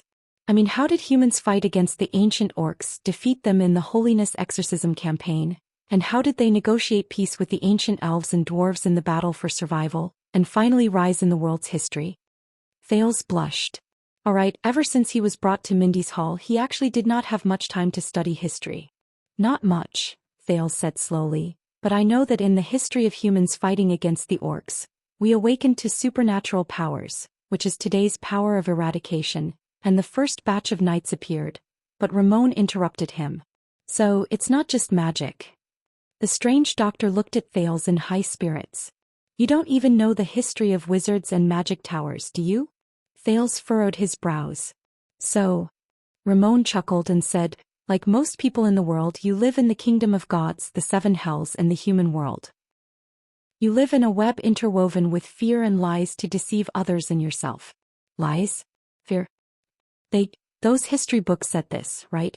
The glory of knights and the power of eradication brought about the rise of humans. The long swords of warriors and the neighing of war horses allowed us to break free from the oppression and threat of the ancient orcs? Ramon said with a profound meaning in his words. Without waiting for Thales to answer, Ramon put on a disgusted expression and spat out a word resolutely. Lies. Shameless lies. A complete and utter lie. Thales was stunned. What allowed humans to defeat the orcs was not a knight, a superhuman, or a power of eradication, Ramon said with an agitated expression. It was wizards. Ramon spread his hands with a zealous expression and clenched his fists lightly in the air. It's magic. Thales frowned slightly. You mean that the supernatural powers, the Northland military sword style, and the knights are all fake? They are actually vulnerable in front of the orcs? The second prince questioned with great suspicion. The ones who can truly win the battle at the front lines are wizards and the magic they use? Thales pondered and asked slowly, magic? Is a power even stronger than the power of eradication? You actually compared magic to the power of eradication? You're no different from those ignorant and foolish people from 1,000 years ago. Ramon did not seem to be used to being interrupted. He snorted in disdain. Open up your narrow-minded mind a little. Your Highness. Magic is not a type of power. It is on a completely different level from the power of eradication. Ramon shook his head. His eyes were filled with longing and reverence. It is a higher, deeper, and greater existence. Not power. Thales revealed a puzzled expression. Then what exactly is magic? Incantations? Energy? Knowledge? Elements? Molecules? Mental power? Psionic abilities that surpass ordinary people? Destructive power? Ramon stared at him quietly. The expression in his eyes was actually filled with respect, admiration, arrogance, humility, intoxication, and other contradictory and strange combinations of emotions. Thales had never seen that kind of gaze in anyone's eyes in this world. No. Thales was slightly stunned. Perhaps he had seen it before. In that dark chess room. That blue-robed figure. Magic. Ramon raised his hands and slowly spread them open. Like a believer who was kneeling and praying to a god, he was so excited that he trembled. Magic is a type of meaning, an attitude, a belief, and a principle of life. The strange doctor stared into the void as if that was his home and dream. Mages are practitioners of this principle. They believe that everything in the world is meaningful, that everything can be analyzed, and that it is necessary to be understood. In the process of understanding, we humans can become more perfect, greater, more progressive, and closer to the truth. From the pattern of the sun's operation to the mystery of the origin of life, to human behavior and rules, to the evolution and development of history, everything is within the scope of magic. Magic is the sum total of all knowledge, discoveries, and truths. The progress of magic will bring us a better future. For this, they once entered the tent of the ancient Shawan tribe and designed the first political system in history, the ancient Shawan country. They once stood beside Tokmu, the first king of the north, and warned him about his relationship with the orcs. They once stood behind the Iron Blood King and used their knowledge and experience to design and supervise the construction of the humans' last line of defense. They once continuously improved their weapons and skills in the midst of sacrifices and defeats. They summed up the experience and skills that every warrior came to understand on their own and perfected the first unified Northland military sword style in history. They once noticed the potential in the human body and researched the birth and development of that power day and night. They named it supernatural power. They once worked hard to advance in the battlefield of blood and fire. They worked hard to research the art of killing and improve the art of healing. They once studied iron and steel tirelessly and created stirrups and saddles for horses. They built the first cavalry and allowed the knights to possess the speed and power to charge in front of the orcs for the first time. Of course, they also developed their own power. They unearthed the truth of matter, interrogated the truth of spirit, drew the energy of nature for their own use, and converted the resources of the world to serve the humans. The power in my hands is only the most insignificant part of it. They even attacked together with the knights on the ice layer of Quaker Glacier. Time and time again, They charged without caring about the sacrifices and completely ended the legend of the orcs' heavy infantry being invincible. They made the Holiness Exorcism campaign the most magnificent scene in human history. They even questioned the existence of gods and challenged the emperor's authority. The three great magic towers once represented the wisest and most progressive existences in the world. They were aloof and independent. Even the supreme emperor and the powerful bright god church had to show their respect before the three great magic towers. Wizards made many people believe that the things worth pursuing in this world are not only power and status, but also truth. Ramon slowly put down his hands. There were already some tears in his eyes. This is what wizards are, this is magic. He choked with sobs and said, in the history of the rise of humans, this is the most important, the most brilliant, and the most precious chapter that everyone has forgotten. And now, Ramon lowered his head and said desolately, no one in the world remembers magic anymore. Only people like me who are both unfortunate and fortunate are left. Through books and scrolls, I struggled to burn the embers of magic. Thales stared at Ramon in a daze. He did not even know that the branch in his hand was burnt. He could not believe what he had just heard. He could only try his best to widen his eyes and open his mouth wide. Magic. Wizards. This was different from any version of magic he had heard of in his previous life. It was not those whizzing fireballs, not a transaction where one obtained an elemental response by chanting an incantation, not using oneself as a spiritual energy sponge, not a ritual to communicate with a certain existence, not a psionic ability that could be learned after birth, and not powerful for the sake of being powerful. Magic is a kind of meaning, a kind of belief, a kind of principle. Thales was completely stunned. At that moment, Asda's words kept echoing in his mind. Wizards seek the truth of the world. With all kinds of ingenious methods and wisdom, they use the resources and energy of the world to serve a better world. Chapter 111. Extet on the road from Black Sand region to Dragon Cloud City. Your Highness, I would still advise you to put away those two flags, especially the constellation flag with the double cross-shaped stars. Among the marching groups of Northland soldiers, Viscount Kentvita held the reins in his hand and rode to Thales' side, who was heavily surrounded. He ignored Putre and Waya's unpleasant expressions and said to the second Prince of Constellation,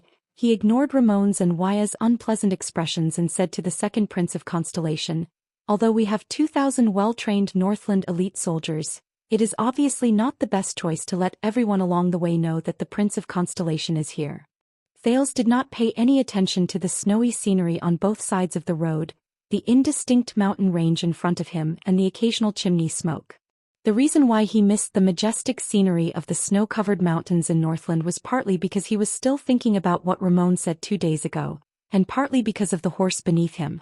At that moment he was riding alone, carefully controlling the horse beneath him to prevent it from swinging its back from time to time. Ralph followed nervously by his side, ready to use the wind to lift his little employer at any time.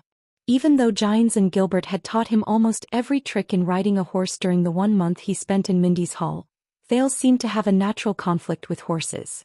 Regardless of whether it was the foal in Mindy's Hall, or the Northland noble's horse that was borrowed by Archduke Lampard, which was usually docile and obedient, and was specially equipped with a child saddle, they all clearly rejected him from riding them or even getting close to them. Right saddle? Didn't Ramon say that it was also invented by the wizards? So, magic can be said to be the science of this world? Then what's with mystic energy? Unfortunately, the conversation that day was soon interrupted by Kentvita. It seemed that he would have to find another chance. Thales watched in fear as the horse beneath him crossed an uneven snow pit. He breathed a sigh of relief. I thought it was international practice for the diplomat group to show their flags to show their identity. Thales turned his head and looked at Kentvita helplessly. At the same time he carefully paid attention to his mount, which was chewing in dissatisfaction. Besides, an army of 2,000 people stretches for hundreds of meters. With such a huge commotion, even if I don't raise the flag, won't the people know that the Prince of Constellation has set foot on Extet's territory? Or perhaps Archduke Lampard feels that there is no benefit in appearing too close to the Prince of Constellation at this time. Kentvita smiled. Your Highness, please believe in the Archduke. But Putre interrupted him. He had no choice but to send 2,000 people to ensure that the prince would not die in his own territory, but he also had to appropriately display his hostility towards Constellation for his own people to see. Put-Ray slowly smoked his pipe and sneered. Archduke Lampard's situation is actually very difficult. He mobilized his territory at all costs, but he was unable to take down Broken Dragon Fortress. It's really too painful for him. Kenfida's expression turned a little unpleasant. It did not show up when they were traveling and fighting, but Thales had a feeling that once he started interacting with people, Vice Diplomat Put-Ray seemed to have returned to the battlefield where he was most at ease. Kenfida came to Thales' side a few times during the journey and intentionally brought up political topics, but Kenfida rebutted him with words that were sometimes humorous and sometimes embarrassing. You should talk to King Nuvan directly, not a strategist under the Archduke of Black Sand region, Put-Ray explained calmly in private. Lampard officially withdrew his army 2 days ago, and the diplomat group departed at the same time. As the horses jolted, they would walk out of the northern plains today and enter the Sighing Hills. The southwestern part of the hills was still the territory of Black Sand region, but the northeastern part of the hills was the territory under the jurisdiction of Extet's Archduke of Reformation Tower, the Trentida family. Even though Thales had rejected Archduke Lampard's offer of goodwill and alliance without hesitation, Archduke Lampard still generously allocated 2,000 men to protect Thales on the journey. The regular soldiers among them would protect Thales on the journey, while the conscripts would gradually disperse and return to their homes. Thales did not know whether this was the Archduke's generosity or hypocrisy, or a combination of both. At this moment, a knight in grey armor in front of them parted the infantry formation and rode to their side. Thales could sense that Ida, who was riding on the horse behind him, was slowly changing from a bored and undisciplined state to a nervous state.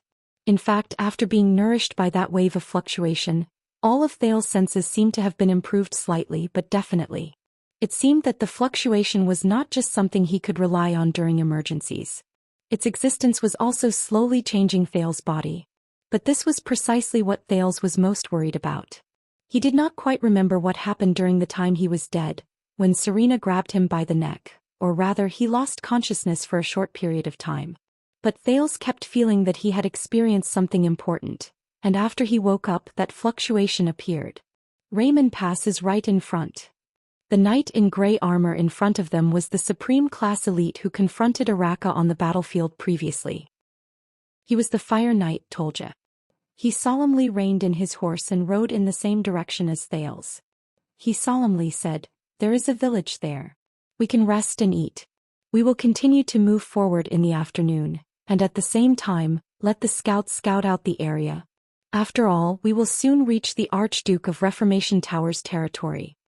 Thales acutely noticed that when Tolja said Raymond Pass, Put-Ray and Waya's expressions darkened slightly, while Kentvida curled up the corners of his lips. "What do you think, Your Highness?" Without waiting for the others to speak, Kentvida smiled at Thales and said, "Regardless of whether it is due to practical needs or personal reasons, I suggest that you stop for a while at Raymond Pass so that you can recuperate or pay homage." Personal reasons? Pay homage? While Thales was puzzled, Put-Ray rode to his side and heaved a deep sigh. Raymond Pass is the starting point of the southwest side of Sighing Hills. It is also the only way to enter the hills from the northern plains. The thin vice diplomat extinguished his pipe and furrowed his brows tightly. Beside him, Waya turned his head away. But that was also the place where Constellation's former second prince, Prince Horus, finally lost his life during the Bloody Year, Put-Ray said with a displeased expression.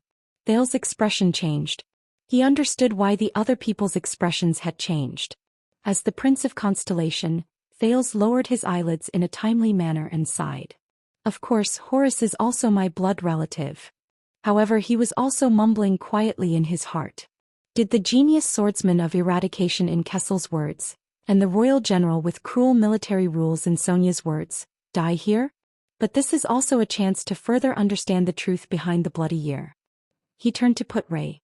The cause of the prince's death? At the end of the Bloody Year, the winter was unusually warm.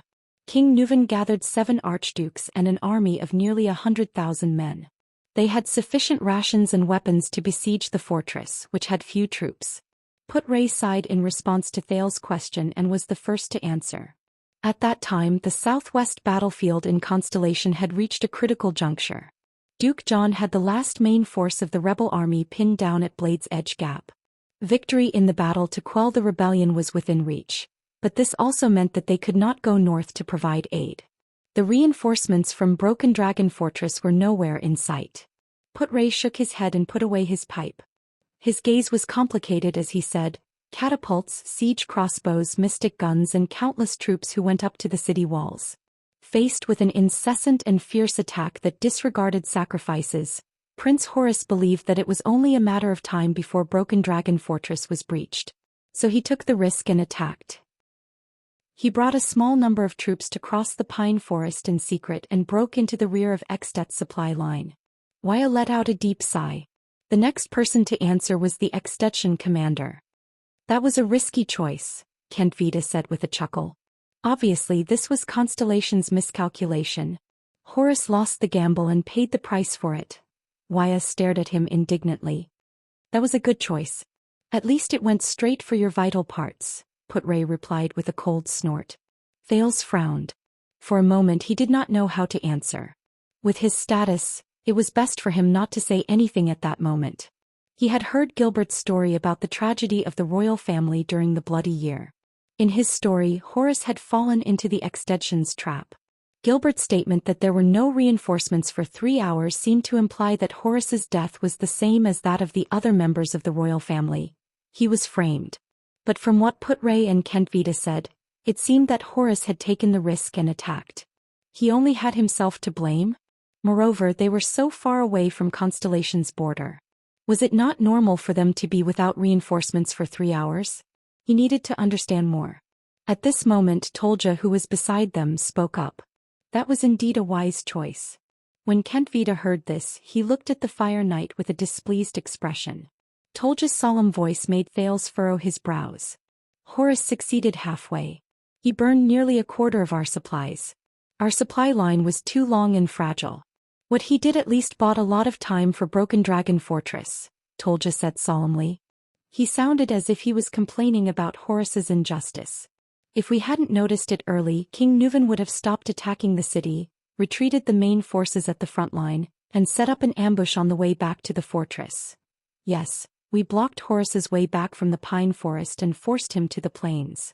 Viscount Kentvita snorted, seemingly dissatisfied. Just like how we surrounded a fox. Putray's expression darkened. Thales was also very embarrassed. Wuxia, on the other hand, had an indignant look on his face. Any Constellatiate who heard an Extetian tell the story of how they killed the Prince of Constellation would probably not be happy. That's not fair. After all, he only has a little more than 1,000 men. But Lord Tolja spoke again. He said solemnly, we used an army that was nearly 20 times our number to surround Horus on the plains. But his warriors were elites who had gone through hundreds of battles. Their willpower was as tenacious as the Northlanders. Under their counterattack, the Archduke of Elafir City's troops suffered heavy casualties. The Archduke of Beacon Illumination City and the Archduke of Prestige Orchid's war banners even wavered and retreated. King Nuvan had no choice but to use the rest of his troops and send the elite White Blade Guards under his command to block the gap. Only then did he manage to stabilize the battle line. The battlefield was terrible. The black smoke burned so much that even the fortress could see it. If Broken Dragon Fortress had sent reinforcements at that time, they might have had a chance to rescue your prince from the side of the chaotic battlefield. Put-Ray gripped the reins tightly. Thales was stunned. But they did not send their troops? Thales recalled the scene of him being besieged under the fortress a few days ago. Puzzled, he asked, the fortress did not send their troops?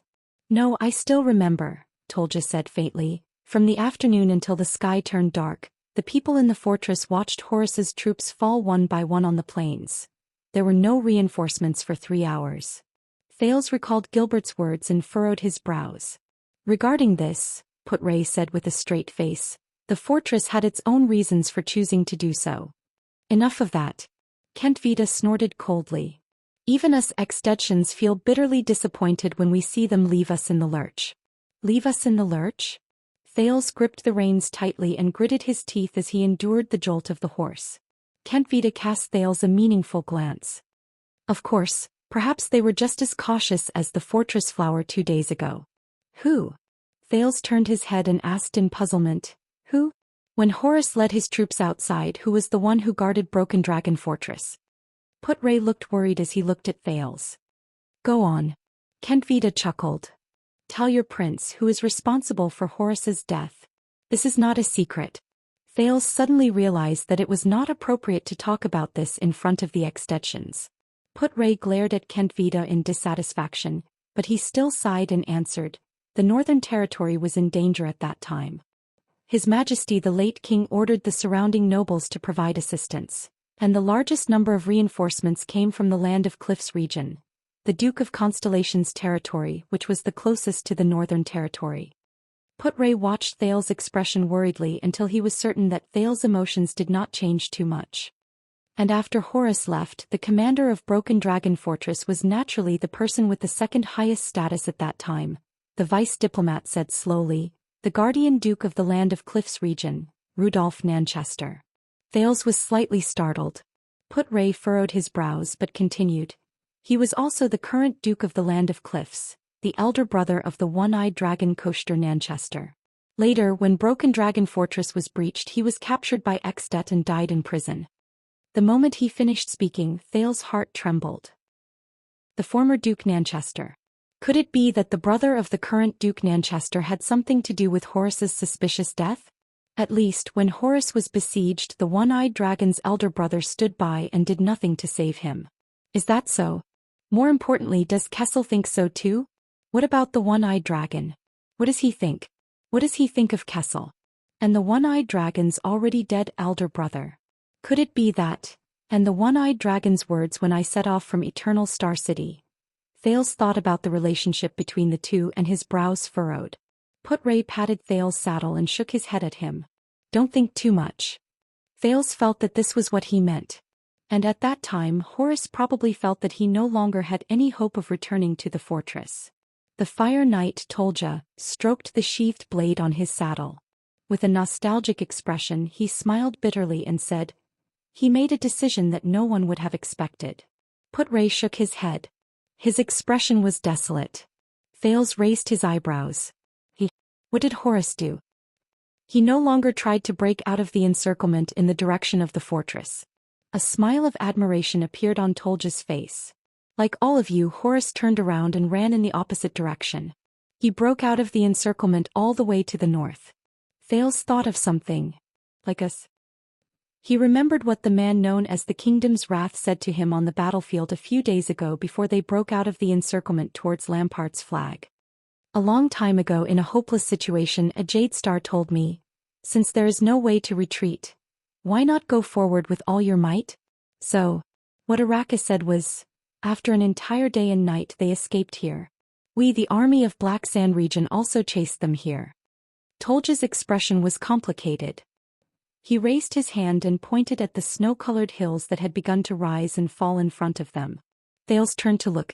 They arrived at the end of the plains. A black mountain peak that was half covered in snow began to appear in front of them. There was only a narrow entrance between the two low mountain peaks. It was only as wide as the gallop. The Extet troops moved slower and slower until they stopped. We are here, Viscount Kentvita said faintly. This is Raymond Pass. This is the battlefield from back then? Thales looked at the strange rocks covered in snow in front of him and asked Tolja, who was beside him, with a strange feeling in his heart. We held them in place and surrounded them once again. Horus's remaining troops guarded the area next to those rocks. Tolja nodded and said with a profound gaze, the former Archduke of Black Sand region lit a torch and personally led his guards to besiege them continuously. He also ordered them not to use crossbows. He wanted to obtain the glory of capturing the Prince of Constellation alive. Tolja nodded. Horus, on the other hand, personally wielded his sword and wore his black armor. He stood guard under his 9-pointed star war flag. No matter how the people around him fell one by one under the blades and axes, he never took a step back. The best warriors from both sides roared and pounced on each other. Then one by one they fell between the rocks. That night, even though we had the advantage in numbers, the 4 supreme class elites on our side were all injured. One of them even lost his life there. When he talked about the history of the battlefield, The Fire Knight seemed to be filled with emotions. Kent Vida, on the other hand, remained silent. He only looked at Tolja with a frown. Horus pierced my chest with his sword. Before he could stab me again, I was snatched away by someone behind me. Tolja sighed and touched his right chest. Thales furrowed his brows. The sword of reversing light, huh? His Highness Horus's sword skills came from the Tower of Eradication. He also experienced the baptism of the army and the battlefield. In the history of the Jadestar royal family, only the enemy of the wolves can compare to his bravery, Putray said slowly as he stared at the strange rocks in front of him with a profound expression. Thales felt Ida snort softly behind him. The old Archduke of Black Sand region gave up on his goal. He realized that his intention to capture Horus alive would only cause us to suffer more casualties.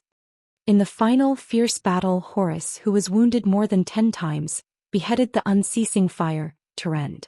Then his heart was pierced through by a sword. Tolja urged his horse forward and stared at a rock that was half the height of a man. He felt as if he had returned to that night 12 years ago, when the shadows of swords and blades flashed. A prince died here. Kent Vida shook his head. This place will probably become a tourist memorial in the future. Waya glared at him mercilessly. Yes, Putray replied sarcastically, all of you should build a statue for Prince Horus, to commemorate his bravery and fearlessness, as well as his ability to kill his enemies. Thales sighed. He closed his eyes and lowered his head deeply at the strange rocks. Another group of people who were unfortunate during the war. When they saw Horus fall, the last of his soldiers also lost their will to fight. Just when we thought that everything was over, one of Horus's soldiers snatched the bow left behind by Tyrande in the chaos. Tolja continued to say faintly. Kent Vida's expression suddenly changed. Thales raised his eyebrows. There was a hint of surprise in his voice. You mean? Tolja looked to the south and exhaled a long breath. That soldier carried Horus's corpse on his back. He carried that bow, and with wounds all over his body and a few crossbow bolts, he roared angrily like a madman. With the last few people, he rushed into the encirclement. For some reason, our people could not stop him. Until he reached the old Archduke of Black Sand region, and then Tolja flashed an indecipherable smile and snorted softly. In the chaos, the soldier disappeared into the night. From then on, Araka Murch was known as the Kingdom's Wrath. Tolja stroked his own blade. Endless fighting spirit shone in his eyes. Thales took a deep breath and stared at the strange rocks from afar. However, he could not tell that countless warriors had fallen here 12 years ago. A prince had also fallen here, and another legend had become famous from then on. No, I still have some doubts. Thales turned to Tolja. So, Lord Tolja, you personally experienced the war between the two kingdoms 12 years ago? Including how to break through Broken Dragon Fortress? I participated in that war. The Fire Knight nodded. But as I said just now, thanks to Prince Horus's sword, I was injured during the early stages of the war. When I returned to the battlefield, it was already a few months later, during the later stages of the war. At that time, Sonia Sasir brought her Starlight Brigade and gathered the defeated soldiers along the way, including Murch. They fought a few battles against us in the north. Oh. A thought flashed in Thales' mind. You even fought against the Fortress Flower? Should I say, as expected of one of Eksted's 5 war generals? No, I did not have the chance to fight against her. Tolja frowned. Because of a despicable person. Despicable person. Thales was stunned. Who? I do not know. Viscount Kent Vida smiled and said, Constellation's little trick. Tolja has always been brooding over it. I do not know who. Brooding over it? Eksted's Fire Knight. Tolja snorted coldly. On the battlefield, a damned person disguised himself as one of us and hid behind my back.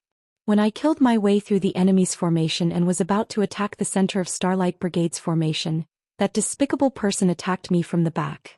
I was seriously injured again and did not have the chance to fight against Sasir or Murch directly. Tolja frowned. I still remember that when that damned despicable assassin fled, he hid himself behind a strange purple mask and used a gray short sword. He came and went like a ghost and was extremely fast.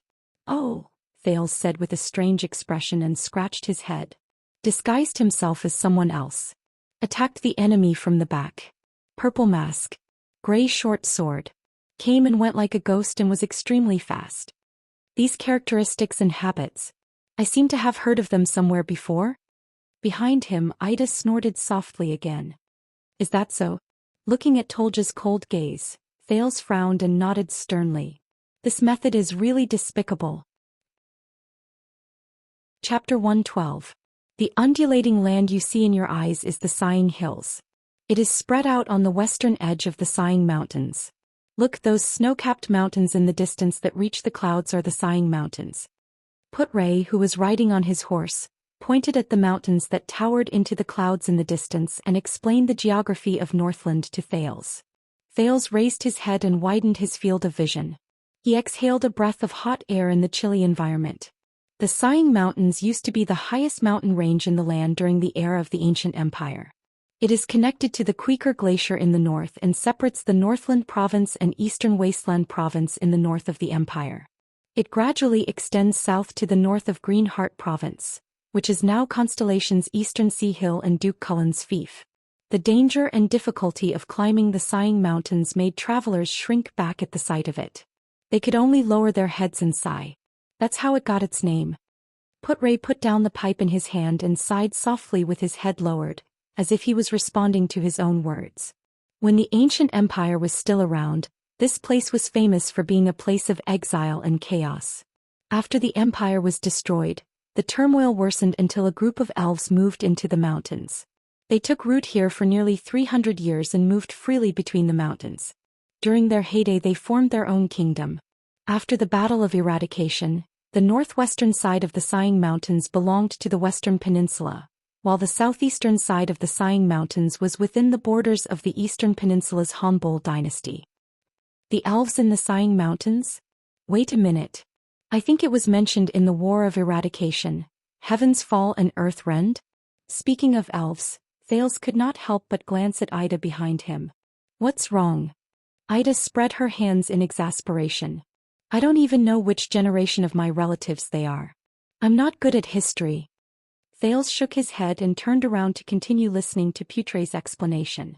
I can't count on this elf who can't even remember his own name. Even if he's in supreme class. Archduke Trentida's Reformation Tower and the lonely old tower of the Fries family of Constellation are located on two different peaks, facing each other across a valley. Both sides are extremely wary of each other, but they are both easy to defend and difficult to attack. Further north and south of the mountain range are the fiefs of the Archduke of Extet's Horned Deer City and the Guardian Duke of the Land of Star Cliff. However, due to the precipitousness of the Sighing Mountain range and the high temperature in the north, Extet's Horned Deer City and the Land of Star Cliff, which are located in the mountain range, are faced with the predicament of having territories near the Sea of Final Freeze and few ports. Put-Ray took a puff from his pipe and looked at the mountain range in the distance with an intoxicated expression.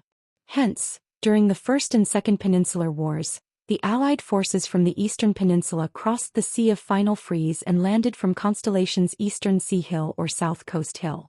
It's because both Constellation's Land of Cliff region and Extet's Eastern Seaport are situated on natural sea cliffs that are easy to defend and difficult to attack. It was only during the Third Peninsular War that the Eastern Peninsula Army pretended to attack Constellation's Eastern Seaport, but launched a surprise attack on Extet's coastline. With a small number of troops, they attacked the sea cliff and achieved amazing results.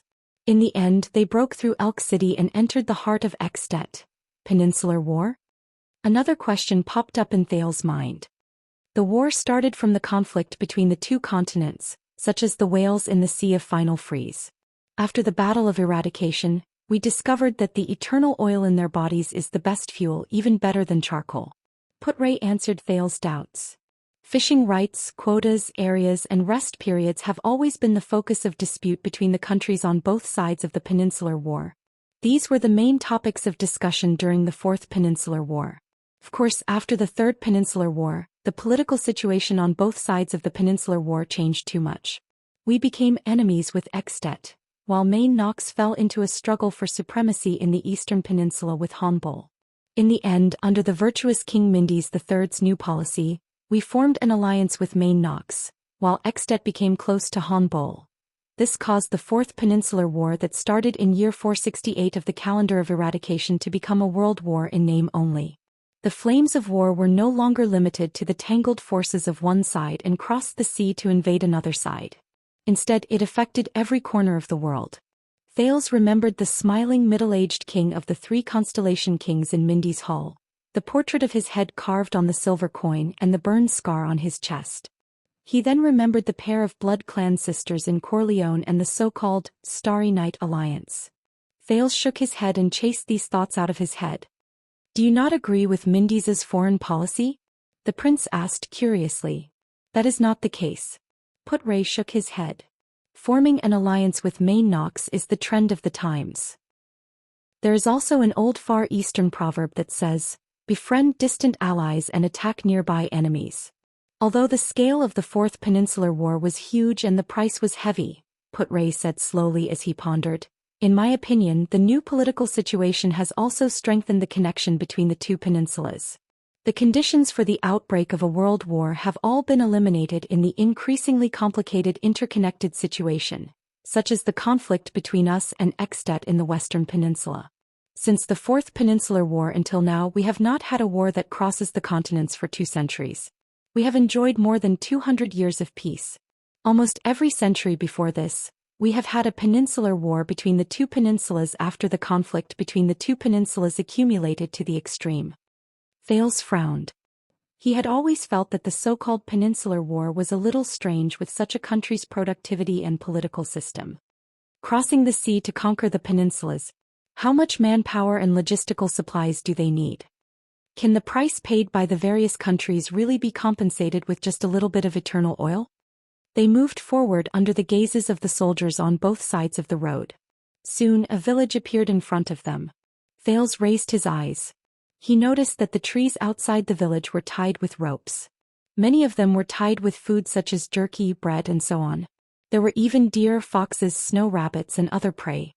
"Is this a Northland custom? My soldiers have confirmed the safety of this village." At this moment Kentvita followed them from behind. He passed the crowd, rode into the village and got down from his horse. He handed the reins to a soldier. "We will dismiss a portion of the recruits whose hometown is nearby. You can rest for a while in one of the taverns inside and enjoy lunch." With Ralph's help, Thales got down from his horse. He heaved a long sigh of relief because he could temporarily get rid of the horse. Then he raised his head with great interest and observed the village next to Raymond Pass. This was supposed to be a quiet little village that did not even have walls. But at that moment, it was filled with burly men who were well built and armed to the teeth.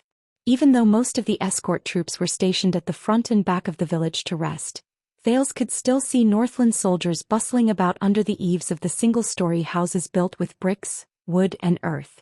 However, the strange thing was that these soldiers did not seem to disturb the peace of the village.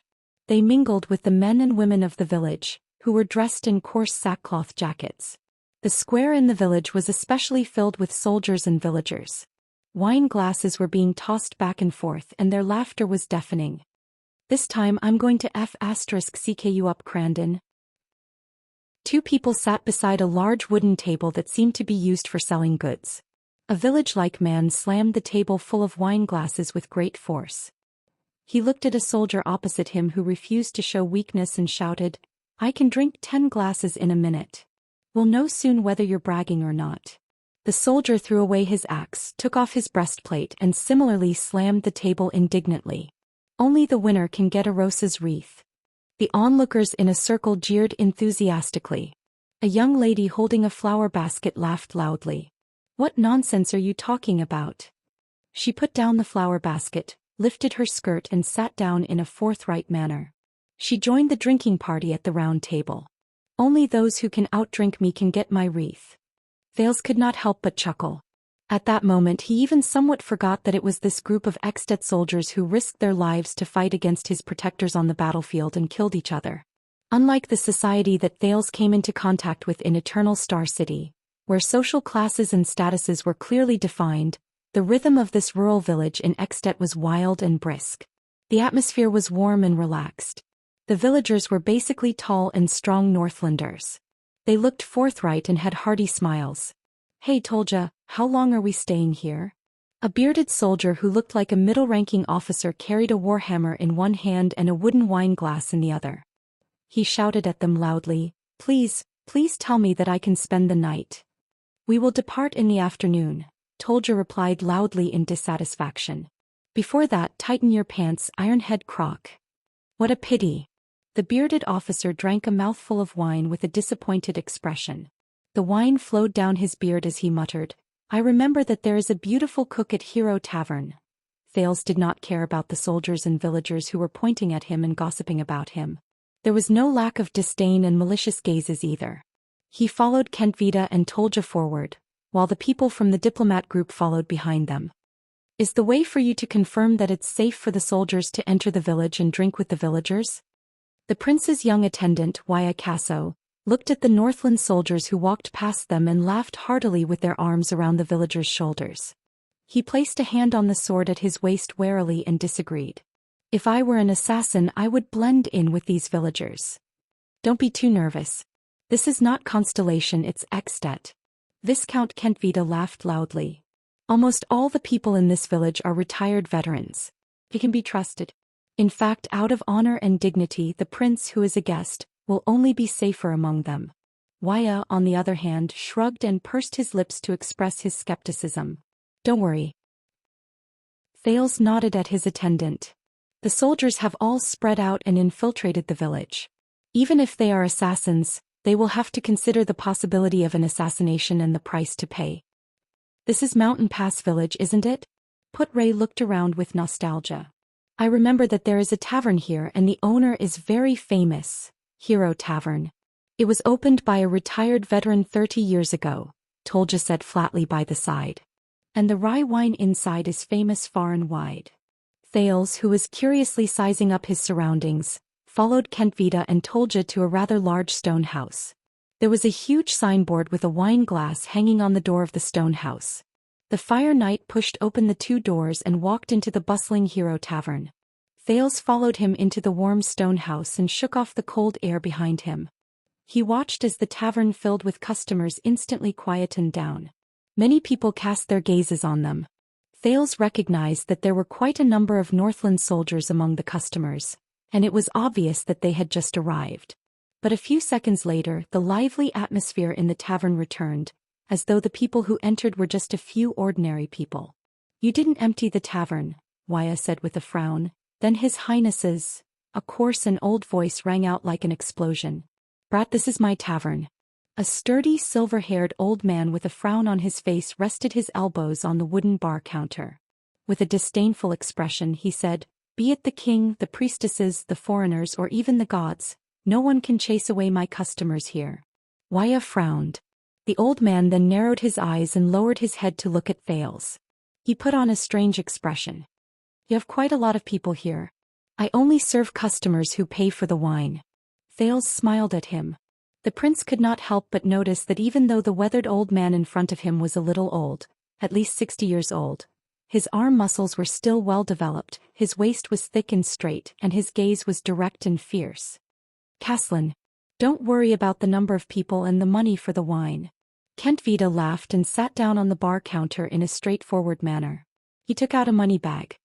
We have a lot of small golden round pieces with Riker's portrait here. By the way, the Archduke of Black Sand region asked me to send his regards to you. Thales' gaze shifted. A retired veteran and an ordinary tavern owner. How could the Archduke of Black Sand region personally greet him? But Kentvita obviously did not receive the response he deserved. Each cup of rye wine costs 6 extet copper coins and the price for nobles is 60. The tavern owner, the old man Caslin, glanced at the money bag with a cold expression. He then pushed it back and snorted coldly. Also, I don't accept gold coins. Especially the gold coins from Lampard who killed his own family. Kentvita's expression immediately froze. Thales was also shocked. Killed his own family? Kentvita spread his hands at Tolja who was behind him and put on a resigned expression. That was a duel for the right to inherit the throne in accordance with the ancient rites. Tolja walked forward and calmly took out a bag full of extet copper and silver coins. He said flatly, The Archduke defeated his eldest brother, that's all. The casualties were just an accident. Let him quibble all he wants. Killing his own family is killing his own family. The old man Caslin took the money bag in disdain. As for the so-called ancient rites of duel, that was something the Empire used to make us kill each other. The Archduke of Black Sand region killed his own brother and seized the right to inherit the throne, and it seems to be following some kind of dual ritual of the ancient empire? Thales silently stored this information in his heart. And Thales looked at the boorish old man in front of him. This tavern owner's identity is not simple, and he doesn't seem to be on the same side as Lampard. Maybe I can gather some information from him?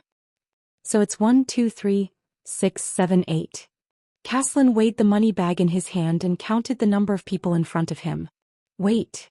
Thales had a brainwave and spoke at the right time. The Archduke of Black Sand region's money belongs to them, but the few of us will pay for our own. We have, about a dozen people. Caslin's eyes darted around and he noticed Thales again, who could not even reach the bar counter. Kent Vida furrowed his brows and looked at Thales thoughtfully. Thales nodded at Putray. The latter raised his eyebrows, then walked forward and took out a few silver coins. I recognize this portrait. King of the Oath Keepers, Midir, right? Caslin took the silver coins and scrutinized the picture on them. He then raised his head and chuckled, revealing his yellow teeth. You're from the Empire? No. Thales smiled and shook his head. We're from Constellation. Beside him, Waya's expression changed, while Putray seemed to be deep in thought. I know, brat. You're the Prince of Constellation, and you're here to apologize. Caslin stared straight at him. What a long and arduous journey. Thales shrugged. All right.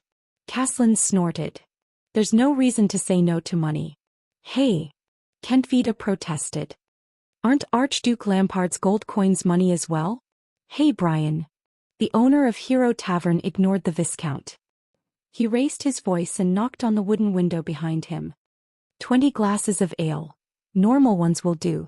A tall, black-haired man in his 30s walked out from behind the bar counter. There was a burn scar on the left side of his face. He snorted coldly. The tavern assistant raised a thin wooden stick with a displeased expression and turned towards the cupboard behind him. With a shake of his arm, he skillfully skewered the ears of a dozen or so wooden wine glasses and pulled them up like skewers. With another shake of his arm, the dozen or so glasses hit the bar counter at the same time. Brian deftly pulled out a wooden stick and lifted a large wooden wine barrel. He began to pour wine into the wine glasses that were lined up in a row. As he poured, he stared at the crowd with an unfriendly expression. He even glared at Thales fiercely. This is not something that can be done with arm strength. Waya watched the assistant's movements and his expression changed. He said in a low voice, I bet he's an expert swordsman. Don't be offended. Caslin laughed. My buddies here are all uncouth men who served in the army. Of course, Hero Tavern, Tolja said flatly, the gathering and distribution center for retired soldiers in Northland.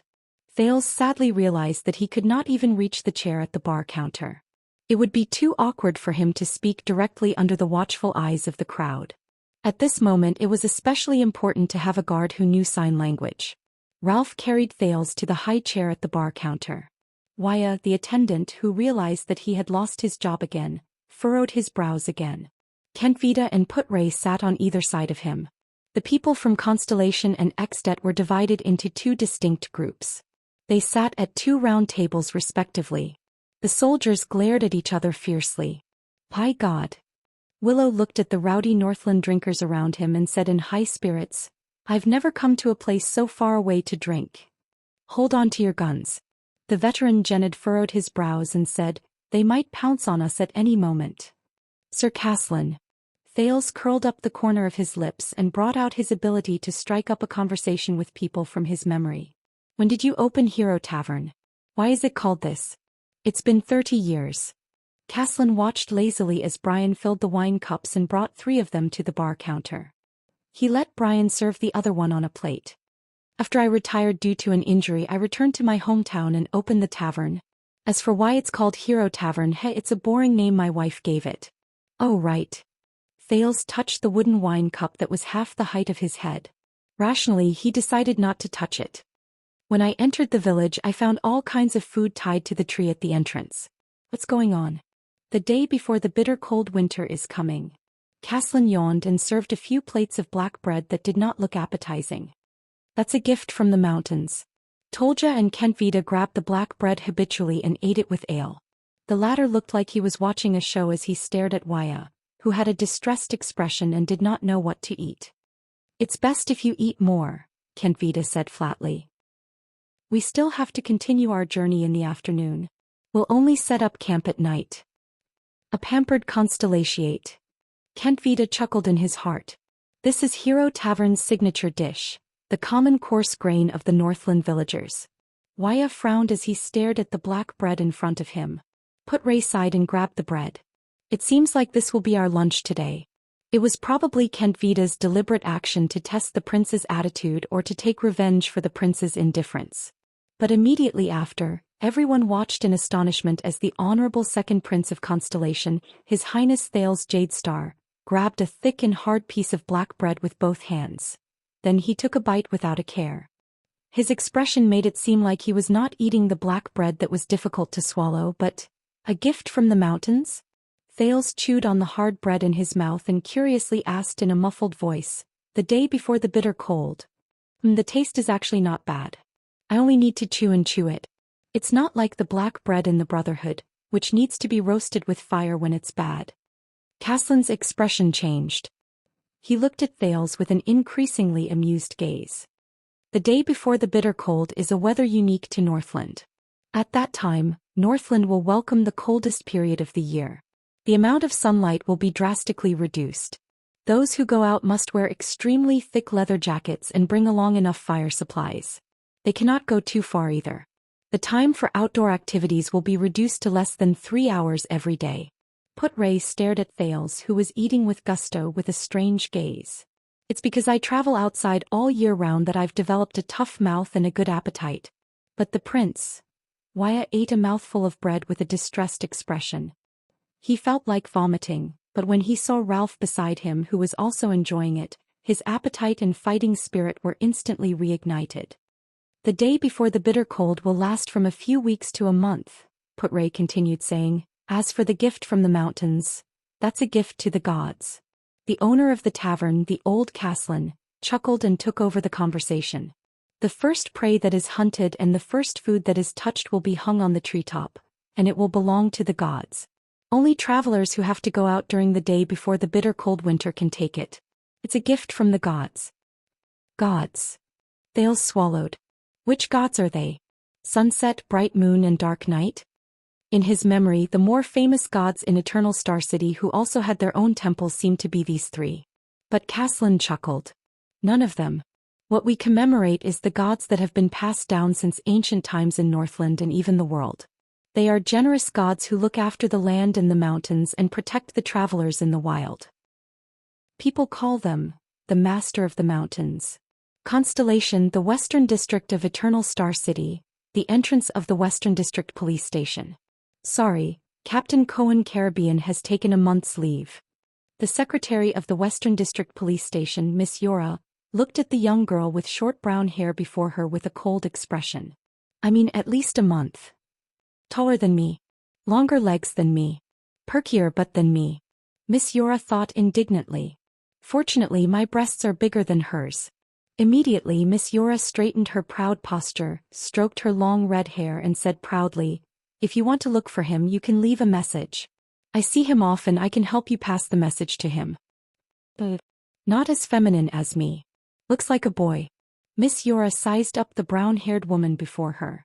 The other party slowly furrowed her brows and said, "Is that so? He's not here." She also speaks in a gruff voice. Not like a woman at all." As Miss Yora thought of this, she immediately felt a lot better. That's a croaky voice. She would never admit that it was heroic. The brown-haired woman was silent for a while, quietly watching Miss Yora. Miss Yora felt a little embarrassed. The brown-haired girl immediately lowered her head and looked at the emblem of the Twin Tower longsword on her right hand. Her lips curled up into a smile. "All right then, please leave a message for him." The brown-haired girl looked at Miss Yora's expression and said with a playful smile, "Just say." Under the secretary's impatient gaze, the brown-haired girl licked her lips. That day at Red Street Market, the woman lying in his arms misses him. Miss Yora's expression changed as if she had been struck by lightning. Red Street Market, lying in his arms. Woman. Miss him. Miss Yora widened her eyes in disbelief. She furrowed her brows and looked at the woman before her with an uncertain expression. How could this be? This woman? With the handsome Captain Cohen. She actually, Jayla Charlton snickered. Ha ha. All right, I'm joking. Under the secretary's murderous gaze, the descendant of the assassin's flower stroked her abdomen and waved her hand with a smile. I've only met that blonde, green, police officer once. I just happened to save his life. You like him, have a crush on him, love him to death and want to give birth to a child for him. Jayla shook her head under the secretary's strange gaze. I don't care about any of that. I'm not your competitor or rival in love either. I'm just asking him for a favor. Don't worry, he's not my type yet. The former bartender flashed a bright smile. The secretary blushed, which was rare for her. She looked at Jayla's sincere gaze and was momentarily at a loss of what to do. She was speechless. The silence lasted for more than 10 seconds. Miss Yora finally exhaled. All right. Miss Yora turned her head away in embarrassment. The blush on her face had yet to disappear. She said helplessly, actually, Captain Cohen has returned to the Tower of Eradication, and we can use messenger crows to contact him. You can write him a letter and then... Jayla smiled. All right, I'll write him a letter. The young former bartender nodded and thought about something. Thank you, Miss Yora. Actually, if it's not too troublesome, the secretary said a little embarrassedly, maybe I can help you. After all, you're Cohen's friend. Although I am just the secretary of the director, I know a lot of people. For example, my brother is serving the royal family. He can come into contact with a lot of important people. This way you don't have to look for Captain Cohen. Miss Yora clenched her fists in her heart. Do you think it's over just because you don't like him? What a joke. Don't look down on a woman's persistence, whether it's for yourself or for your rival in love. Jayla looked at Yora in astonishment, then broke into a smile. You can't help me with this. Jayla shook her head in resignation. You're still too. Jayla suddenly stopped talking. He seemed to have remembered something. Miss Yora revealed an expectant gaze. Maybe you can really help me, she said slowly. Yora, you're the secretary of the police station. You can see all cases, wanted posters and intelligence. Can you help me pay attention to some information? Miss Yora smiled and nodded. Of course, if it's not a secret, what do you want to know? Jayla exhaled and said in a low voice. I want to investigate the locations of large arms smuggling cases from Constellation to other countries over the past few years. Especially those related to Blackstreet Brotherhood. There's a guy called Rhoda. Miss Yora took out a pen and paper. Jayla hesitated, but in the end she still said, also, I want to find 3 children. Their characteristics are very obvious. They might have been abducted by the Brotherhood, but they are not in Eternal Star City. Miss Yora raised her head in puzzlement. A 10-year-old boy called Sinti. He's a little bigger than the average child. A little girl with a circular burn scar on her face called Korea. She's about 4 or 5 years old. A 7 or 8-year-old boy called Ryan. He doesn't have a right hand. That's it? Miss Yora nodded. I'll go back and look at the recent case reports regarding the crackdown on human trafficking. Wait. Jayla raised her head and said with a serious expression, I'm looking for another little boy. He went missing near Red Street Market. He might have fallen into the hands of Blood Bottle Gang. Black hair, gray eyes, about 7 or 8 years old. He's a... Jayla's gaze darkened. A child who doesn't look like a normal child. Miss Yora raised her head in astonishment. He's a little too smart and mature. Jayla lowered her eyes and continued to explain. Is that so? A precocious child. The secretary shrugged and lowered her head to continue taking notes. My brother said that he's seen 2 similar children, a boy and a girl. You're tuning in to the Zhou Xian's Legacy YouTube channel. Don't forget to subscribe and join us on this journey to catch the most captivating stories.